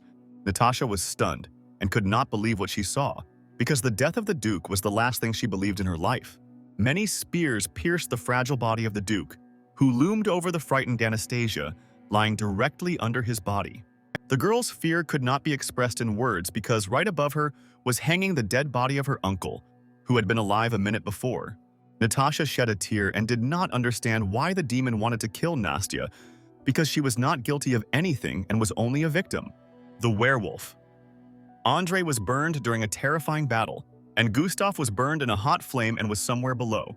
But everything was not so simple at all, and the burned stones began to be scattered in different directions, which was very strange. It turned out that it was the demon Gustav, who was hiding under a pile of ash and began to laugh eerily, about to rise again. With a sharp movement, he threw his bony and burnt hand up, after which he began to gradually rise from the ground. Gustav said that the emperor must understand that war is not a game, because he thinks that he can do whatever he wants. After that, the demon stood up and, walking forward, said that violent feelings always have a violent end. And these words made sense. The bloodthirsty demon used the ability, then looked at Natasha and told her to enjoy cruelty. Gustav took the bloody blade in his hands and began to bring it to the tender and exhausted face of the woman, who simply remained silent. She looked at the floor excitedly and realized that everyone was dead, so no one would come to save her, and her death was already inevitable. But suddenly a windy wave swept through her hair, which gave her hope, although Natasha, who was nervous, did not notice it. It turned out that Li Cheng came to the rescue, who joyfully exclaimed that he had time, kicking the bloodthirsty Gustav. Natasha was perplexed by what was happening and could not believe that at the last moment before her death she was saved. The main character, meanwhile, delivered another kick to Gustav, as a result of which he was thrown far to the side. After a series of blows, he stood firmly on the ground and looked forward, while Natasha silently watched what was happening. Li Cheng swore that he would never rise that high again, but it seems that he still broke the vow he made earlier. The main character moved away from this question and asked the girl if he understood correctly that she was Nastya. He asked if she was the same little girl, but Natasha was silent and looked at the guy with a little bewilderment. Li Cheng was not upset when he received no answer, but began to look at the girl emotionlessly, trying to understand something. After that, he turned his gaze to his surroundings and noticed something strange among the ruins not far from him. The main character came closer and saw the curled head of Joey Luches, whose eyes were rolled up and his neck was blue. Li Cheng carefully examined everything and in his thoughts suggested that the ruins were formed by a helicopter that had been blown up earlier. Nearby, the wounded demon Gustav rose again, breathing heavily, but still continued to fight for survival.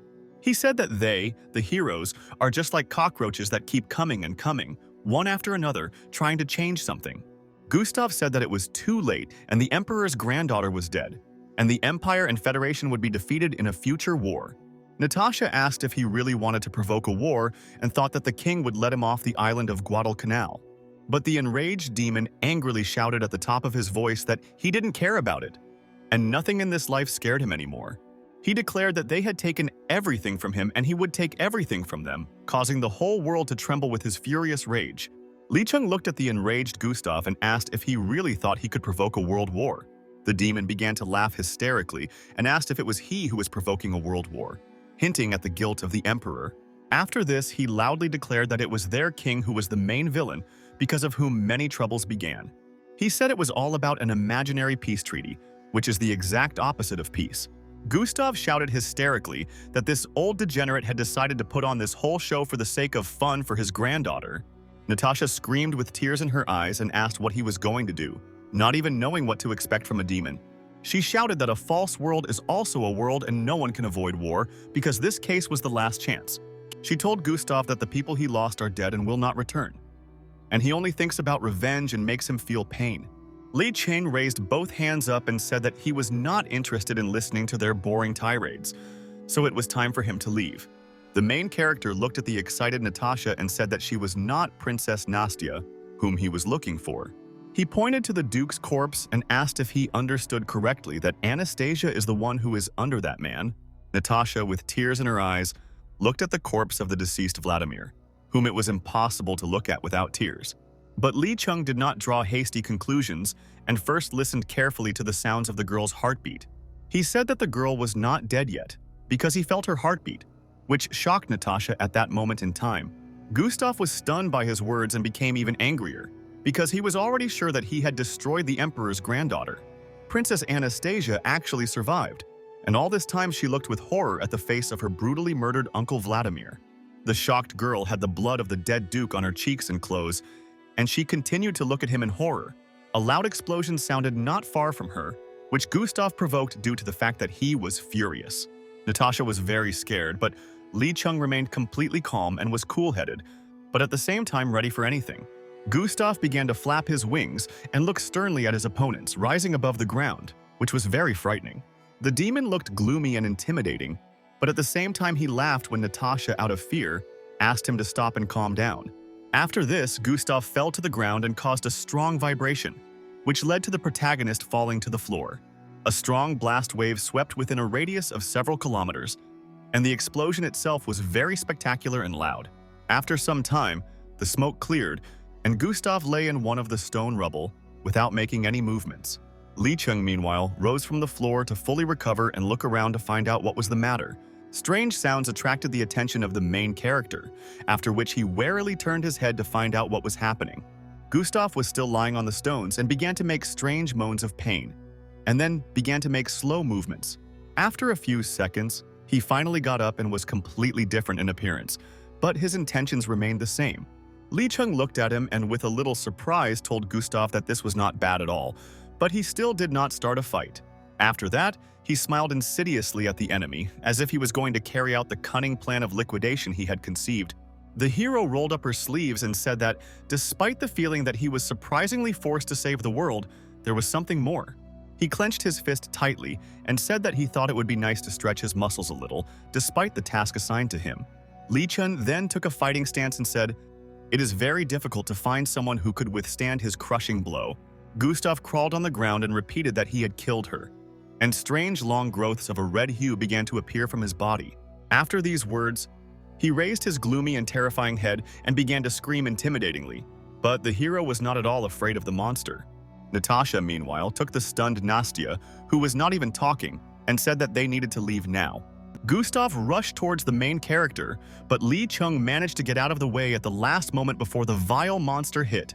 Natasha held the shocked Princess Anastasia in her hands, and with the same shock looked at the battle between the main character and the monster.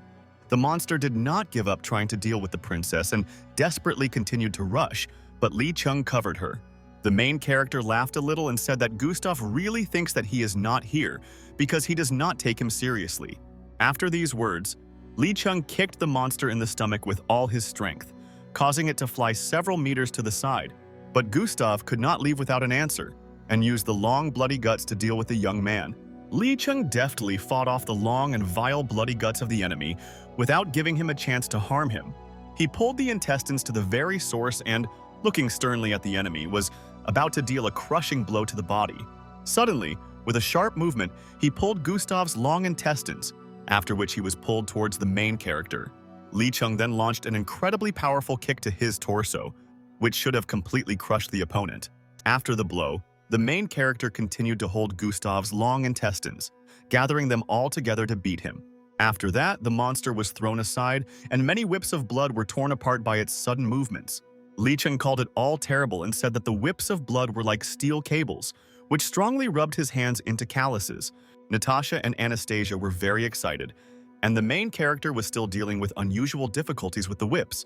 Suddenly, Gustav waved his bloody whips, which at one moment appeared not far from the defenseless girls. Lee Chung was stunned and very wary because he understood that the girls were powerless and only he could help them. The enraged monster continued to swing its whips in different directions, destroying the remaining buildings on the site. The main character immediately ran to the cliff from where some bloody whips were hanging and began to look down very intently. Huge rocks were falling from the helipad, potentially causing irreparable harm to innocent people below. But the only thing that worried Lee Chung was that Natasha and Anastasia, whom he had to save, fell down behind one of the stone piles. Looking down, the hero saw Pigo, who asked for forgiveness for the delay and said that they were transferring hostages. Steel Lily was with Fiona and the injured Lei Jen. while she sincerely thanked Explosive Man at that moment. Professor Beast injected the unconscious Susan and said that this was the last injection, hoping that it would work. Meanwhile, the sniper was looking through the scope and the radio told her that Natasha had been captured, so start shooting. But the girl asked to wait a little and added that the target was nearby by a person who was also important. Rorschach put his hands on his belt and confidently exclaimed that they had arrived, and Lee Chung replied that they had arrived too late. The young man saw something strange and, pointing his finger, asked the main character what kind of terrible creature this was. From behind the ruins, Gustav, who had turned into a monster, began to crawl out again and, looking at the heroes, began to laugh terribly. Rorschach said that he wanted to photograph this creature, and Li Ching looked at the enemy, realizing that he was still alive. The monster did not chatter anymore and immediately rushed at the main characters. But the main character again avoided his blow to the side. With a sharp movement, Li Chung grabbed the surviving enemy's head and hit him on the ground with all his might. With Gustav's head, the main character smashed the stone asphalt, causing piles of cobblestones to fly apart. Several more times the main character hit the monster's head on the rocks, after which he was going to throw him from a great height. Gustav was thrown several floors down by Li Ching, and the main character himself rushed after him to finish him off below. He landed firmly on his feet before delivering a crushing kick to Gustav's stomach area. From the incredible force of the blow, the monster was thrown up like a soccer ball, unable to resist. Gustav was again thrown from a height, and Li Chung again rushed after him to strike directly in the air. The main character again carried out his plan and struck him in the stomach, intending to also strike him on the back. Li Chung understood that rage was overwhelming him and he incredibly wanted to quickly deal with the enemy without even sparing him. The protagonist then kicked the monster's back with all his might, causing it to emit a yellow color.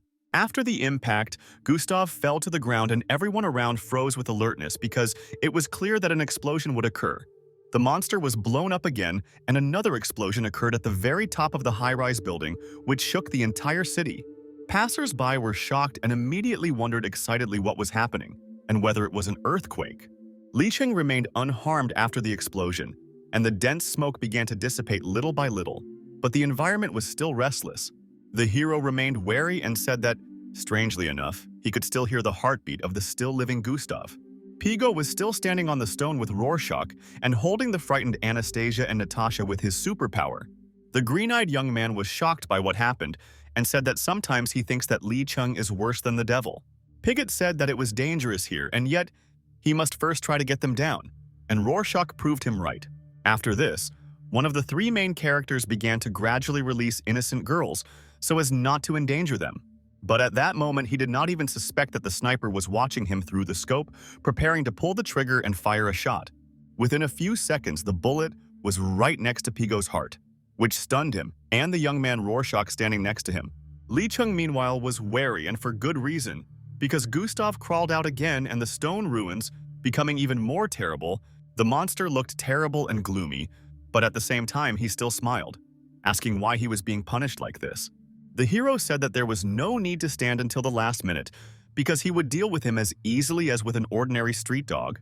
He asked Gustav if it was true that those masked people were his subordinates and where they got the medicine from, giving superpower. Li Chung also asked if his conscience was tormenting him, and the monster stood up and laughingly asked what he understood. Then he shouted at the top of his voice that if it had not been for her request to the king for a peace treaty, then everything could have been completely different. Gustav shouted even more frighteningly that if it were not for the peace treaty, the war would never have found the island of Guadalcanal. The spirit of little Anna told the main character that it would be better to run away and not get involved with the demon, much less fight. Gustav continued to transform and said that hatred, anger, and fear could cause such a powerful force. However, this is such colossal energy that its bearer can even lose control over his own body. Excited, Anna said that he was no longer able to return to human form, so he could only destroy. Gustav continued his transformation, and Li Chung said that he would return, but the little girl asked how. The main character waved his hand and said that he would use dharmas to return to humanity to help the martyr. He said that since Gustav himself could not curb the evil within himself, then in his next life he would become a good person. The monster shouted that the emperor was the cause of all troubles, because of whose selfish desire the war began and everyone would die now. Gustav's reincarnation ended, and in the guise of a gloomy demon, he told the Republican that he too would die, like everyone else. This was the final form of the monster, and he asked the main character why he wanted to stop him if he died. Gustav also asked the young man if he didn't understand that they were all vile criminals. Li Chang asked him to shut up, and asked if he would let him kill these villains so that they would then be mourned by their loved ones. He said that young girls need to think about studying, going out and dreaming, and dying in such a place does not make sense. The words of the main character made the monster think, because there was something in them that could hurt him at that moment in time. Gustav raised his head up and answered Li Chang that perhaps there was some meaning in his words, which gave him some hope. But still, the harsh realities were completely different, and the demon exclaimed that now everyone would die, and the hero stopped him again. Li Chang was somewhat shocked at that moment because the monster's bloody whips were a meter away from his face. At the same time, the sniper fired a bullet from his rifles, hitting Pigo right in the heart, which stunned Rorschach at that moment. However, Pigo stopped the very moment when the bullet was supposed to pierce his heart at breakneck speed, which gave him a chance. The hero immediately lost control of gravity, missing Natasha and Nastya, and Rorschach was very worried about his comrade. The two girls were stunned by what had happened and did not yet fully understand that they were falling into weightlessness and would soon die. But Pigo, through the pain, tried to regain control of gravity in order to save the innocent, but nothing worked. Ultimately, the hero managed to save the girls and return them to the surface unharmed, albeit with great fear. Pigo held on to the bleeding area, pressing his hand tightly, and he and Rorschach landed in the same place as the girls. The green-eyed young man very excitedly asked who it was because a sniper shot had been fired. At that same second, the sniper was looking at him through his sights, about to fire another shot, but this time at the young man. The sniper did not think long and, having taken aim, immediately fired a shot, but she was not aiming at the head. The bullet hit Rorschach's steel mechanical hand, which meant a lot to him because it was his superpower. The young man immediately became nervous because he was in pain, and his hand began to spark, which attracted Lily's attention. Tears welled up in the girl's eyes because she was very worried about the explosive man who was devoted to her. Rorschach, meanwhile, examined his hand and, assessing the scale of the tragedy, said that the bullet hit the repulsor in his hand. He said that the iron repulsor shattered into pieces, and Lily said that if it weren't for him, his arm would no longer exist at all. The sniper continued to look through the scope and realized that she had missed, but she still had one more attempt. She also said the young man's weapon had been knocked out and wondered if he would be able to escape after that. The sniper nevertheless decided not to drag her feet and fired another shot, and the recoil of the sniper rifle pushed her back a little. But this time Rorschach was ready for what was happening, and at almost the last moment he deflected a sniper rifle bullet. The sniper became alert and a large drop of sweat ran down her cheek because she could not believe what she saw. Rorschach, gritting his teeth, said that in any case, he is also the villain of the alliance of the four heavenly kings. Burning with a bright flame, he asked whether he could allow his good friend, the person who was dear to him, to suffer. Screaming in pain, he asked the sniper if she really thought he would run away with his tail between his legs, like some cowardly street dog. Steel Lily was shocked, and covering her face from the bright flame, she turned to the explosive man, who did not hear her. Professor Beast began to get nervous, because in front of all of them there was an extraordinary sight, and the bright rays blinded their eyes. The wounded Pigott was still on his knees, and Rorschach began to rise above the earth and transform into the unknown. The sniper was stunned, and didn't know what to do next, but kept her sniper rifle ready to defend herself. Explosive Man completely transformed and became Fireman, after which he exclaimed that he had found the sniper. He didn't waste time and immediately used his superpower and delivered a plasma strike to the enemy. The sniper tried to remain calm and cool-headed, but she was still nervous because the plasma blast was aimed at her. She made the decision that she needed to act and take a shot at the enemy while she still could. At that same second, with a sharp movement, she loaded the rifle and began to look through the scope, and then fired a loud shot. The bullet hit the reincarnated Rorschach's shoulder area, causing him to scream in pain, which he still felt, but the wound immediately healed. But the young man's anger remained, and he delivered another plasma blow to the enemy. The sniper stopped looking through the optical sight and became even more wary, because she understood that she was finished. The plasma was directed towards her at incredible speed, but the woman did not give up and began to think about a plan of action. She took a few steps to the side to resume her sniper position and fire another shot. At that very moment, a shot was fired from a sniper rifle, which gave some hope for survival. The shot was very accurate, and the bullet again hit Rorschach's shoulder, causing him to scream in incredible pain. The sniper, meanwhile, loaded her rifle again and was preparing to fire another shot to confuse the enemy. Another bullet hit Rorschach, who could not control it and continued to scream in incredible pain. The sniper worked quickly and accurately, while changing her position after each shot fired towards the enemy. She ended up firing another successful series of shots, working from different positions each time. Rorschach became more and more angry and screamed in pain because every sniper cartridge hit his body, even though the wounds were healing. He shouted that he was already tired of this and asked her to stop, but the sniper did not even think about stopping the duel with the enemy. She changed her position again and fired an accurate shot, asking for forgiveness, but not giving up her goals. The woman said that only one bullet would hit him, and then she would stop doing this, but that was still a lie. The sniper bullet quickly flew towards Rorschach, who had his back turned to it at that moment. The shot was accurate, and the bullet reached its target, which provoked an unexpected and very loud explosion. The sniper continued to monitor the situation through her sniper scope, being prepared for anything. Having carefully examined the situation and assessed the situation, she reported that the threat had been successfully eliminated by her actions. The dense wall of smoke gradually began to dissipate, and only traces of yellow rays remained from the huge Rorschach. A golden cloak with a black inscription fluttered in the wind, which belonged to a young man and meant a lot. The sniper was wary because she did not understand what kind of strange object was left after the destroyed thug. Suddenly, the cloak turned into a blue sphere that began to emit electric beams, and a man's voice was heard. The blue shell began to increase, and a picture of a face that spoke gradually emerged. The creature told the sniper that he actually exploded in anger, provoked by her endless shots into his body. In the blue shell, one could see the shadow of Rorschach, who suddenly screamed at the top of his voice, which was very alarming. The sniper was shocked and watched what was happening with a little bewilderment, not even knowing what to expect. It was already getting dark outside, and from the high-rise building one could see the blue beam that Rorschach used. The young man used his weapon, namely the supernova, thereby provoking an explosion of ions around. Windows nearby were blown out by the blast wave, and the situation around was heating up more and more rapidly and was very alarming. The radiation began to expand, and the bluish sphere covered half of the city, continuing to emit electric current. The coverage radius continued to increase in size with every second, and meanwhile it was completely dark outside. The son asked his father if he could see Jupiter through a telescope, and the father replied that yes, and asked the child to look quickly. But unexpectedly, ball lightning hit the telescope, thereby destroying it and terribly frightening the man and child. The sniper was also struck by lightning and had numerous burns on her body, and her clothes were stuck to her body. She could barely speak and said that she teleported but could not hide, being surprised by such power. Within a few seconds, she fell from powerlessness with a roar, fell to the floor, and could no longer even move.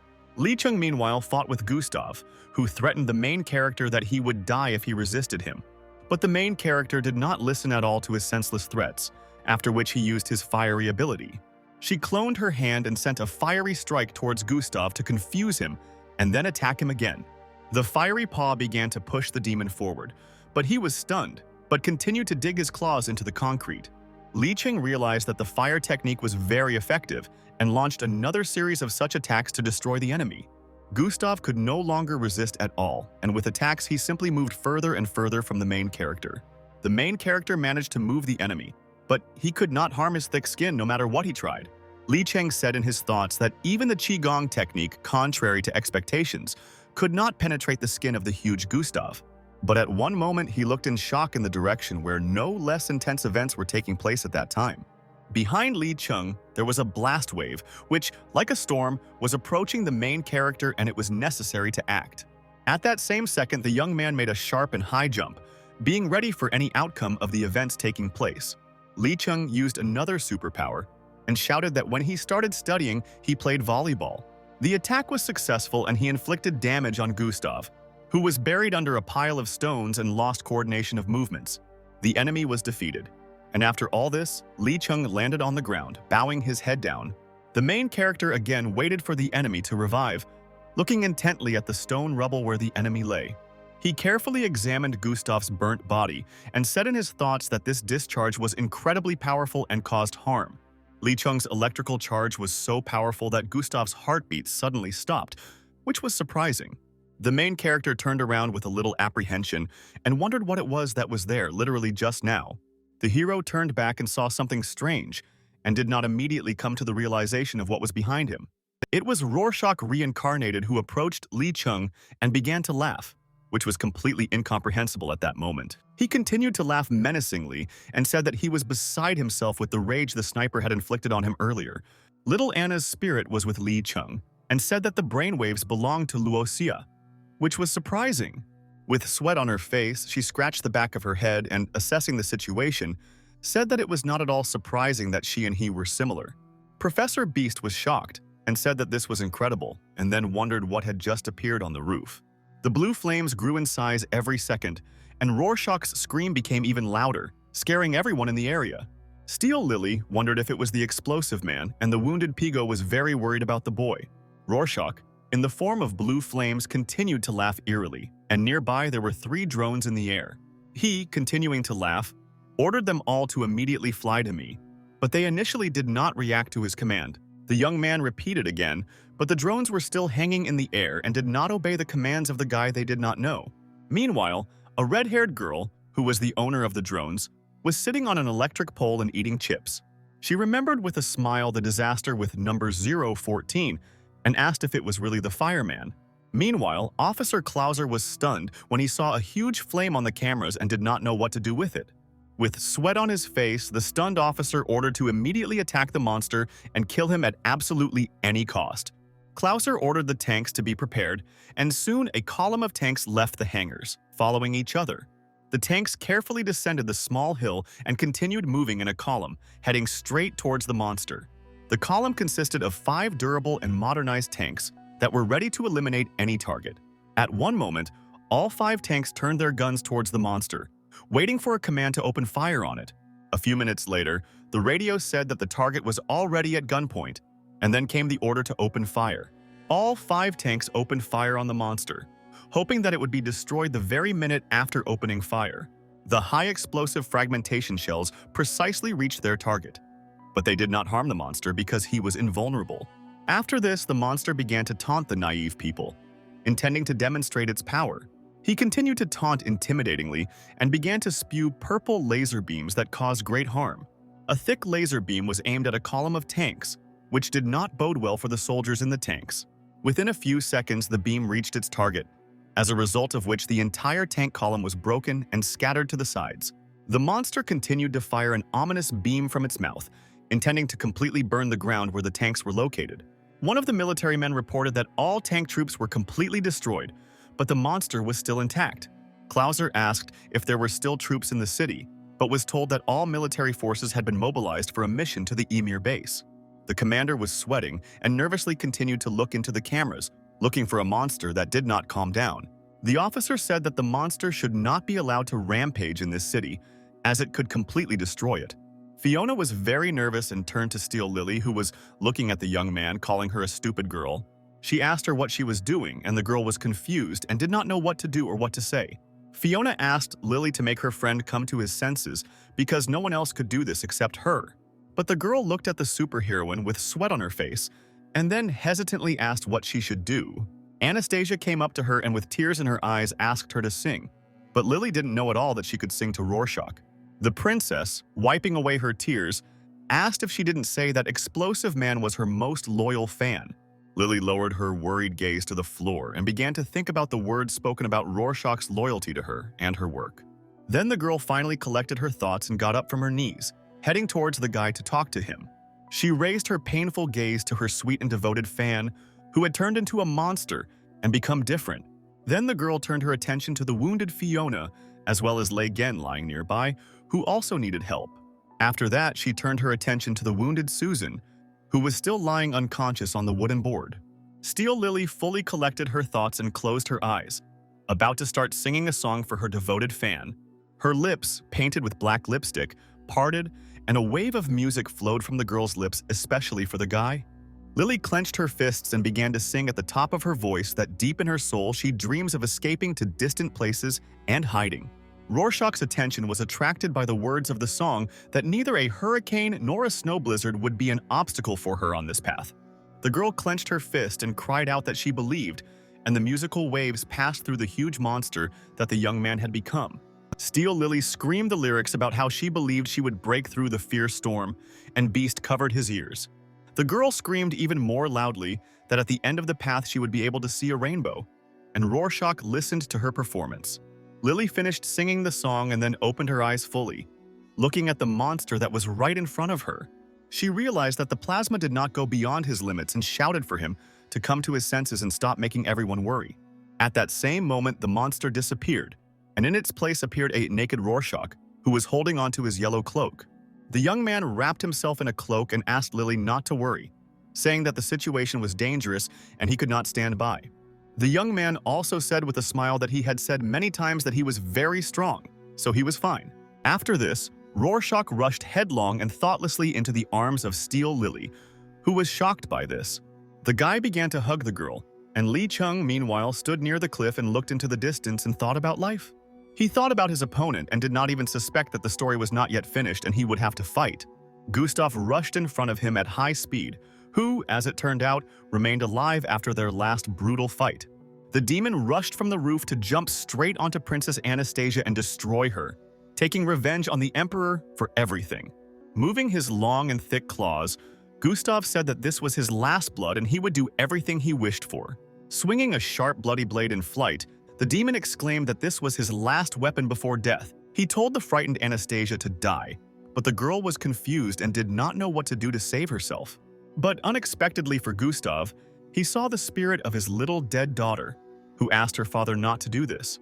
The man reincarnated as a monster was stunned because he had not seen his once-lost little daughter for a long time. He was distracted, and Li Cheng took the chance and jumped after him, landing directly on his back. The main character gritted his teeth and knew that the monster would fall to the ground, but before that he needed to inflict more harm on it. After just a few seconds of freefall, Gustav fell from a high floor to the ground, breaking through the concrete floor with his body. Many stones scattered in different directions, and the fall of the large monster continued for several more seconds. Soon, he finally reached the end of the fall and completely collapsed to the ground, and a large column of white smoke rose around him again. Li Chung, fortunately, survived the fall and took a few steps away from the lying body of Gustav, who was not even moving. But still, after a few minutes he came to his senses and opened his eyes, after which he heard a voice calling him Dad. Gustav recalled how his little daughter said with a smile that she had made him a necklace from dried corn. Another young man looked at his daughter in surprise to take the necklace from her hands and thank her for the wonderful gift. He squatted down and thanked his daughter for the necklace, and the little girl put the necklace around her dad's neck. For some time, the happy father looked at the necklace made by his daughter with admiration and a pleasant smile. But at one moment his smile disappeared and his gaze became very wary. But the reason for the wariness was unclear. The little daughter was surprised and asked her dad what happened and why he suddenly became so wary. Gustav smiled again and answered his beloved daughter that nothing had happened, and she should not worry about it. He looked up at the sky and said he was just thinking that the sky was especially blue today, which justified him at that moment. After this, Gustav's body became human again and was very dirty, and there were still columns of white smoke around. Gustav finally left for another world, and the spirit of little Anna said that it was time for him to go to eternal rest. Reporter Cao Ma said from a helicopter that the Chinese hotel was the scene of the incident. She said that security services had already rescued the hostages, but the building itself was badly damaged at the hands of terrorists. Cao Ma also said that the lower floor was also destroyed and now there is a huge hole, and asked the operator to film closer. The cameraman zoomed in, and the reporter said excitedly that it looked like the outline of one of the terrorists. The red-haired man was watching the report and talking on the phone, and he looked very serious and influential. He was told over the phone that he need not worry about his girl because she was completely safe. Susan's father, Andre Wood, replied that he was interested in something else and asked to tell him about their progress and not about his daughter. The man on the phone answered the parliamentary organizer that this was very cold-blooded on the part of His Excellency. The subordinate replied to the deputy that they had made significant progress, and Princess Anastasia, fortunately, had been saved. Thus, the disaster that the emperor feared was postponed, and the granddaughter remained his wife, which means there would be no war.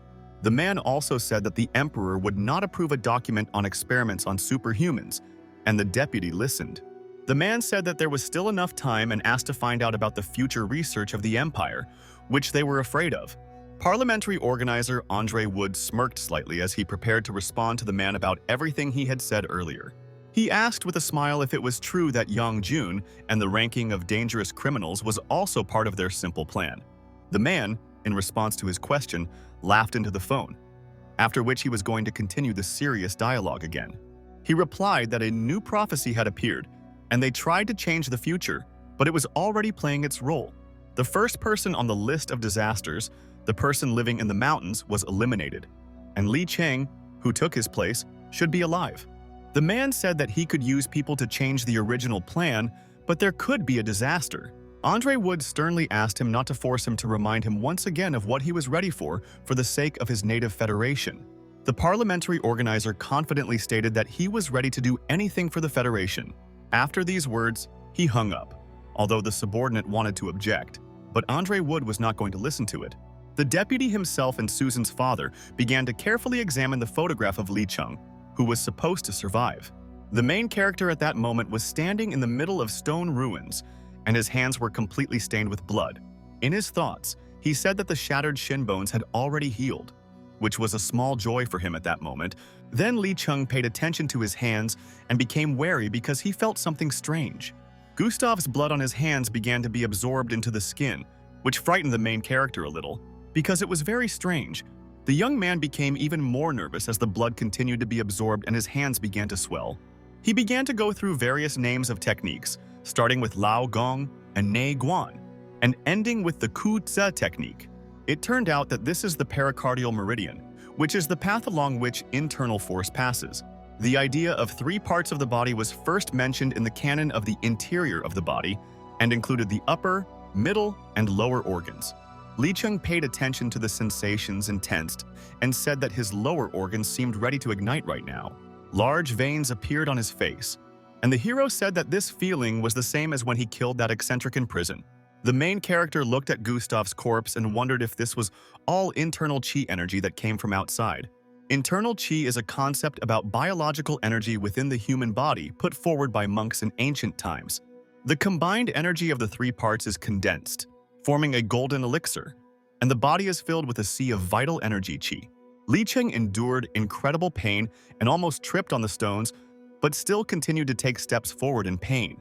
The main character had a feeling that his body was about to burst into flames, but he still endured the pain with all his might. More and more thick veins appeared on his face every second, and Li Cheng himself wondered what was the matter. Ahead, he saw a large accumulation of military equipment, which was heading towards the ruins where the hero was.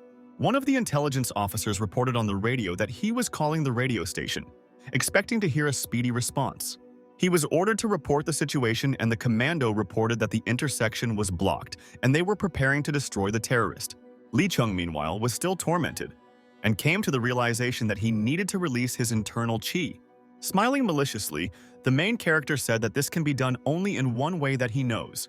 He made a sharp jerk forward, after which he stood up and stuck his hand forward, intending to release all the chi energy.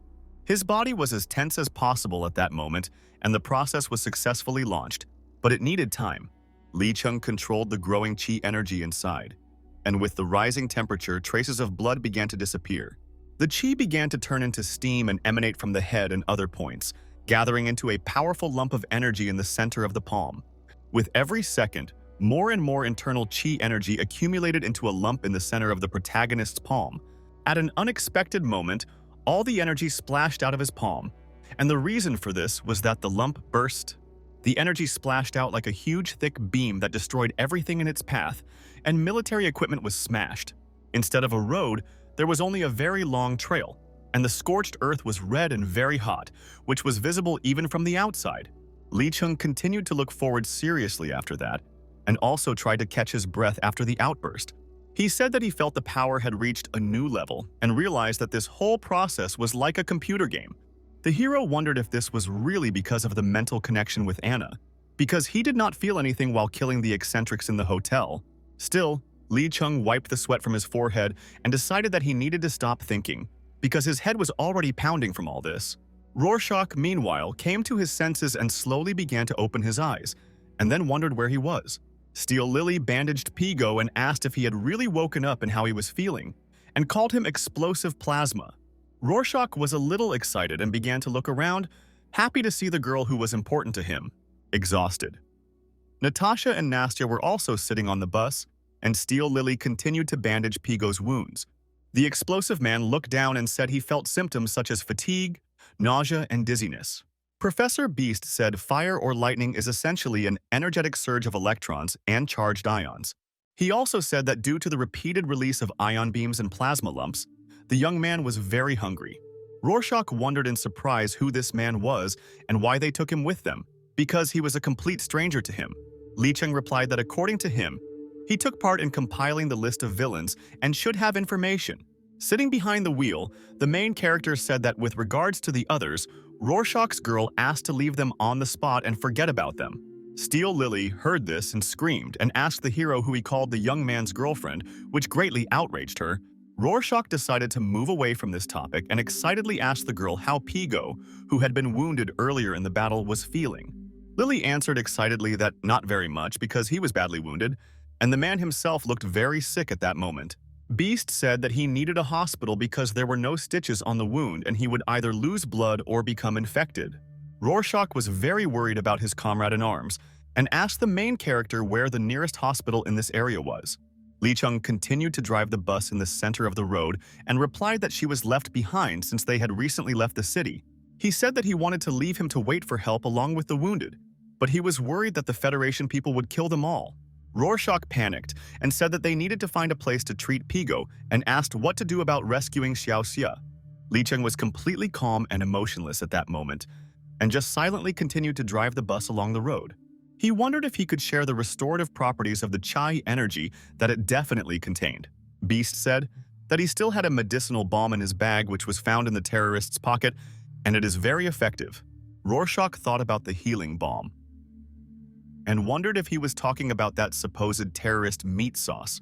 Pigo, meanwhile, began to groan in pain, and Steel Lily was excited and was next to him all the time. Drops of sweat flowed down his head, and he said extremely seriously that he would never take that vile and disgusting drug. He said that nothing worse than death could happen to him. They had their revenge, and he couldn't wait to be reunited with his family. Pigo lowered his serious gaze and said that it was better to leave to look for Xiaoxia, and he would like to ask them to save her without him. Steel Lily touched the man's body and exclaimed that he was burning and things were very bad, so we needed to save him. Professor Beast asked why they couldn't use superpowers if they didn't want to use the balm. He also said that Anastasia, who is capable of healing people, was driving with them in the car, but the girl was simply silent the whole way. Everyone turned their attention to the sweet girl, who was tired after all the recent events that had happened to her. Rorschach looked at the silent girl and asked if she really had the super ability to heal people. Natasha stood up for the silent girl and exclaimed that they were all talking nonsense, but Anastasia remained silent. Professor Beast said that to be precise, it's not exactly healing but rather the ability to make wishes. He said that in fairy tales, it often happens that as soon as the princess starts singing and makes a wish, it will certainly come true. Lily said that he had lost his mind and this was impossible, but in her thoughts she thought that perhaps he had already encountered this. Natasha again covered Anastasia with her hand and sternly exclaimed that they should not even think about involving her. Li Cheng remained calm, but still intervened and asked the professor how he knew all this information. Beast replied that if I explained it first, it would take a long time, but he still introduced himself and said that he taught at the university. He said that he was involved in a project that involved the interpretation of dreams and mentioned the seer Barbara. Rorschach, sitting behind him, asked the professor if he was really talking about the old woman with whom they had previously dealt. Beast said that she can see her future, but due to constant interference, these predictions are inaccurate. But the people from SIA have found another Superman, thanks to whom some people can see prophetic dreams. He said that interference in the real world cannot affect the dream world, but much can be learned there. Li Cheng asked Professor Beast if he could find out information about the list of dangerous villains that he needed. He said that SIA a year ago collected information regarding all superhumans, and the goal of the project is to stifle the threat posed by them. Beast said the leaked list is not complete and is an early version rather than the final result. He mentioned the sequence of catastrophes, and Rorschach was interested in these words and asked what he was talking about. The professor replied that the young man himself was one of such disasters, namely a thunderstorm in the flesh like ancient Zeus. He said that in the world of Rorschach dreams, this is the 14th catastrophe that almost destroyed civilization. The young man scratched the back of his head and with some pride asked the professor if he really could destroy the world. Beast replied that he did not know, and the first event when the superhumans went crazy was the destruction of the rebuilt metropolis. Surprised, Steel Lily told the professor that no metropolis had been rebuilt twice and he was a little delirious. But the professor said that it would be rebuilt a second time after repeated destruction, and this would happen in a few years. After his frightening statement, deathly silence reigned on the bus and the girls began to listen to him carefully, but Pigo was sleeping. The professor, tied to the seat, lowered his gaze to the floor, intending to tell those present everything that they needed. O said that after SIA saw the existence of a sequence of disasters, a countergroup was formed. One of the missions was to analyze genuine personalities, superhumans from a parallel world and their abilities. Among them were those with first-class abilities, but for various reasons they were not suitable for recruitment. Due to the discrepancy that arose, the list of villains was declassified, and everyone learned about the existence of the project and the sequence of disasters. Beast said that he was only receiving information about his abilities, and thanks to the help of friends he managed to avoid prison. But this time the information leak was serious, since the project was secret, and due to exposure, the countergroup was disbanded. But the disasters could not just stop, and so he contacted the People's Avengers to save Nastya. Beast said that if his guesses were correct, then divisions had arisen among the elites of the Federation, and people had made worse choices. Rorschach was completely perplexed, and scratching the back of his head asked what choice he was talking about, because he was completely confused. Natasha at one point intervened in the conversation and said that she understood everything, and drops of sweat were running down her face due to excitement. She said, being serious, that if information about an airstrike arrives in advance, then there are only two choices. First, you can eliminate the cause of the disaster, and second, you can make sure that the information is effective and leave everything to chance. Beast said that in order to ensure the accuracy of the information, they are ready to indifferently watch the deaths of people. He said that if they had not saved Nastya, the Emperor would have torn up the Peace Manifesto, which would have eventually started a war. And although he himself does not have superpower, he is pushing the world towards nuclear war with all his might, and this is also a disaster. Li Chen said that because of the dreams of a couple of old women, he was bound, and when something dangerous to the world happens, they do nothing. The main character began to become furious and said that he felt like a puppet in the wrong hands, and then tightly squeezed the steering wheel. Rorschach asked if they really weren't doing anything just to make sure the prophet's predictions were accurate. Natasha replied that if it is possible to foresee a future where war seems to have already happened, then strategies do not make sense. In her mind, she wondered if the SIA hadn't done anything and was afraid that they were preparing for the Yom Kippur War. Natasha said that now there is no time to replan the system of nuclear deterrence strategies. She said that only the Kiev prince could come to an agreement with everyone, but he was already dead and nuclear parity had already been violated. The girl said that not only the Empire, but also the Republic and other medium-sized formations would be destroyed. Lily asked if they too were on the verge of destruction, and if the Emperor could not start a war if everything was okay with Nastya. Natasha said in her thoughts that from the Emperor's point of view, we need to take advantage of SIA's lack of a full-fledged strategy. She also said that if SIA publishes evidence of collusion with the prince, a civil war will begin in the Empire. Natasha began to get very nervous and realized that the SIA Federation had already outplayed everyone and they had their own strategies for any case. But unexpectedly, her attention was attracted by the professor sitting in front, who said that the Empire would not start a war. He said that if the information is correct, then a year ago when the prince and his wife were killed, the king was planning to start a war. But at that moment, Nastya made a wish that peace would reign throughout the world and there would be no more war. And this fettered the will of the king. Princess Anastasia was shocked by his words and asked if her parents were really killed. Professor Beast remained silent and began to look out the window, beyond which there was a desert, and the rays of the sun were shining brightly through the window. He asked them to be happy that now the rays of the sun are shining on them, and not radiation, which proves that the world has been saved once again. Anastasia, with tears in her eyes, asked Natasha if it was right that mom and dad died not by accident. The woman nervously told the professor that all his words had not been proven and that all these were just his conjectures and conclusions. Beast replied that the princess just had to make a wish and there would be peace in the world, or Pigo's wound would stop hurting in an instant. Natasha tried to suppress her mental pain, and Nastya looked at her with tears in her eyes while maintaining silence. After that, the girl lowered her head, after which she put her hands to her face and began to very quietly make her cherished wish. At first, she whispered everything she wanted, and once again there was deathly silence on the bus and no one disturbed her. Anastasia began to hum a melody she liked in a gentle voice, the musical waves that permeated the bus. Rorschach looked at the girl in surprise, a gentle voice that imbued his soul with tenderness and calm.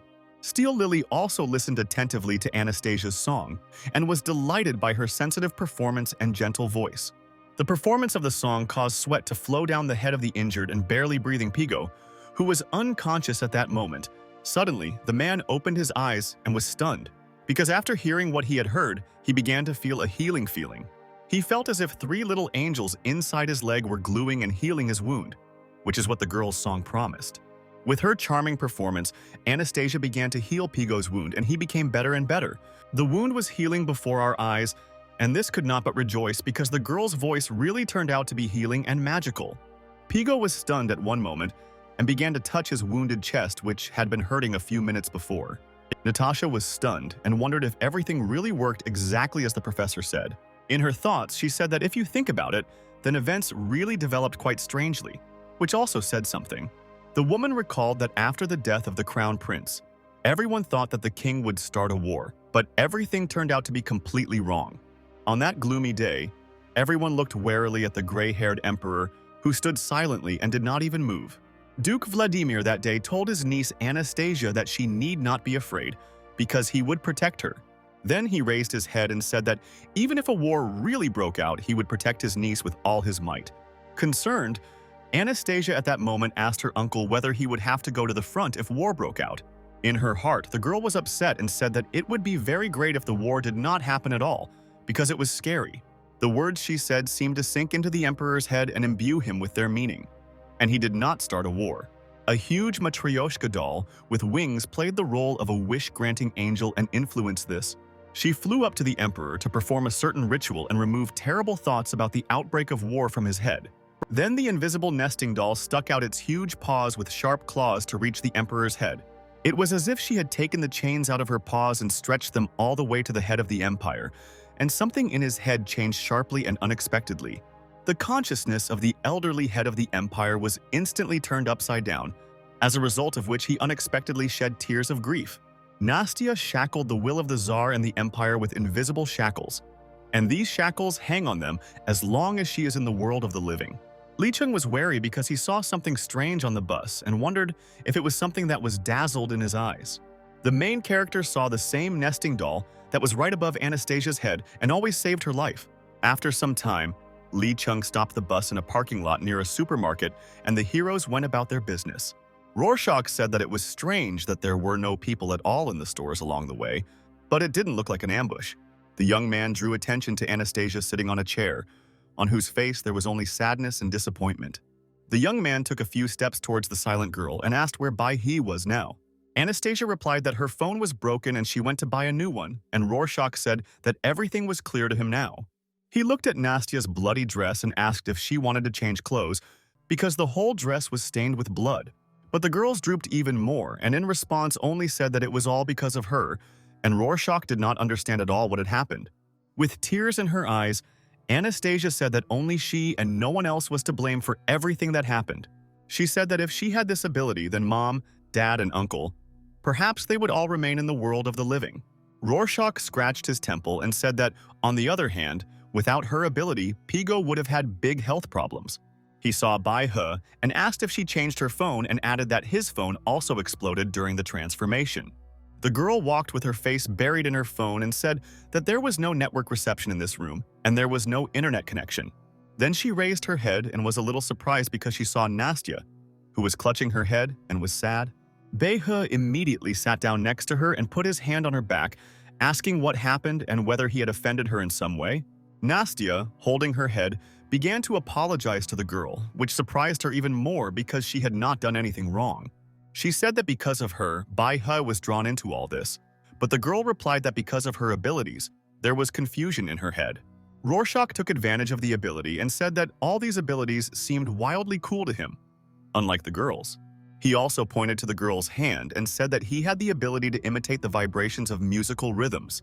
Bai-he got angry and screamed and asked if he really couldn't feel the atmosphere at all, and then called the young man an idiot. Rorschach asked why she was so upset, and asked if there was a bug in the ability to sing and grant wishes. Bai-he got up from her chair and threatened that she would really be offended by the young man, but he was a little scared.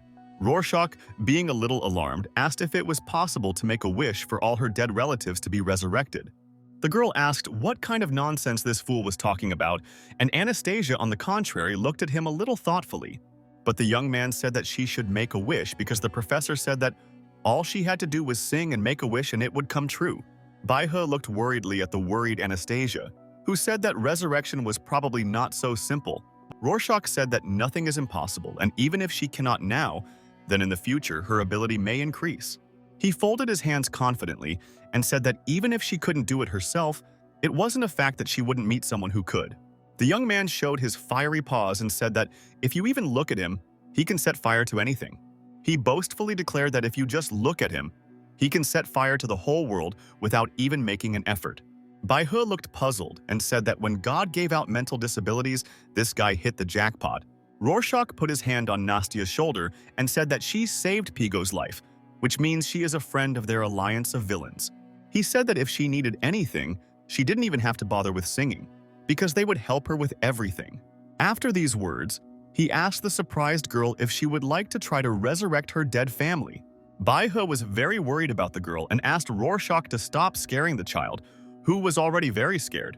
She told Nastia that she didn't think it would be right to break into the structure of nature like that, because it sounded stupid.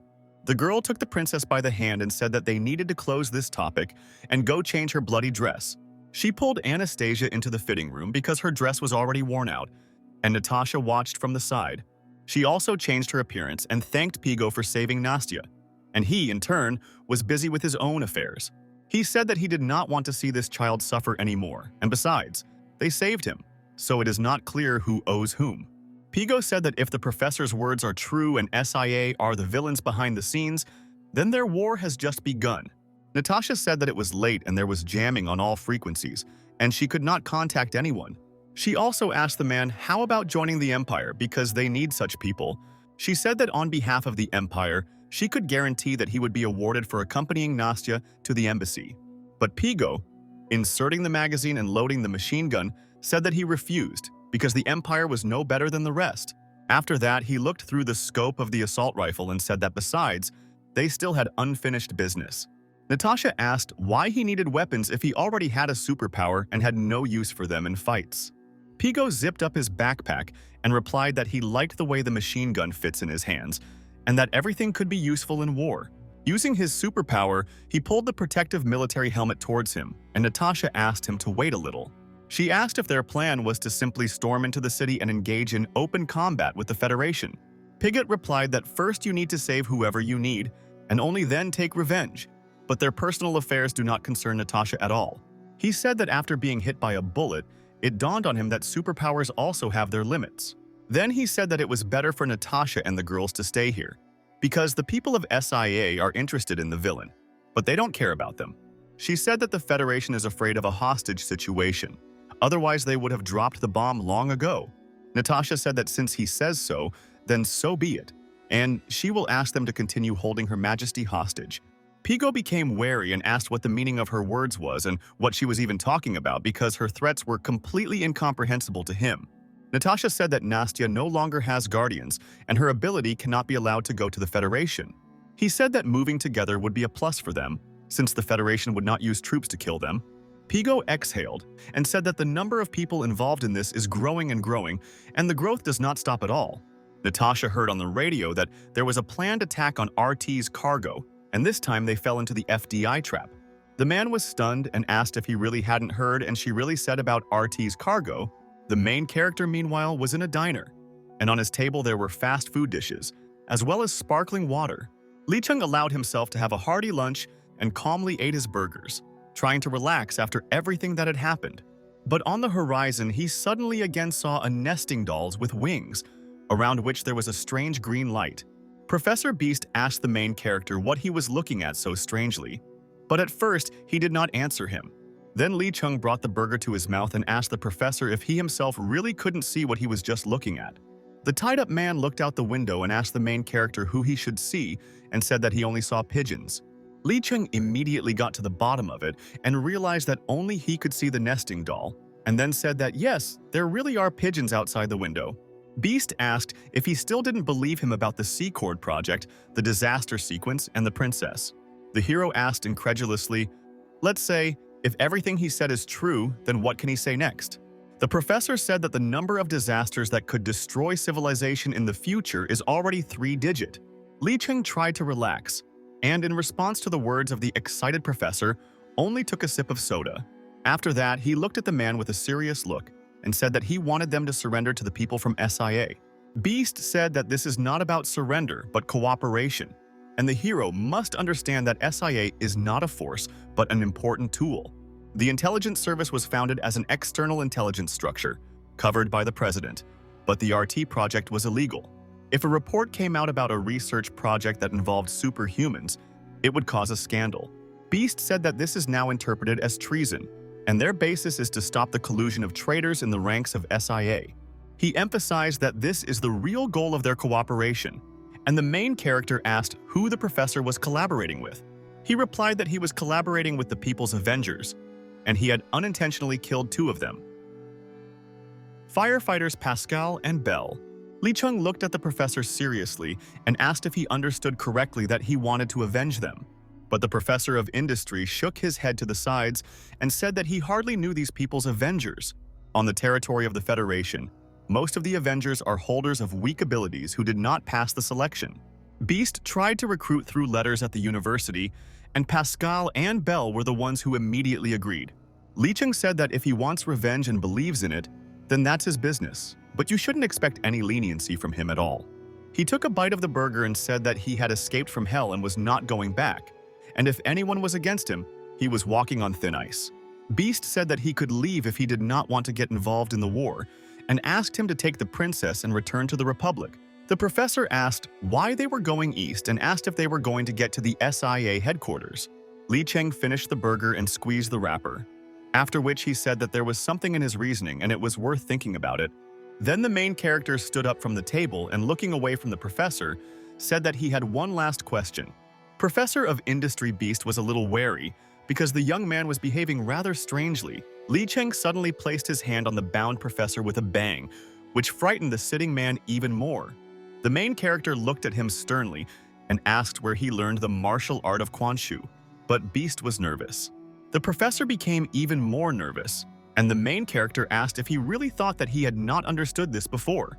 He said that Beast uses Taoist breathing exercises, and his breathing is even and his pulse is stable. Li Cheng said that the professor was only pretending to be a fool, but he would not deceive him, because he had been doing this since childhood.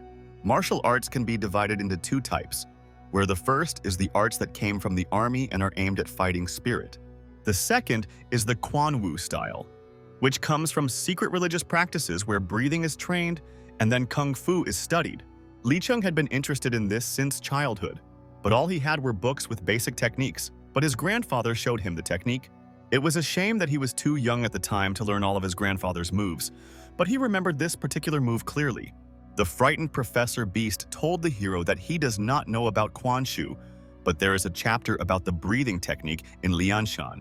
Li Cheng, a little surprised, asked if he had misheard that it was about Lianshan, and the professor replied that this was exactly so. Lianshan is a collection of martial arts techniques, and he knows that his ability lies in fortune-telling, so he studied the rituals. Beast said that Quan Shu and other styles were recorded in the library, and he learned something out of curiosity. Li Cheng laughed and asked if he was the hero of the book and just repeated the techniques, but still managed to learn something. Suddenly, he grabbed him by the trapezius muscle and asked if he really had this rare book, while Beast screamed in pain. He said that he couldn't have it, because everyone who reads it is in danger, and he read it with the help of a friend. With sweat on his face, he told the hero that he remembered the full text of the book and could write it especially for him. Li Cheng said that the book was originally a cultural treasure, and they stole it, taking advantage of the commotion. Then he suddenly pulled the rope and said that now the professor would write everything he knew, and then he would be released. Suddenly, the main character noticed movement outside the window, and looking there, he saw Rorschach and Pigo. Within a few minutes, He came out to his comrades who were sitting at a lamppost not far from the cafe. Lee Chung squatted down, and Pigo told the hero that they had come to exchange some information, which was important. He said that the SIA and the imperial officials conspired and kidnapped the powerful people of the Republic of the Empire in Huangguo. The Empire wants to team up with FDI and attack the criminal gang that killed his Pigo family and kidnapped the hero. Rorschach said that SIA is counting on the Scort project, and when the right moment comes, they will seize information about the elite. The RT organization is involved in smuggling, and another district organization is clearly involved in their system. Lee Chung said that according to Beast, SIA's goal is to form a disaster resistance force, but it will be resisted. Rora said that people with superpowers were locked up in Beihai prison and experimented on, and some were executed. He will ask who the scientist is who provided the information and why the SIA has not yet taken action against him for all this. Lee Chung answered the young man's question by saying that the industrial professor must have paid off with bribes. He said that SIA members are not so united, and wondered why the project took so long to open and the list of villains was made public. Lee said that there are people in the Federation who want to oppose SIA, and Bist was pushed to work as an agent. He also said that they are not their friends, and Pigo asked if these people didn't leak the list of villains and said that SIA might attack. Sand fell down Lee Cheng's hands, and he said that the people from the Federation also did not promise them anything good. The main character said that basically, this is all because Rorschach broke free and pointed his finger at the young man.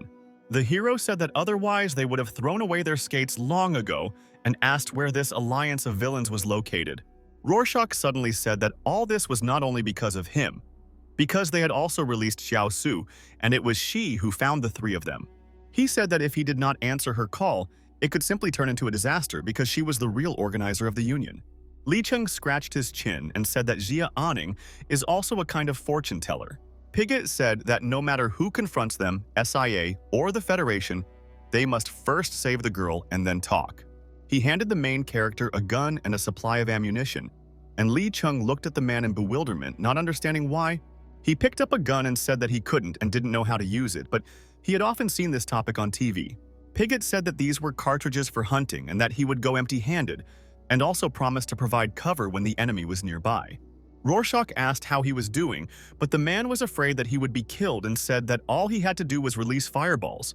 Pigott said that if 2 states do not attack, but if there are 3 of them, they will show themselves in all their fighting glory. Lee Cheng loaded cartridges into the gun and said that he agreed with his comrade in arms because it was still unknown whether anyone else would appear. For a few seconds nearby, the main character again saw a flying nesting doll, which attracted him with its appearance. Meanwhile, somewhere over the ocean there was rainy weather, and above it was a military combat helicopter flying on a mission. On board the helicopter were well-trained military personnel wearing modern and high-quality uniforms. On the other side of the board sat a red-haired girl wearing tactical goggles and a beige bulletproof vest. She tore the bag and took out a special flash drive, after which she handed it to her colleague, and a blue crystal formed. They connected the flash drive, then the system notified that no errors were detected and everything was fine. The Sergeant of Special Tactical Forces reported that he had inspected the detachment and was awaiting further orders from the command. Special Agent Q saluted the sergeant and said that the SIA were also ready to conduct a special operation because it was time to start. She said that they would carry out an emergency evacuation because they received a distress signal, because there was an accident at the Research Institute. The agent said that Group A will do search and rescue work, and Group B will go to the server and receive data. The second agent told Special Agent Q that they had an emergency that needed to be dealt with immediately. They reported on the radio that it was impossible to detect the coordinates of the object due to thick fog, which was very alarming. Special Agent Q immediately looked at the agent and asked the Special Tactical Troop Sergeant if he knew how to jump with a parachute. The sergeant replied that visibility was too low, the situation was unknown, and it was recommended to approach from the periphery. The special agent was very wary because she saw a strange image in the thick fog, which was clearly visible. From the deep ocean, an unknown long thing that was like tree bark was reaching towards the army helicopter. An unknown creature began to swing in different directions, which provoked huge gusts of wind and was very frightening. The sergeant of the Special Tactical Forces, looking at this, was dumbfounded and did not understand what was happening outside the helicopter window. Agent Q reported that the operation was being postponed. and ordered the local residents to be evacuated and a rescue team to be called. At the end, the special agent said that according to the coordinates, they were in the city of Salem, where natural disasters often occur. Meanwhile, somewhere outside the city, there was a drone that was monitoring the situation in the populated area. At one point, the drone noticed a passenger bus driving along the road, which alerted it at that moment in time. The drone, sensing danger, immediately flew into the forest, after which it began to hide behind the dense tree trunks of a dense forest. But destruction was inevitable, and someone's foot in iron armor stepped on the drone, after which it was destroyed. The armored knight greeted Minerva and said that her octopus had risen from the depths of the sea and had been crushed. The knight then began to peel the remains of the drone from his legs, calling it an abomination that was not so easy to wipe off the armor. Minerva closed her eyes in displeasure and asked Vulcan to close his mouth and not get on her nerves with his words. There were 4 more drones around the red-haired girl who were supposed to repair their fallen comrade. The drones began to solder the microcircuits of their destroyed comrade so that he could return to combat formation. Every smallest detail of the microcircuit was soldered, as well as the legs on the central processor of the drone system. Knight Vulcan folded his arms over his chest and asked Minerva, who was studying the system, if she had discovered anything. The girl replied that this fog is not water vapor, but a kind of polymer, and its effect on the human body is unknown. She said the communication signal was isolated and remote control was not possible, but the scout established a course line. Vulcan was somewhat surprised and asked if she could analyze it, and then said that the science was wonderful. Minerva hacked the SIA communication channel and said that you can find a window in the system and get to a special channel for military purposes. She suggested that corrective measures for the operation would soon take place and 2 teams would conduct an investigation. Knight Vulcan pretended that he understood something, but in reality he listened to the girl with a little bewilderment. Minerva sighed wearily, intending to complain a little and express her demands for her further actions. She asked how such a retarded person as Vulcan could help her, but her specialization in the fog was of no use. Then the girl told the knight that it was his turn to be useful and asked him to lend her some magic. Vulcan asked Minerva why she was going there, but she only remained silent in response, not knowing how to answer him. He said he remembered their mission was to recruit Republicans and asked if it would be better to leave it to the pros. Minerva was tracking the bus using a digital system and laughed a little in response to his words because it sounded stupid. She said that after they escaped from Vegas, they went straight to Salem, and that's when disaster broke out. Her mission is to stop them from recruiting SIA and recruit them. However, things went a little beyond her plans. She decided to take the initiative to lend a helping hand in this disaster since they had not yet trespassed. After this, Minerva asked Vulcan to simply tell her if he could help or if he was just useless trash. The knight said that he knew that most of them calling him with the scroll would not be the nicest people. He said that his armor was a masterpiece, with all kinds of improvements and strong protection made to it. He said that she could wear his armor, and Minerva asked why he didn't go on the mission with her. Vulcan scratched his helmet, then took it off and said that one of the reasons was that he was a real coward. Instead of a head under the helmet, there was emptiness, and Minerva emotionlessly called it all damn magic. But Vulcan straightened his iron helmet and then corrected the girl, saying that this was not magic at all, but alchemy. Then the knight pulled out his knight's sword from a special casing and began professionally waving it in different directions. He said that this sword belonged to a Templar who had cut down more than 300 people, and he would automatically fight for her. Additionally, Vulcan asked her to use it when Minerva came face to face with imminent danger. He showed the red tip on the back, and the girl asked what it was and whether it was some kind of explosive. Vulcan said that this is nitrogen, mercury, gold, the stone of the wise, the silver key that breaks the bonds of man. Minerva began to look closely and very carefully at the tip, trying to discern everything listed in it. She said that corundum, gold, silver, and mercury are different chemicals, and these are similar to glycerides of fatty acids. Vulcan said that she could call her for help, and it looked like she would be the first of them to face real danger. He said that when wine is poured from a glass of wine in a pub, it must conform to the shape, but does not become beer. For example, the sword he gave her can damage both wine and beer, but what if it was gin, rum, vodka, or something else?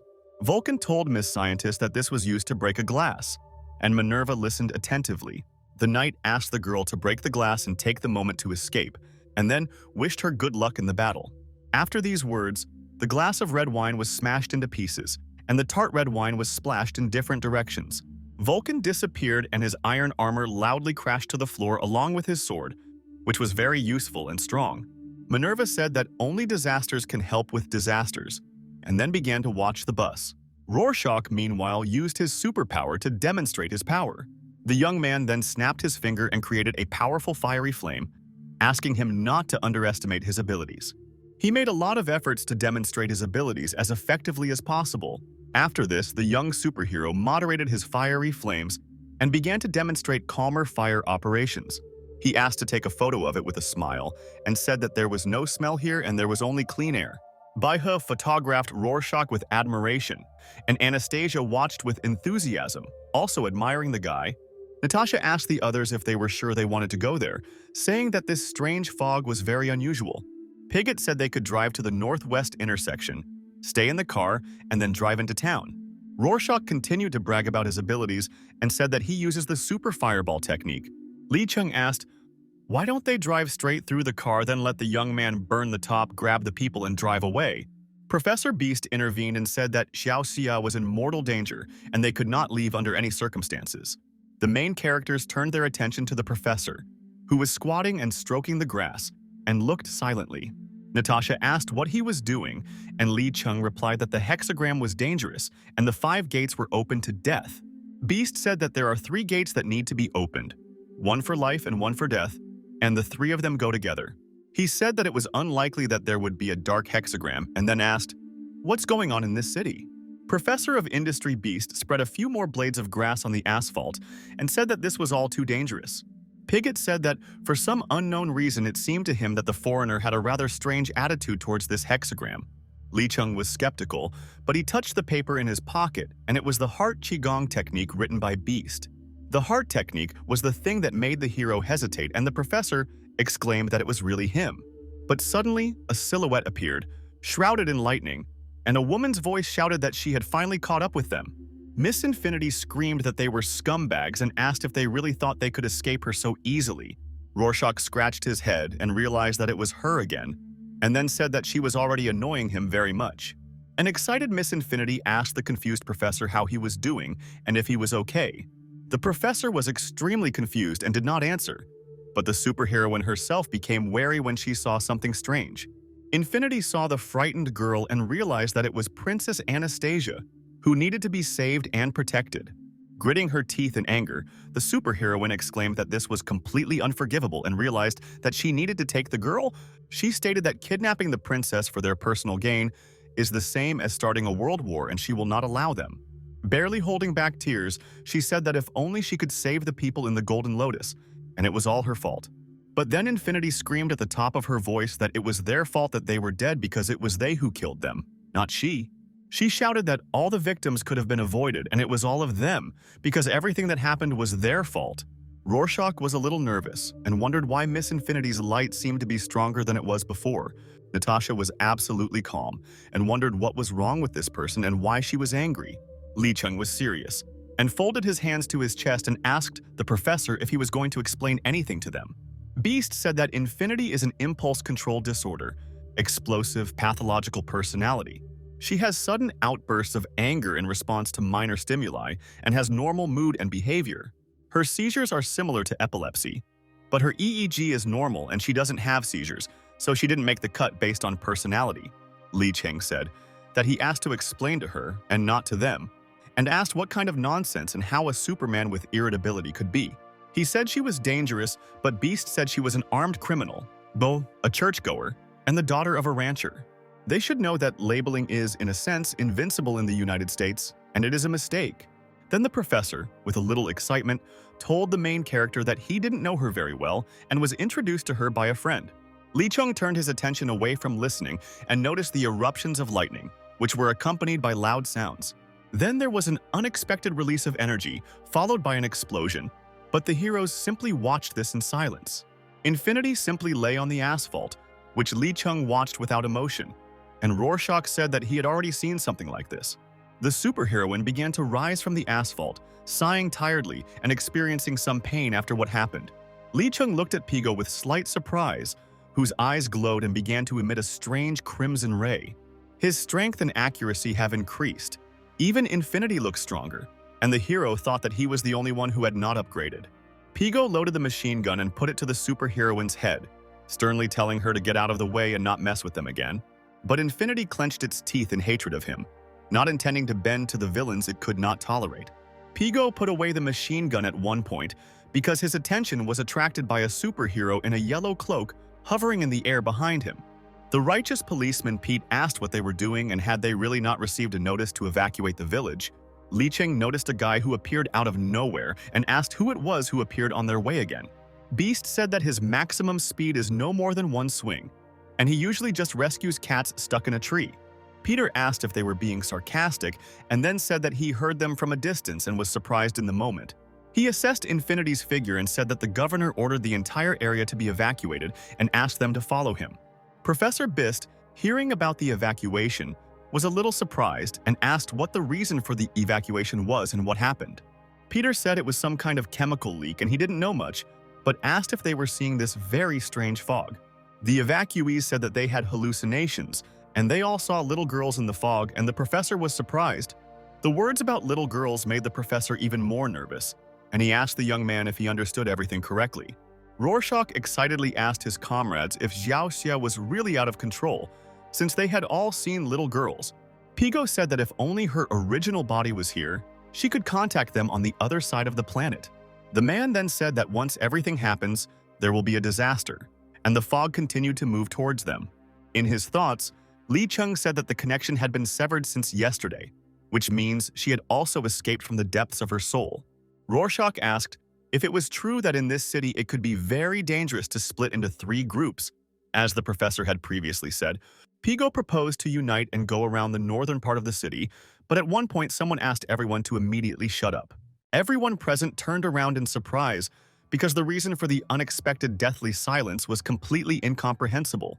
Bai He cautiously took slow steps towards the fog and asked the others if they had not noticed something important. The girls said that the fog that had literally just been blown up by explosive man suddenly closed. She was very excited, and with a trembling voice told the others that she heard something unknown approaching. Professor Beast began to put together the facts about the little girl, the neon, and the town of Salem to answer the question. She continued to think deeply about this topic, and policeman Peter pointed his finger and asked if it was Xiao Xia. Because of the thick fog, the silhouette of a little girl could be seen, whose eyes were very white and could be seen through the dense fog. A girl with brown eyes suddenly came out from behind the dense fog and looked at the heroes with wide eyes. Bai He stood in front of everyone, and looking into the eyes of the little girl, she was very excited because it was all scary. Pigo looked at the girl and nervously said that it was really her, not knowing what to do or how to react to her appearance. Rorschach recklessly began to run towards the little girl, who in his eyes did not pose any danger. He ran headlong towards Xiao Xi, who was standing still, and greeted her joyfully, while the others froze in place in fear. But Bai He, standing next to him, grabbed him by the cheek at the last moment to stop him from committing something very stupid. Then the girl pushed Rorschach to the side, causing him to fall on the asphalt with his buttocks and even ride on it a little. Faced with this strange sight, all the heroes were at a loss not because of the little girl in the fog. Everyone was at a loss because this was the first time everyone saw Li Cheng in such a scared state at that moment. My stomach was pulled in and my neck was arched and my arms looked ridiculous, but all the muscles were fine and tight, as if a spring was ready to explode. But this was not fear, but simply the precaution of a good hunter when he is faced with powerful prey. The little girl who emerged from the fog looked at the main character with her mouth open in surprise and some bewilderment. Bai He and Anastasia were very worried about the main character because the situation was very tense and incomprehensible. The musician was excited and asked if this was all a joke and this thing really was a person. The little girl turned out to be not a person at all, and a long tree root appeared under her and began to grow. Li Cheng watched all this, trying to maintain complete calm and a cool mind so as not to make any mistakes. The industrial professor, in turn, was very worried and stunned by what was happening to the little girl. The creature suddenly waved its long rod, which made the main character very wary at that moment. Li Cheng was even more frightened when he realized that the monster had swung at Princess Nastia. But in the end, the appendage was cut by the fiery flames at the very last moment, and the purple liquid scattered. The main character at that moment showed insight and quick reaction, continuing to cut the appendage with his flame. Professor Beast was surprised by his skills and wondered if he had learned to use chi so quickly. Everyone else was stunned and frightened by what was happening, but the main character remained calm and neutralized the threat. Li Cheng still stood in a fighting stance, being ready to continue getting rid of the vile appendages. It was an ancient and very high-quality mantis style, which the main character studied for years and improved more and more. The vile shoots were cut with the help of his superpower, but there were still a lot of them. Then the main character cut off the appendage not far from the visual body of the little girl, which bought time. The carnage continued for some time, and eventually all the shoots were cut down and the fog began to dissipate. Li Cheng stopped using the ability and told the other heroes that everything would be fine now. The little girl's body lay on the floor, and around her there were puddles of purple goo that dripped from the stumps. The shocked Rorschach asked Brother Li if he didn't kill Xiaoxia, but the main character was absolutely cold-blooded. Then he quietly said that this was not the end at all, which sounded scary, and after these words goosebumps ran across the skin. Rorschach was amazed at that moment, and his shock knew no bounds, as he observed a strange picture right before his eyes. The strange creature again began to make slow movements, while gradually rising upward. Baihe was excited and asked the others to pay attention to the strange phenomena right outside the mansion. Long roots of a green plant began to grow from the windows of the mansion, which gradually enveloped the entire area of the building. The body of a little girl, Xiaoxia, crawled out of one of the windows, her gaze still captivating and very frightening. The root holding the girl's body became longer and longer, and clones of the girl's body appeared on other branches. Soon, many more branches appeared, at the ends of which there were clones of the girl's body, which surprised the main character. Li Cheng turned emotionlessly to the rest of the heroes and asked what they were waiting for and whether they were going to run away from here. Xiaoxia, meanwhile, rolled her eyes upward and opened her mouth, and strange white steam began to emanate from the girl's mouth. Someone from the team excitedly wondered if all these clones of the girl had sprayed poisonous gas, which is dangerous. Some of the heroes began to cough, while others said that they could not see anyone, and the fog continued to appear more and more. In the depths of the thick fog, the silhouette of Li Cheng was visible, standing still and not moving, completely calm. But still, the main character became wary and said in his thoughts that there was no heartbeat, so his opponent was definitely not human. The young man also said that it was not a snake, but a vine that was growing too quickly, and there was too much of it. A thick and very dense grapevine unexpectedly appeared behind the protagonist's back, which alerted him. She is not very strong and too distracted, and cannot even hit her palm several times, but it takes a long time to recover. But the vine goes against the true chi, and the disadvantage is too great, so the mantis fist must be used. After these thoughts, the main character slightly straightened the index finger of his right hand, using his superpower. The southern mantis can wrap its arms around itself, and its signature fist is a heavy technique that hits the eyes and throat. There is a certain feature in the main character's study of the northern mantis technique that is very important. It imitates the movement of a praying mantis to catch a cicada. Take a look and give yin-yang to achieve the ultimate ability. This fighting style highlights the use of static breaks and the use of late strikes. The green eyes of the mantis were bulging, and his gaze, although it seemed stupid, was actually very wise. Typically, they always grab the claws first, then use a long fist with an iron grip to control the opponent. This action represents a combination of strength and softness, as well as a combination of the real and virtual worlds in technology.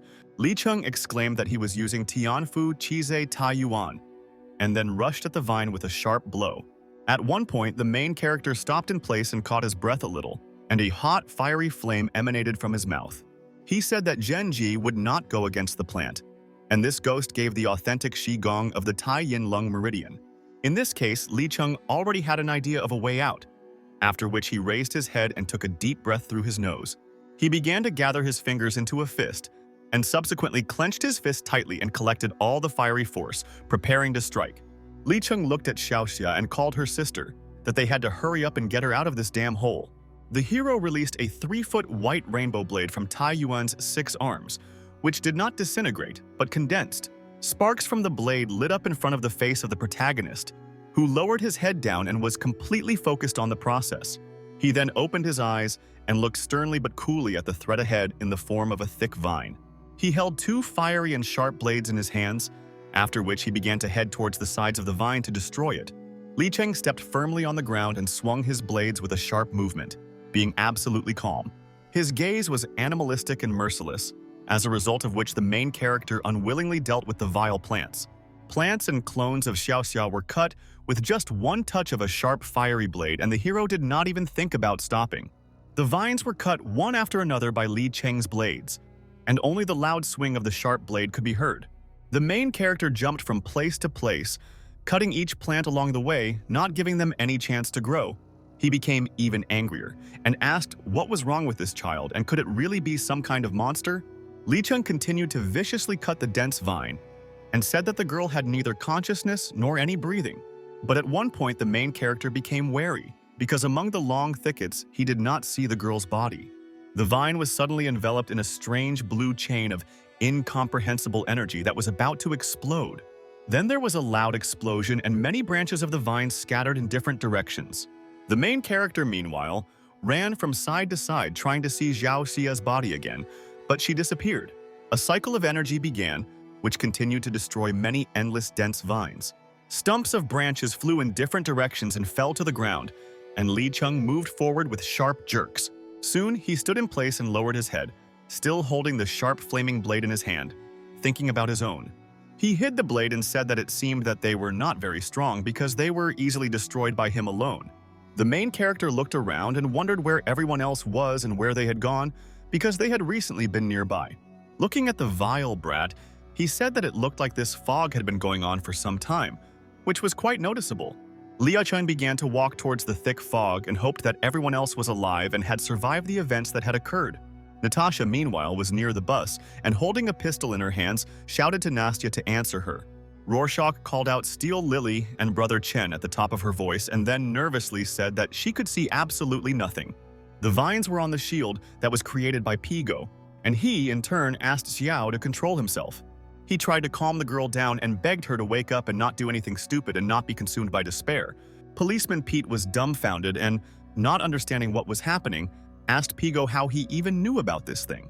Rorschach got angry at the guy and shouted that this was not a thing, but their friend who was very dear to them and whom they must save. He insisted that she help them. And now she was in trouble herself and it was their turn to save her from a difficult life situation. But at one moment, a vine began to fly straight at Rorschach, which in an instant could mercilessly take his life. At the very last moment, Explosive Man jumped up and the vine was stopped by Pigo's superpower. Rorschach excitedly told the man that he was counting on him because he was afraid that he would hurt Xiao Xia with his power. Miss Infinity, meanwhile, rose to her feet and held her wounded face on the table next to the professor. There were a few abrasions on the woman's face, and she asked Professor Bist what they were. He replied that this was a disaster and wondered if Xiao Xia really had such irresistible power since he was creating disasters. Miss Infinity looked worriedly at the long vines and couldn't believe it was a disaster. Beast said that the most difficult thing is the disaster that is created when superpowers storm and heroes go crazy. He said that she needs to be stopped from destroying everything, but this will take time to figure out her weak points. Miss Infinity gritted her teeth and confidently said that this was bad and only she could destroy this vile creature. The professor said that the mist comes out of the girls' mouths, and he suspects that it blocks harmful radiation from the sun. He said she began to spontaneously change her environment to suit her own survival. Professor Beast was afraid that all this revolved not only around the city of Salem, because the soil and water were in danger. The man also emphasized the atmosphere and said that they all continue to blur, transform, and expand. In the end, it will spread to the entire continent and not even the entire planet, which will turn into a world suitable for it. Beast said it appears that such an environment is not suitable for human survival, so they cannot coexist. Miss Infinity couldn't believe his words and asked how he could let this demon destroy the entire world. Beast replied that she looks like Xiao Xia, but this ability is not like her powers and wondered if her weaknesses were working.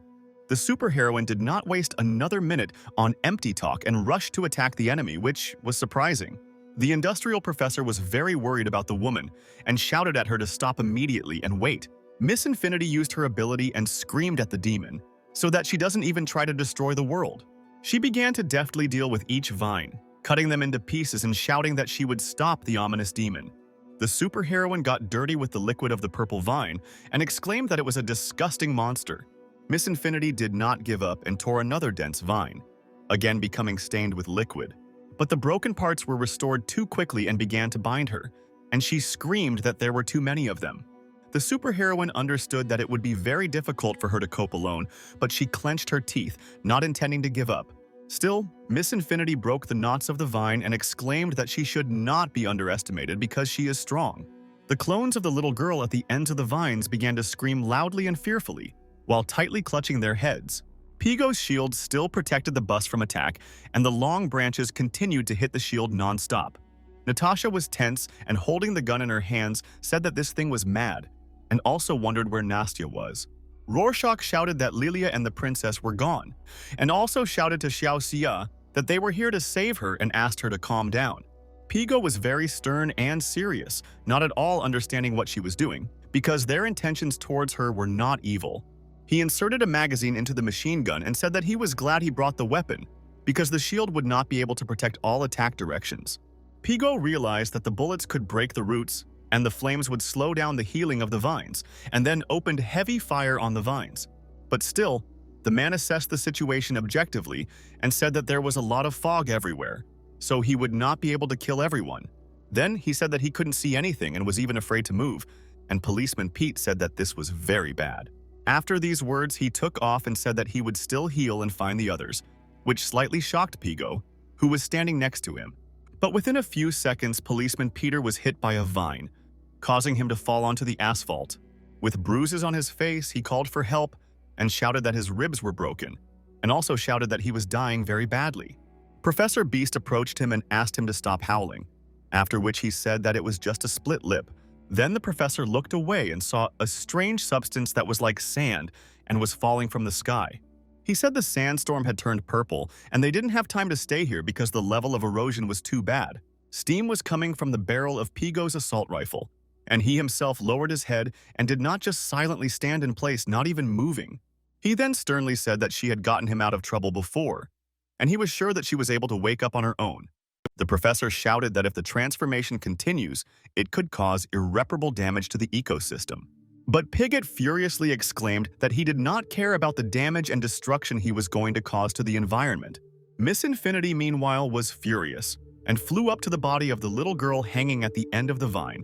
Professor Beast shouted at her not to touch her, but the superheroine just looked at him, not intending to listen.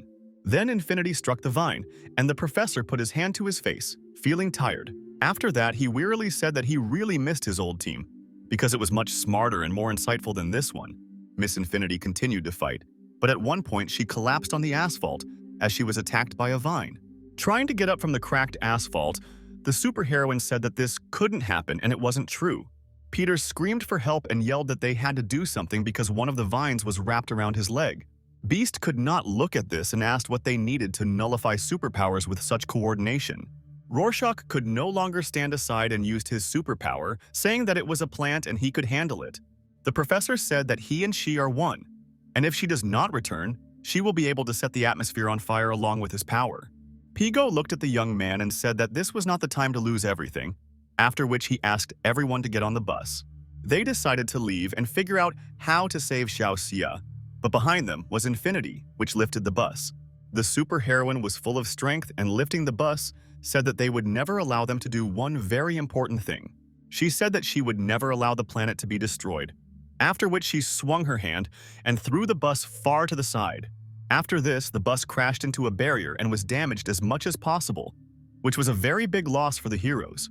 Pigo became furious and exclaimed that he could not stand this stupid and annoying woman, and wanted to get rid of her as quickly as possible. Rorschach excitedly wondered where Steel Lily was now, because he assumed that she was on the bus. Natasha began to worry even more because she understood that Nastya could also be on the bus.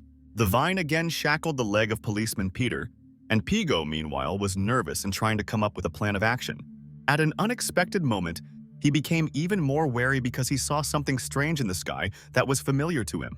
Many round balls fell from the sky which were the size of a fist and could cause a lot of harm and even kill. Pigo stood there in confusion and did not know what to do next and how to escape from the air attack with the balls. The man was shocked and looked with his mouth open at the balls, which were falling with a strange rustling sound and were clearly not weapons. There was a small green shell around the balls, which gave them the opportunity to survive a rough landing. The professor examined them and said that he had seen something similar before and suggested that it was some kind of sonar. But Pigo suddenly shouted that they were threatened by mortars, which had already opened fire on them, and the balls were only cover. The body of the little girl on the vine was destroyed by a mortar, and the rest of the heroes began to hide from the shelling. Mortar shells continued to fall to the ground, and the military began to land and fire from assault rifles. The vines were exposed to powerful heavy fire and literally burned from incessant weapon fire. Clones of the little girl's body fell to the ground as the vines, one after another, broke and also fell. The military continued to load mortars and fire at plants, not at all sparing ammunition for an important task. Dozens of shells hit the ground, and the fire did not continue for a minute, because the task had a particularly important status. Soon there was a very loud explosion, which provoked a serious blaze within a radius of several hundred meters. Special Agent Q, meanwhile, was performing tasks on a laptop, and two soldiers stood next to her to provide security. The agent said that the target was to be neutralized, and in the center there was an area of sonorous anomaly, and the fire suppressed the target's area of effect. She told the stormtroopers that they needed to wait for visual confirmation and ordered them to make sure the target was destroyed. One of the soldiers stood at the front of the line with a shield and said that the fog had cleared after the explosion and visibility was low. The military man also reported that they had reached an anomalous area and there was an unidentified subject ahead. He reported that the preliminary attribute was super powerful, force field manipulation was suspected, and the strength was unknown. Pigo looked sternly at the military, continuing to use the barrier to prevent them from getting closer and not giving them a chance to attack. Professor Beast put his hand on Infinity's shoulder and said that if she had an anomaly, people would be broken into pieces. He said it must be US Special Forces and perhaps they could team up to deal with the disaster. Meanwhile, the head of one of the little girl's clones was lying at Pigo's feet, which looked very disgusting and scary. But he did not focus on this and continued to look sternly at the military, holding an assault rifle in his hands. At one point, he calmly opened fire with a rifle without even blinking an eye, because they were a professional. The soldier with the steel shield exclaimed that an enemy attack had begun and ordered the others to destroy the subject. The military radio operator radioed the order to destroy the subject, and the others opened fire with assault rifles. Dozens of bullets flew at Pigo, but the hero's protective barrier blocked them and prevented them from hitting the man's body. The military radio operator was very nervous and ordered by radio to immediately call for reinforcements because they needed help. Agent Q ordered the mortar squad to open front fire and get ready because their help was needed in battle. Then the special guarantor ordered 8 shots to be fired at the subject, but was stunned as a bullet flew nearby. The bullet was deflected by Pigo's protective barrier and, as a result, ricocheted into the forehead of one of the soldiers, knocking off his helmet.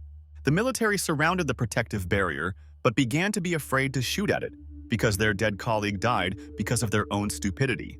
The special agent and the rest of the military were shocked again because another bullet ricocheted and killed another military man. The barrier continued to repel bullets from itself, and the military, one after another, died due to their own bullets, and there were fewer of them. Agent Q guessed that there was a professional soldier on the other side, judging by the trajectory of the guns. The soldier with the steel shield said that none of them hit them, and then opened fire with his rifle at the barrier. The military radio operator reported that the mortar squad behind them had been destroyed, which shocked the rest of the military.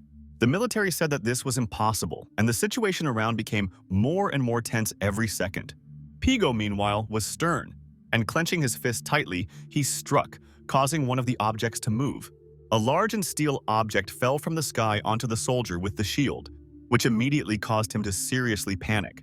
The object collapsed, and all the military were eliminated, and Pigo himself stood silently and looked at the remains of the vines. Policeman Peter sat on the asphalt and told the man that he had already killed everyone, while he was stunned by his skills. Miss Infinity still hated them, and gritting her teeth in anger began to insult them, not knowing what to say. Lying on the asphalt was Xiao Xia's burnt head, which looked like it was made of wood, but was actually just burnt. Pigo, squatting down, touched her and asked Professor Bist why he made him do this. But the professor replied that it was not her body, but the disaster that must still be in the depths of the fog. At that moment, Pigott exclaimed that all this was enough, and asked him not to speak any more about any disaster. He angrily shouted that they were the ones who hurt innocents, persecuted people with superpowers, and they were the ones who pushed them over the edge. Pigott then said that if the professor were not a civilian, he would shoot him right now for all his atrocities.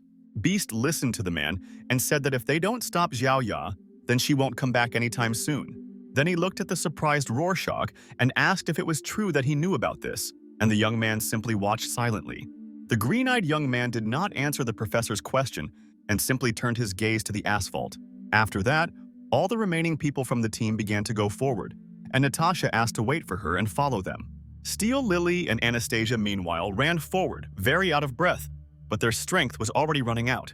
Princess Nastya was very tired and stopped and told her companion that she could no longer run because she was also getting tired. Bai He turned back and said that she thought they were separated from the rest of the team, and the girl was trying to catch her breath. Nastya asked if they should go back and find the others, and Lilia replied that it was too dangerous and they shouldn't do that. She then put her hand to her forehead and nervously said that she was very afraid. While Princess Zhe looked at her friend worriedly, Bai He opened her eyes wide and her heart began to beat faster and faster, which began to frighten her because the reasons were unknown. She opened her mouth and said that she was scared, but Anastasia looked at her, not at all understanding what was happening to her. Steel Lily began to open and close her eyes, but this did not help at all and she was still scared. The world in her eyes acquired pink and purple colors, and the girl began to slowly move forward, trying to come to her senses. Blue waves were visible in her eyes, and Steel Lily herself was even more frightened and tried to understand what was happening. Bai He said in her mind that she could see more clearly when she closed her eyes, but it was not so much seeing as hearing. She tried to sort out her feelings, and Nastya, standing next to her, excitedly said that a car was driving on the road. Steel Lily, with her eyes closed, turned back and asked if the car was really driving because it could help them. But turning around, with her eyes closed, she did not see any car, after which she decided to open them to look. A car actually appeared before Bai He's eyes, which began to gradually slow down and shine its headlights. Anastasia was delighted and joy appeared in his blue eyes, and then she told Lilia that they were saved. Bai He also exclaimed that this is great, because now they are definitely saved, but the car, on the contrary, suddenly accelerated. The girls did not expect such a boorish action on the part of the driver, as a result of which they suddenly jumped onto the edge of the road. A brown-eyed girl looked at the girls from the window in the back seat, excited and wanted to be with them. But within a few seconds, the car was hit by a huge truck, after which it overturned and fell off a cliff behind a fence. The truck was hanging over the cliff, and the car in which the girl was located began to roll from a large slope to the very bottom. Anastasia exclaimed that they had been in an accident, but Lilia said that it was not just a car accident and was very strange. The car was completely broken and lay at the very bottom of the slope, and white and hot steam was coming out of it from different parts. The girl remained alive and knocked on the glass with all her might, calling for help and hoping that someone would save her because she was scared. Nastya told her comrade that they should immediately help the defenseless girl, but Bai He doubted it a little. She closed her eyes tightly again to assess the situation using the ability that had opened up to her and weigh the pros and cons. In her thoughts, Steel Lily said that as soon as she opens her eyes, the car is there again, but otherwise she cannot see it. Drops of sweat were flowing down the girl's cheeks, and she didn't know what to do in this situation because everything was very strange.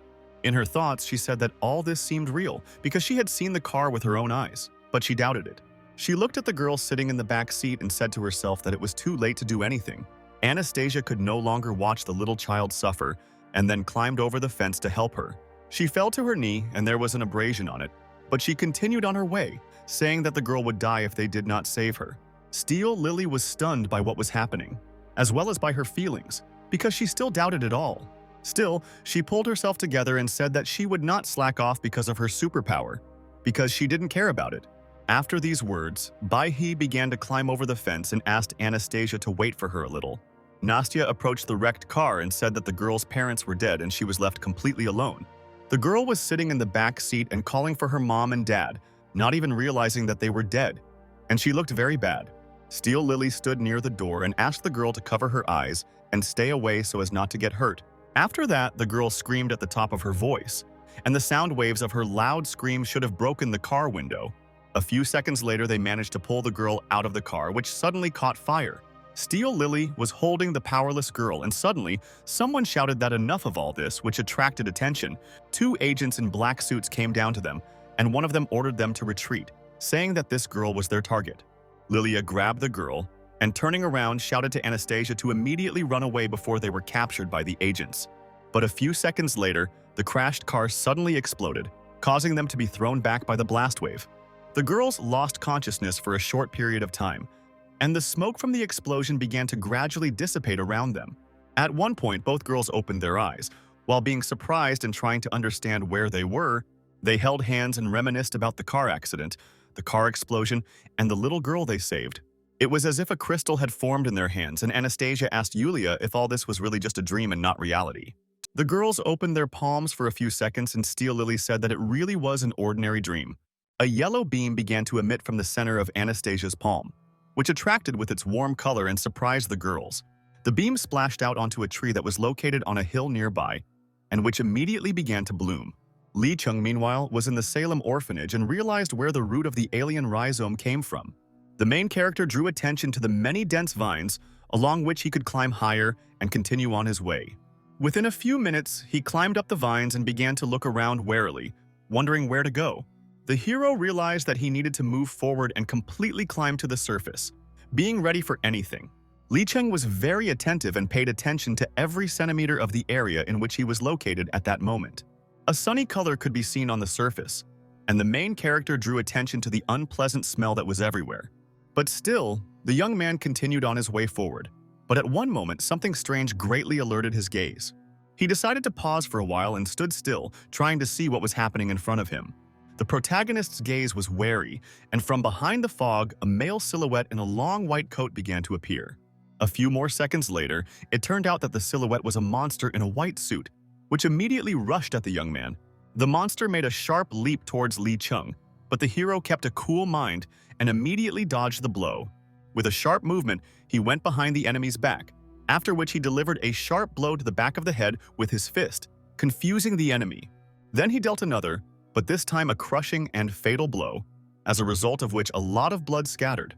But it didn't end there, and another monster with a scary face and long sharp claws attacked Lee Chung. The main character immediately used a fiery blade, thanks to which he cut the monster in half. Half of the monster's body fell to the ground, skidding a few centimeters on the ground and spilling a large amount of blood. Li Cheng said that it doesn't seem like these creatures are super strong to walk around here on their own, and there is clearly something higher. The monster still made sounds, after which the hero loaded the shotgun to completely end the creature's life. The bullet hit the monster right in the head, and a lot of his nasty blood scattered in different directions, leaving many traces. Li Chung decided not to waste much time, because the monster also has a brain or a nerve center that can be destroyed. The hero threw the shotgun over his shoulder and began to walk forward, because he had to move forward without wasting time on any monsters. But it turned out that everything was not so simple, and soon a crowd of monsters began to run towards Li Chung, who was not at all taken aback. The main character took aim at the head of the monster that rushed at him and said that there were quite a lot of them in this place. The head of the vile and savage was at the same moment struck down by a bullet, and his disgusting blood scattered to the sides. Li Cheng then reloaded his shotgun and continued to shoot the remaining monsters, preventing them from approaching. The shootout continued for a long time, and the spent cartridges scattered in different directions, but the hero did not get tired. He non-stop shot the monsters one after another, not giving them the opportunity to get even a centimeter closer to him. Dozens of cartridge casings were lying on the floor, with which the monsters were defeated, the number of which did not dry out. The last creature ran out of shotgun cartridges, but Li Chung did not lose his head and finished off the monster with the butt of his gun. Around the main character lay the corpses of many vile creatures, and he himself was trying to catch his breath after all this.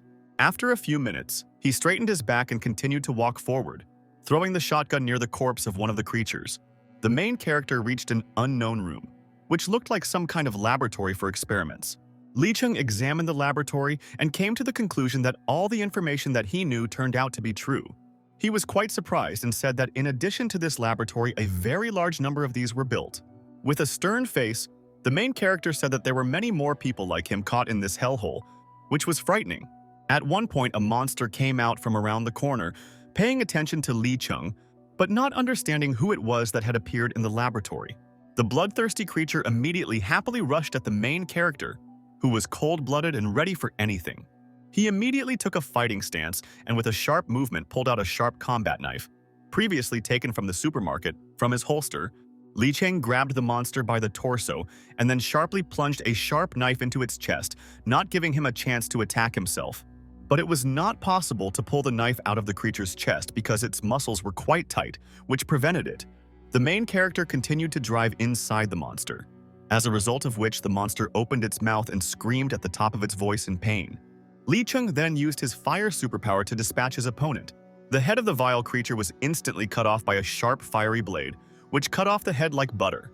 The main character took 2 steps back and the monster's body fell to the ground, and he still held the dagger in his hands. The young man tried not to get bloodied, but still carefully examined his hands and found blood on them. He looked at his palms stained with the monster's blood and said that all this could be studied a little later. After this, Li Cheng hid his combat knife and continued to advance forward, ready for a surprise battle. Suddenly, he saw a passage into an unknown room that glowed yellow and realized that he needed to go there. The main character approached the passage and, holding onto the door, said that now he was where he had been going all this time. On the floor, Li Cheng found the remains of vines, as well as a pink stuffed bunny that had been torn into 2 pieces. The main character looked at all this with a little pain in his soul, catching himself thinking that he was starting to become soft. Still, he said that the research processor should not be different from the usual one, which should make his task easier. Then Li Cheng walked to the table and found an album with drawings on it, and taking one in his hand, the hero began to examine it. Having examined the picture, the young man wondered whether the picture really depicted the explosive man. Then he paid attention to the picture and realized that it depicted Pigo with his family, where they were all happy. The main character also recognized himself in one of the pictures, where he climbs up an elevator shaft and on his back is baby Annette. Li Cheng then noticed a strange picture that showed a girl and a child wrapped in layers of bandages. The drawing had many copies, which was alarming, and the hero wondered who could have drawn so many drawings. But his attention was attracted by another picture, which meant a lot and made the young man think at that moment. Li Cheng was wary at the moment and carefully examined the picture, persistently trying to understand who was depicted in it. The picture depicted the happy father of Pigo's 3 daughters, the main character himself, and 2 unknown superheroes. In the eyes of the young man at that moment, one could see a share of empathy and a small emotional feeling because of the drawing. Holding the drawing in his hands, Li Cheng wondered where the child who lived here and drew all these drawings had disappeared to.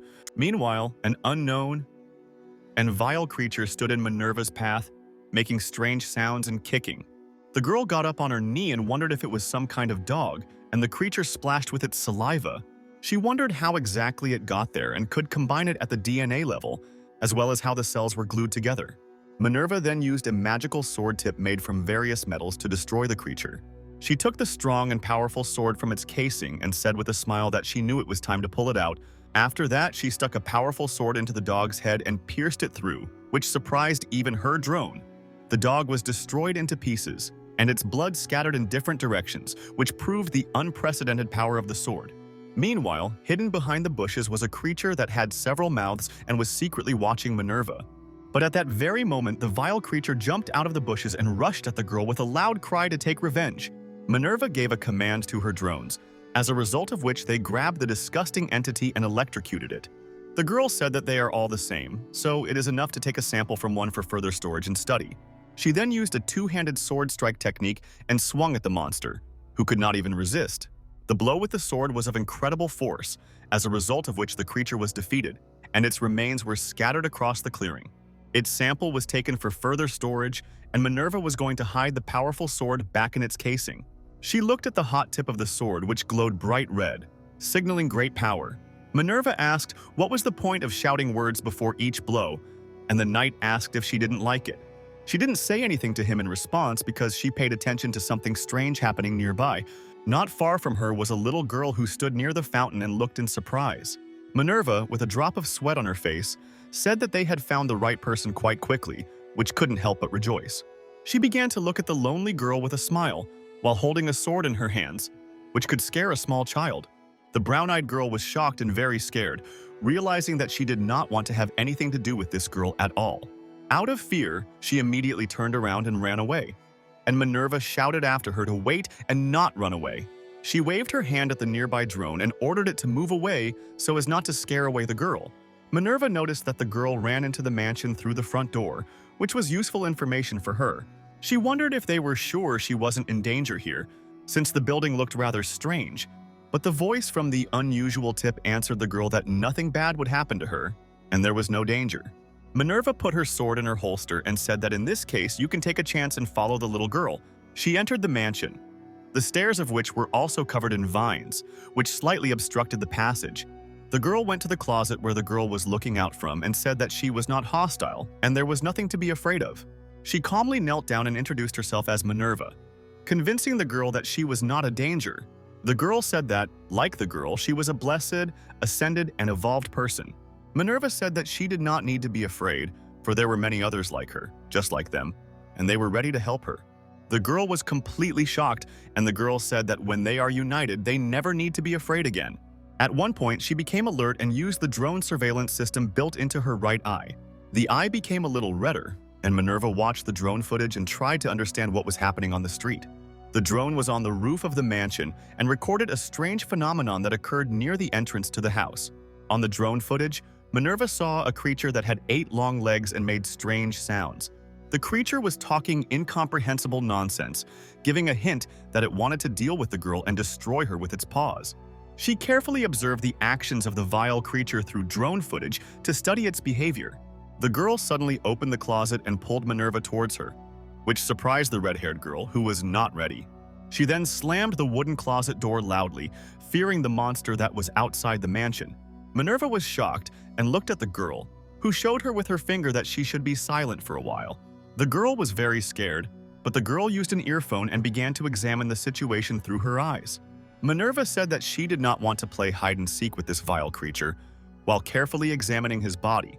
The creature at one moment became very wary and looked at the sky where something very strange to him was happening.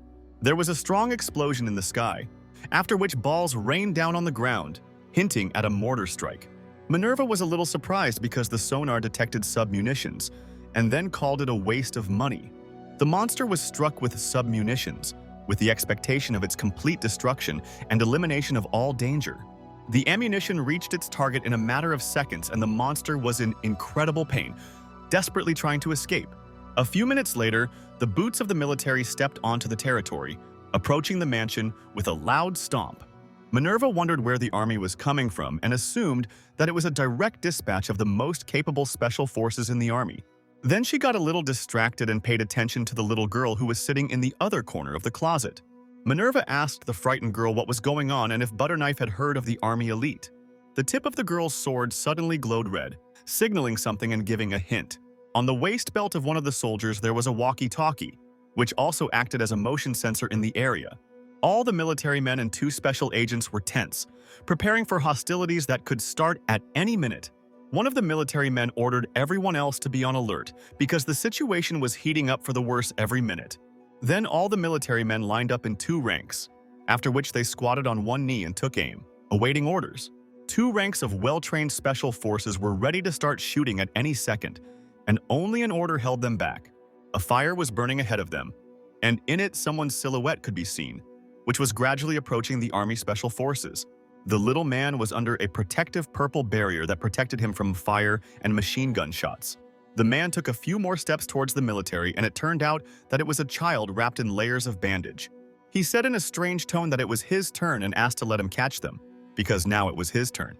One of the Army Special Forces looked with bewilderment at the small creature that dictated its own rules. The creature with a burnt face asked the military if they were the people who had previously killed Mitu. The 2 special agents standing in front of the special forces made a sharp jerk, preparing to attack the creature. Each of them immediately adjusted his glove at the wrist, making it clear that they were determined and would not joke. There was also a bracelet on the wrist, and on it there was a red button, which the special agents simultaneously pressed at that moment. Artificially introduced cells worked in their bodies, which allowed them to transform into monsters. Both agents turned into monsters and said that this disaster must be eliminated at its very source. The superheroes flew up with a sharp start and rushed at the small creature, intending to quickly deal with it. But the small man with a swollen eye and a burnt-out face only looked at the monsters in front of him with a sick smile. One of the special agent's belly suddenly swelled to a huge size, which shocked him and caused him to panic. The second hero attacked and said that this would not work on him because he has extremely high mental stability. But a very different fate awaited him, and after a few seconds he simply suddenly disappeared into space. The military began to get nervous and turned to the commander, realizing that they would definitely not be able to resist and harm the monster. The commander also panicked, after which he began to run and ordered the rest of the soldiers to immediately retreat with him. The bag on the military's waist belt was shaking from running, and the clatter of rubber boots did not subside even for a second at that moment. The commander told the damned monster that he would not allow him to destroy the planet, and then pressed the button on the detonator. The little monster laughed in response to his threats, not at all afraid of the military explosives. The military man nevertheless pressed the button on the detonator, after which a loud and incredibly powerful explosion sounded. The commander then opened fire and called a tactical retreat, ordering everyone else to fall back. But suddenly he felt that someone's hand was pulling his clothes, after which he became very wary as he understood something. Behind him was a scary little creature who laughed and said that they had to pay for everything. After these terrible words, the creature tore to pieces the commander of the Special Forces group, who screamed at the top of his voice in pain. The rest of the military also failed to escape, because they were destroyed with the help of the magic of the little monster. Minerva watched what was happening all this time, as a result of which she could not stand it and seriously vomited. A serious fire broke out all around, and the soldiers were burning, screaming in hellish pain, and the creature laughed, saying that this was very funny. Then the little creature wondered in surprise why they were screaming for so long and said that they were worse than him. His swollen eye became more bulging due to stress, and the creature said that there was another side to all this. The monster said that it was really too much to put all the pain on him and said that he was very angry. He threatened Minerva that if he found her, it would be her turn, but the girl was seriously wary. She lowered her slightly confused gaze, trying to come to her senses and come up with a plan for her further actions. Suddenly, the monster appeared right in front of the gap between the closet doors, eerily telling the girl that he had found her. He reached out to her with his burnt hand and said that now it was her turn, and Minerva was going to resist. The monster tried to grab her hand near the elbow, and the frightened girl was confused and did not know what to do. He left a mark on her hand to begin the process he had originally planned for her to deal with her. The monster used his ability and began to laugh eerily, saying that it was Minerva's turn. Her hand seemed to become saturated with his negative energy, which very frightened the girl, but she could not resist him. The creature continued to hold the girl by the wrist, and Minerva began to scream in pain, and her body seemed to be burning at that moment.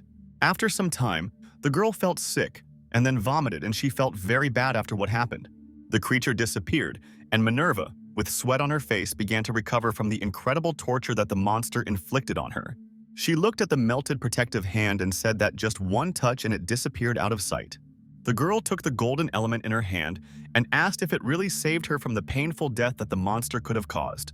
The element in her palm glowed brightly, and Minerva kept her gaze on it, hoping to get some kind of response from the voice. The tip of the sword began to make strange sounds, which signaled a serious danger for the girl. Minerva immediately grabbed her sword and turned around, and behind her at that moment was Li Chung with a combat knife in his hands. The girl swung a powerful sword at the hero with a sharp movement, but he deftly parried the blow with a knife. The red-haired girl tried to strike again, but Li Chung was a good swordsman, so he parried it again. Ultimately, the main character switched from defense to attack, striking the tip of the girl's blade with a sharp movement. Thus, the young man managed to knock the powerful sword out of Minerva's hands, which flew to the side. Li Chung grabbed the sword on the fly and then put it to the throat of the shocked girl, who did not expect such abilities. The hero held a sword to her throat and asked who she was because she just took it and appeared out of nowhere, which was very strange. Minerva tried to remain silent until the last moment, but this angered Li Chung, who persistently asked her to answer. With a smile, the girl replied that she had brought herself back to life, and the main character greeted her, still holding the sword. The girl said that the Organization of Superpowers, which are in the process of recruiting recruits, is sincerely grateful to the hero. Minerva then politely handed the young man a plastic business card, saying that the organization was called the Pantheon. Li Chung read in disbelief that the organization provides services and shelter for those with superpowers. Technical advisor Minerva said that they provide absolutely all services to keep employees interested. She said services include funding, equipment, security, and shelter for superhumans. Minerva put her hand on his shoulder and said that they would help him if he needed help, and Li Chung asked about the cost. The girl asked for the cost of services to help them deal with the Confederation Security Council. She said that this is an integrated service of U.S. military intelligence, is the direct supervisor of the CIA and FDI. It consists of officials from intelligence services, ministries, and law enforcement agencies, and is the brain of this country. But the dominant voice in the main department believes that all superhumans are cancer cells in the body. Li Chung said that they are playing for high stakes because the choice is not in the hands of such disadvantaged people as superhumans like them. Minerva said that these guys will do anything to maintain their power, but the future belongs to superhumans. She said that as long as their powers combined using science, technology, and magical mythology, they could do something. They can transform all the decadents who have lagged behind evolution and build a new world that belongs only to them. Minerva said that this was their ultimate goal and asked if Lee Chung was interested in joining their society. The main character looked incredulously into the girl's eyes and asked how they all knew him, since he is not public. With admiration, the girl asked if he really hadn't seen the news over the past 2 days, because she was here for a reason. With even greater admiration, Minerva said that Li Cheng was on the first line of the most dangerous villains. She said that the whole world was against him, so he should join them to build a new order. Minerva put a lot of effort into recruiting the protagonist, but he threw away the card and said without emotion that he was refusing. Li Cheng stuck her sharp sword into the asphalt and asked for forgiveness, saying that he was not interested in the genocide they were engaged in. The girl said that she thought he would understand the cruelty of the evolutionary war, this struggle without end to coexistence. She said they are the ones purging alien species, and they are purging incompetent genes that have fallen behind the times. The spoken words about mutation, genes, and various evolutions made the main character smile at that moment in time. He asked if she was born from a mother, and if her mother was an ordinary person, since people are less extreme. Minerva's words about the new order sounded like complete nonsense to the protagonist, after which he silently began to walk away. The girl said that she had to correct him, because she was not a racist but a social Darwinist, and she was an evolved person. She evolved to become the ruler at the top of this planetary food chain, because it was necessary. Minerva said that the dawn of a new era where the strongest survive, and Li Cheng will have to take sides. The hero asked her to go survive and said that there is no point in following him because he is not interested in her far-right theories. But the girl did not give up on her goal and said that perhaps he had a much better chance of surviving in the new environment. The main character stopped at one point and Minerva was happy, thinking that he stopped because of her words. Li Chung stopped because he saw a strange creature ahead, which was wrapped in layers of bandages. The creature said that the girl finally found help, and cheating is bad, and there is no essence in it. The main character looked emotionlessly at the creature that appeared and wondered if this was really a telepathic illusion. The little creature began to laugh and said that he knew how the insidious maiden Minerva was trying to play a trick. The monster said that she wanted to lure him out and capture the others, and even expects these guys to stop him for a while. The creature began to laugh eerily, and its yellow pupil decreased in size, but the eyeball was bulging. Li Cheng asked Cheyenne if he remembered him and said that he was here to help him and promised that there would be no nightmares. The man wrapped in bandages looked at the main character with particular fury, as if about to destroy him. The hero extended his hand to Cheyenne and offered to go with him, but the man in bandages only silently looked at the main character. At one point, he began to smile intimidatingly, which was completely unnatural and looked quite scary. Li Chung was wary, because Cheyenne's behavior was strange and did not inspire confidence in its unnaturalness. Suddenly, the entity moved from one place to another at the speed of light, and the main character was shocked. He got into a standing start position and tried to keep up with Cheyenne, but he moved and wouldn't allow him to get any closer. Lei Chung understood that it would not be easy because the creature was using some kind of energy wave. After that, he turned his attention to his hand, the skin on which had burned to ashes and only the skeleton and flowing blood remained. The main character did not panic and tightly squeezed his hand at the elbow, intending to use his superpower.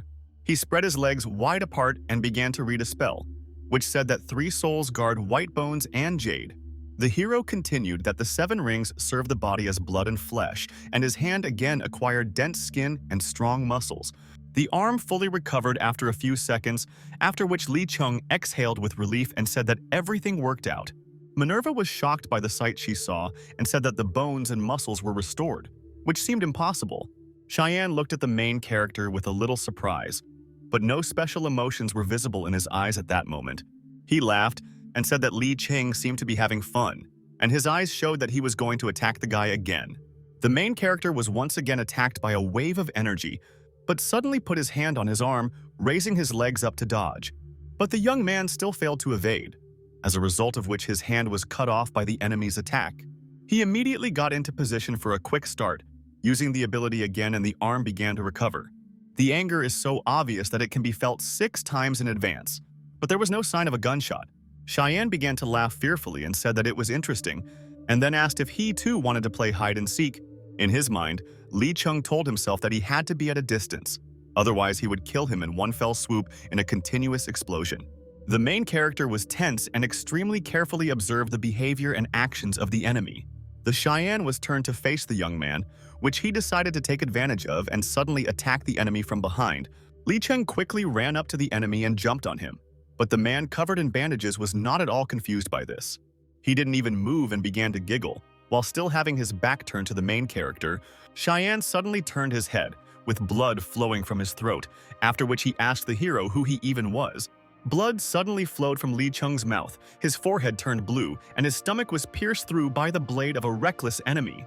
The main character could barely stand on his feet after a crushing attack, and his eyes began to roll upward due to blood loss. But still he laughed and said that now he understood how it all worked, and continued to hold his stomach. Li Cheng said that the five senses are interconnected, and therefore the abilities can be used interchangeably. He said Cheyenne was strong enough to destroy his flesh and blood right down to the cellular level, but there was one catch. The hero said that the baby in the womb hides talent, and 3 souls guard white bones and jade, and 7 rings serve blood. He explained that this is a Thai method of refining, which is a legendary technique for achieving immortality through the decay of a corpse. Li Cheng did not think that it would be written in Lianshan and was afraid that he could not refine it for thousands of years. Cheyenne changed his face as much as possible and became even angrier, while the main character was expecting his next attack. The man, wrapped in layers of bandage, suddenly jumped out of his seat, and Li Cheng was ready to fight him back at any second. Cheyenne told the protagonist to go to hell, and then used his burning superpower again to kill him. The skin from the face and body of the main character began to dissolve, and he screamed in pain. But with all his might, he remained on his feet. Soon there was no skin left on Li Cheng's body, but still he continued to scream from the incredible pain he was experiencing. Cheyenne at that moment began to mock and rejoice at this, because someone's suffering brought him happiness. But after a few seconds, the smile disappeared from his face and was replaced by shock and wariness from what he saw. Li Cheng still stood up, and even without his skin, he was still as strong and courageous as he always was. His white teeth were clearly emphasized on his face, and the main character greeted Cheyenne, eerily calling him baby. He asked him to wake up and said that they did all this for slightly different purposes, because he was not thinking about that at all. Cheyenne was shocked and froze in place, and Li Cheng walked up to him and was about to give a click to bring him to his senses. Then the main character looked sternly into the eyes of the enemy and said that they were not here to play hide and seek. Li Chen still gave a strong slap to Cheyenne's forehead to force him to take off his rose-colored glasses and bring him to his senses. Shakjalban turned out to be difficult because the energy of fire was embedded in it, and soon the enemy screamed in incredible pain. Yellow fiery rays began to erupt from his forehead, and he screamed in pain, not understanding what was happening to him. The purple sphere began to suck in Cheyenne, and he called it all disgusting, asking him to just wait for him.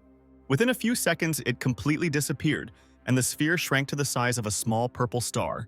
Li Chun, meanwhile, began the process of restoring his body after serious injuries, and he complained of severe pain. Minerva still stood behind him and said that the pain was good, because it meant his nervous system was in perfect order. She pointed at his hand and said that there was no need to be ashamed because those military men burst into tears, and he held on until the last. But Li Chung was still very serious and told Minerva that he was not talking about himself, but about another person. He told the girl that that boy always endured such hellish pain, and they even had the right to discuss his path. Professor Beast, meanwhile, was surrounded by a policeman in a yellow raincoat and a super-heroine. Officer Pete asked if they had pulled away, if it would be dangerous to stop there, and if those people would be chasing them. Beast said that upon entering the city they would meet death, and if they stayed here they could also die, but they would live longer. The policeman in the yellow raincoat was weak in his opinion and said that he did not have time because he had to work tomorrow. Miss Infinity, meanwhile, was still crawling on all fours, coughing in pain and bleeding. She asked why everything is always like this, and she is not capable of anything and cannot protect anyone, which made her very angry. Infinity said that obviously the merciful Lord gave her such power, so all this was not without reason. She clenched her teeth tightly and said that she had difficulty getting a healthy body, so she had no right to give up just like that. The woman began to remember how a year ago she was completely alone in the temple, sitting in a wheelchair. At that moment, Infinity silently prayed to the Lord for health, while she could not hold back her tears at all. In tears, she begged the Almighty Lord to save her, give her a healthy body and save her, because she suffered from atherosclerosis. Infinity said that God was next to her. She felt his presence. He led her and would help her avoid evil. The icons in the temple suddenly lit up with bright multicolored rays, which gave the woman some hope. Suddenly, Miss Infinity's wounds began to be covered with blue flowers, indicating that they would heal quickly. Her eyes filled with a thirst for justice and hatred of evil, after which the woman thanked the Lord for his help. Suddenly, she stood up and clenched her fist tightly, and then began to scream at the top of her voice, and energy appeared in her body. Bist said in his thoughts that the mutilated soul merged into one with Christ, which gave truly terrifying power. But there is a nuance. The professor excitedly asked Wu Xian to calm down and said that great strength is not the key to victory. But Miss Infinity no longer heard the professor's chatter and began to rise higher and higher above the ground. She asked him not to worry and said that the Lord was with her and she would not allow criminals to escape punishment for their sins. At that same second, she rushed into the distance with incredible speed, leaving only a trail and striking the professor. Professor Beast became even more nervous and said that he had not told her everything he wanted. But it was already too late. Suddenly, someone attracted attention with a slight cough, which alerted the professor, who had not expected this at all. Agent Q said she thought he was just a bookworm and didn't expect him to have the courage to go it alone. The girl with the tactical glasses then smiled and told the professor that she really underestimated him. Professor Beast could not understand what kind of girl she was, but very quickly he saw her and remembered who she was. He asked why she looked so young and said that she knew that she could live 3 months after taking such a medicine. Beast asked excitedly if she didn't know that she could only live for 3 months after taking this harmful substance. But the agent replied that 3 months was also deserved and asked if he really thought he could save the world with these mutants. The professor replied that since they were not going to sort out this matter, he couldn't just sit and do nothing. He noticed that she was alone and asked her not to say that his team had been destroyed over the past few days. The agent said that his group was so good that it scared the committee and they decided not to even use it at all. She also said that perhaps he was right, because it was too much for a mortal to participate in a war with mutants. She turned her attention to the dead soldiers and asked who did it, and the professor sullenly replied that P. Jian-jun. Special Agent Q grinned and said that it might as well be said that this was the work of the main villain Li Chung. Professor Beast grinned a little and said that this young man was also on the list of participants. The agent was stunned and asked if he was really joking, and it was really true because she didn't want to believe it. Beast said that she couldn't take them both alone, and besides, they came with the intention of saving the city from disaster. He recalled that he said earlier that they should join forces, but they are arrogant, and because of them, everything went this way. The agent asked him to stop and said that he was kicked out because they thought he talked a lot and lectured endlessly. She then reached into her tactical pouch and pulled out a small box containing 4 syringes. Special Agent Q Effect pulled out syringes with drugs from the box and showed them to the professor standing nearby. She then injected all 4 multicolored amplifiers into the wrist area, which should give her a lot of power. The professor excitedly asked if she really wanted to die so badly, and Policeman Pete was simply shocked by this. The agent replied that the only way to know when it is time to die is to know your limits. Beast said she has less than a millisecond to make her move before he has time to react. The special agent was a little nervous and called it all sucks, but still listened to the words of the knowledgeable professor. Then she squeezed her hand tightly and broke all the ampules with enhancer substances so as not to let herself down the aisle. The girl looked at the professor and said that in this case she only has one chance. With a smile on her face, she began to leave and said that it was amazing, and the professor was still worried about her.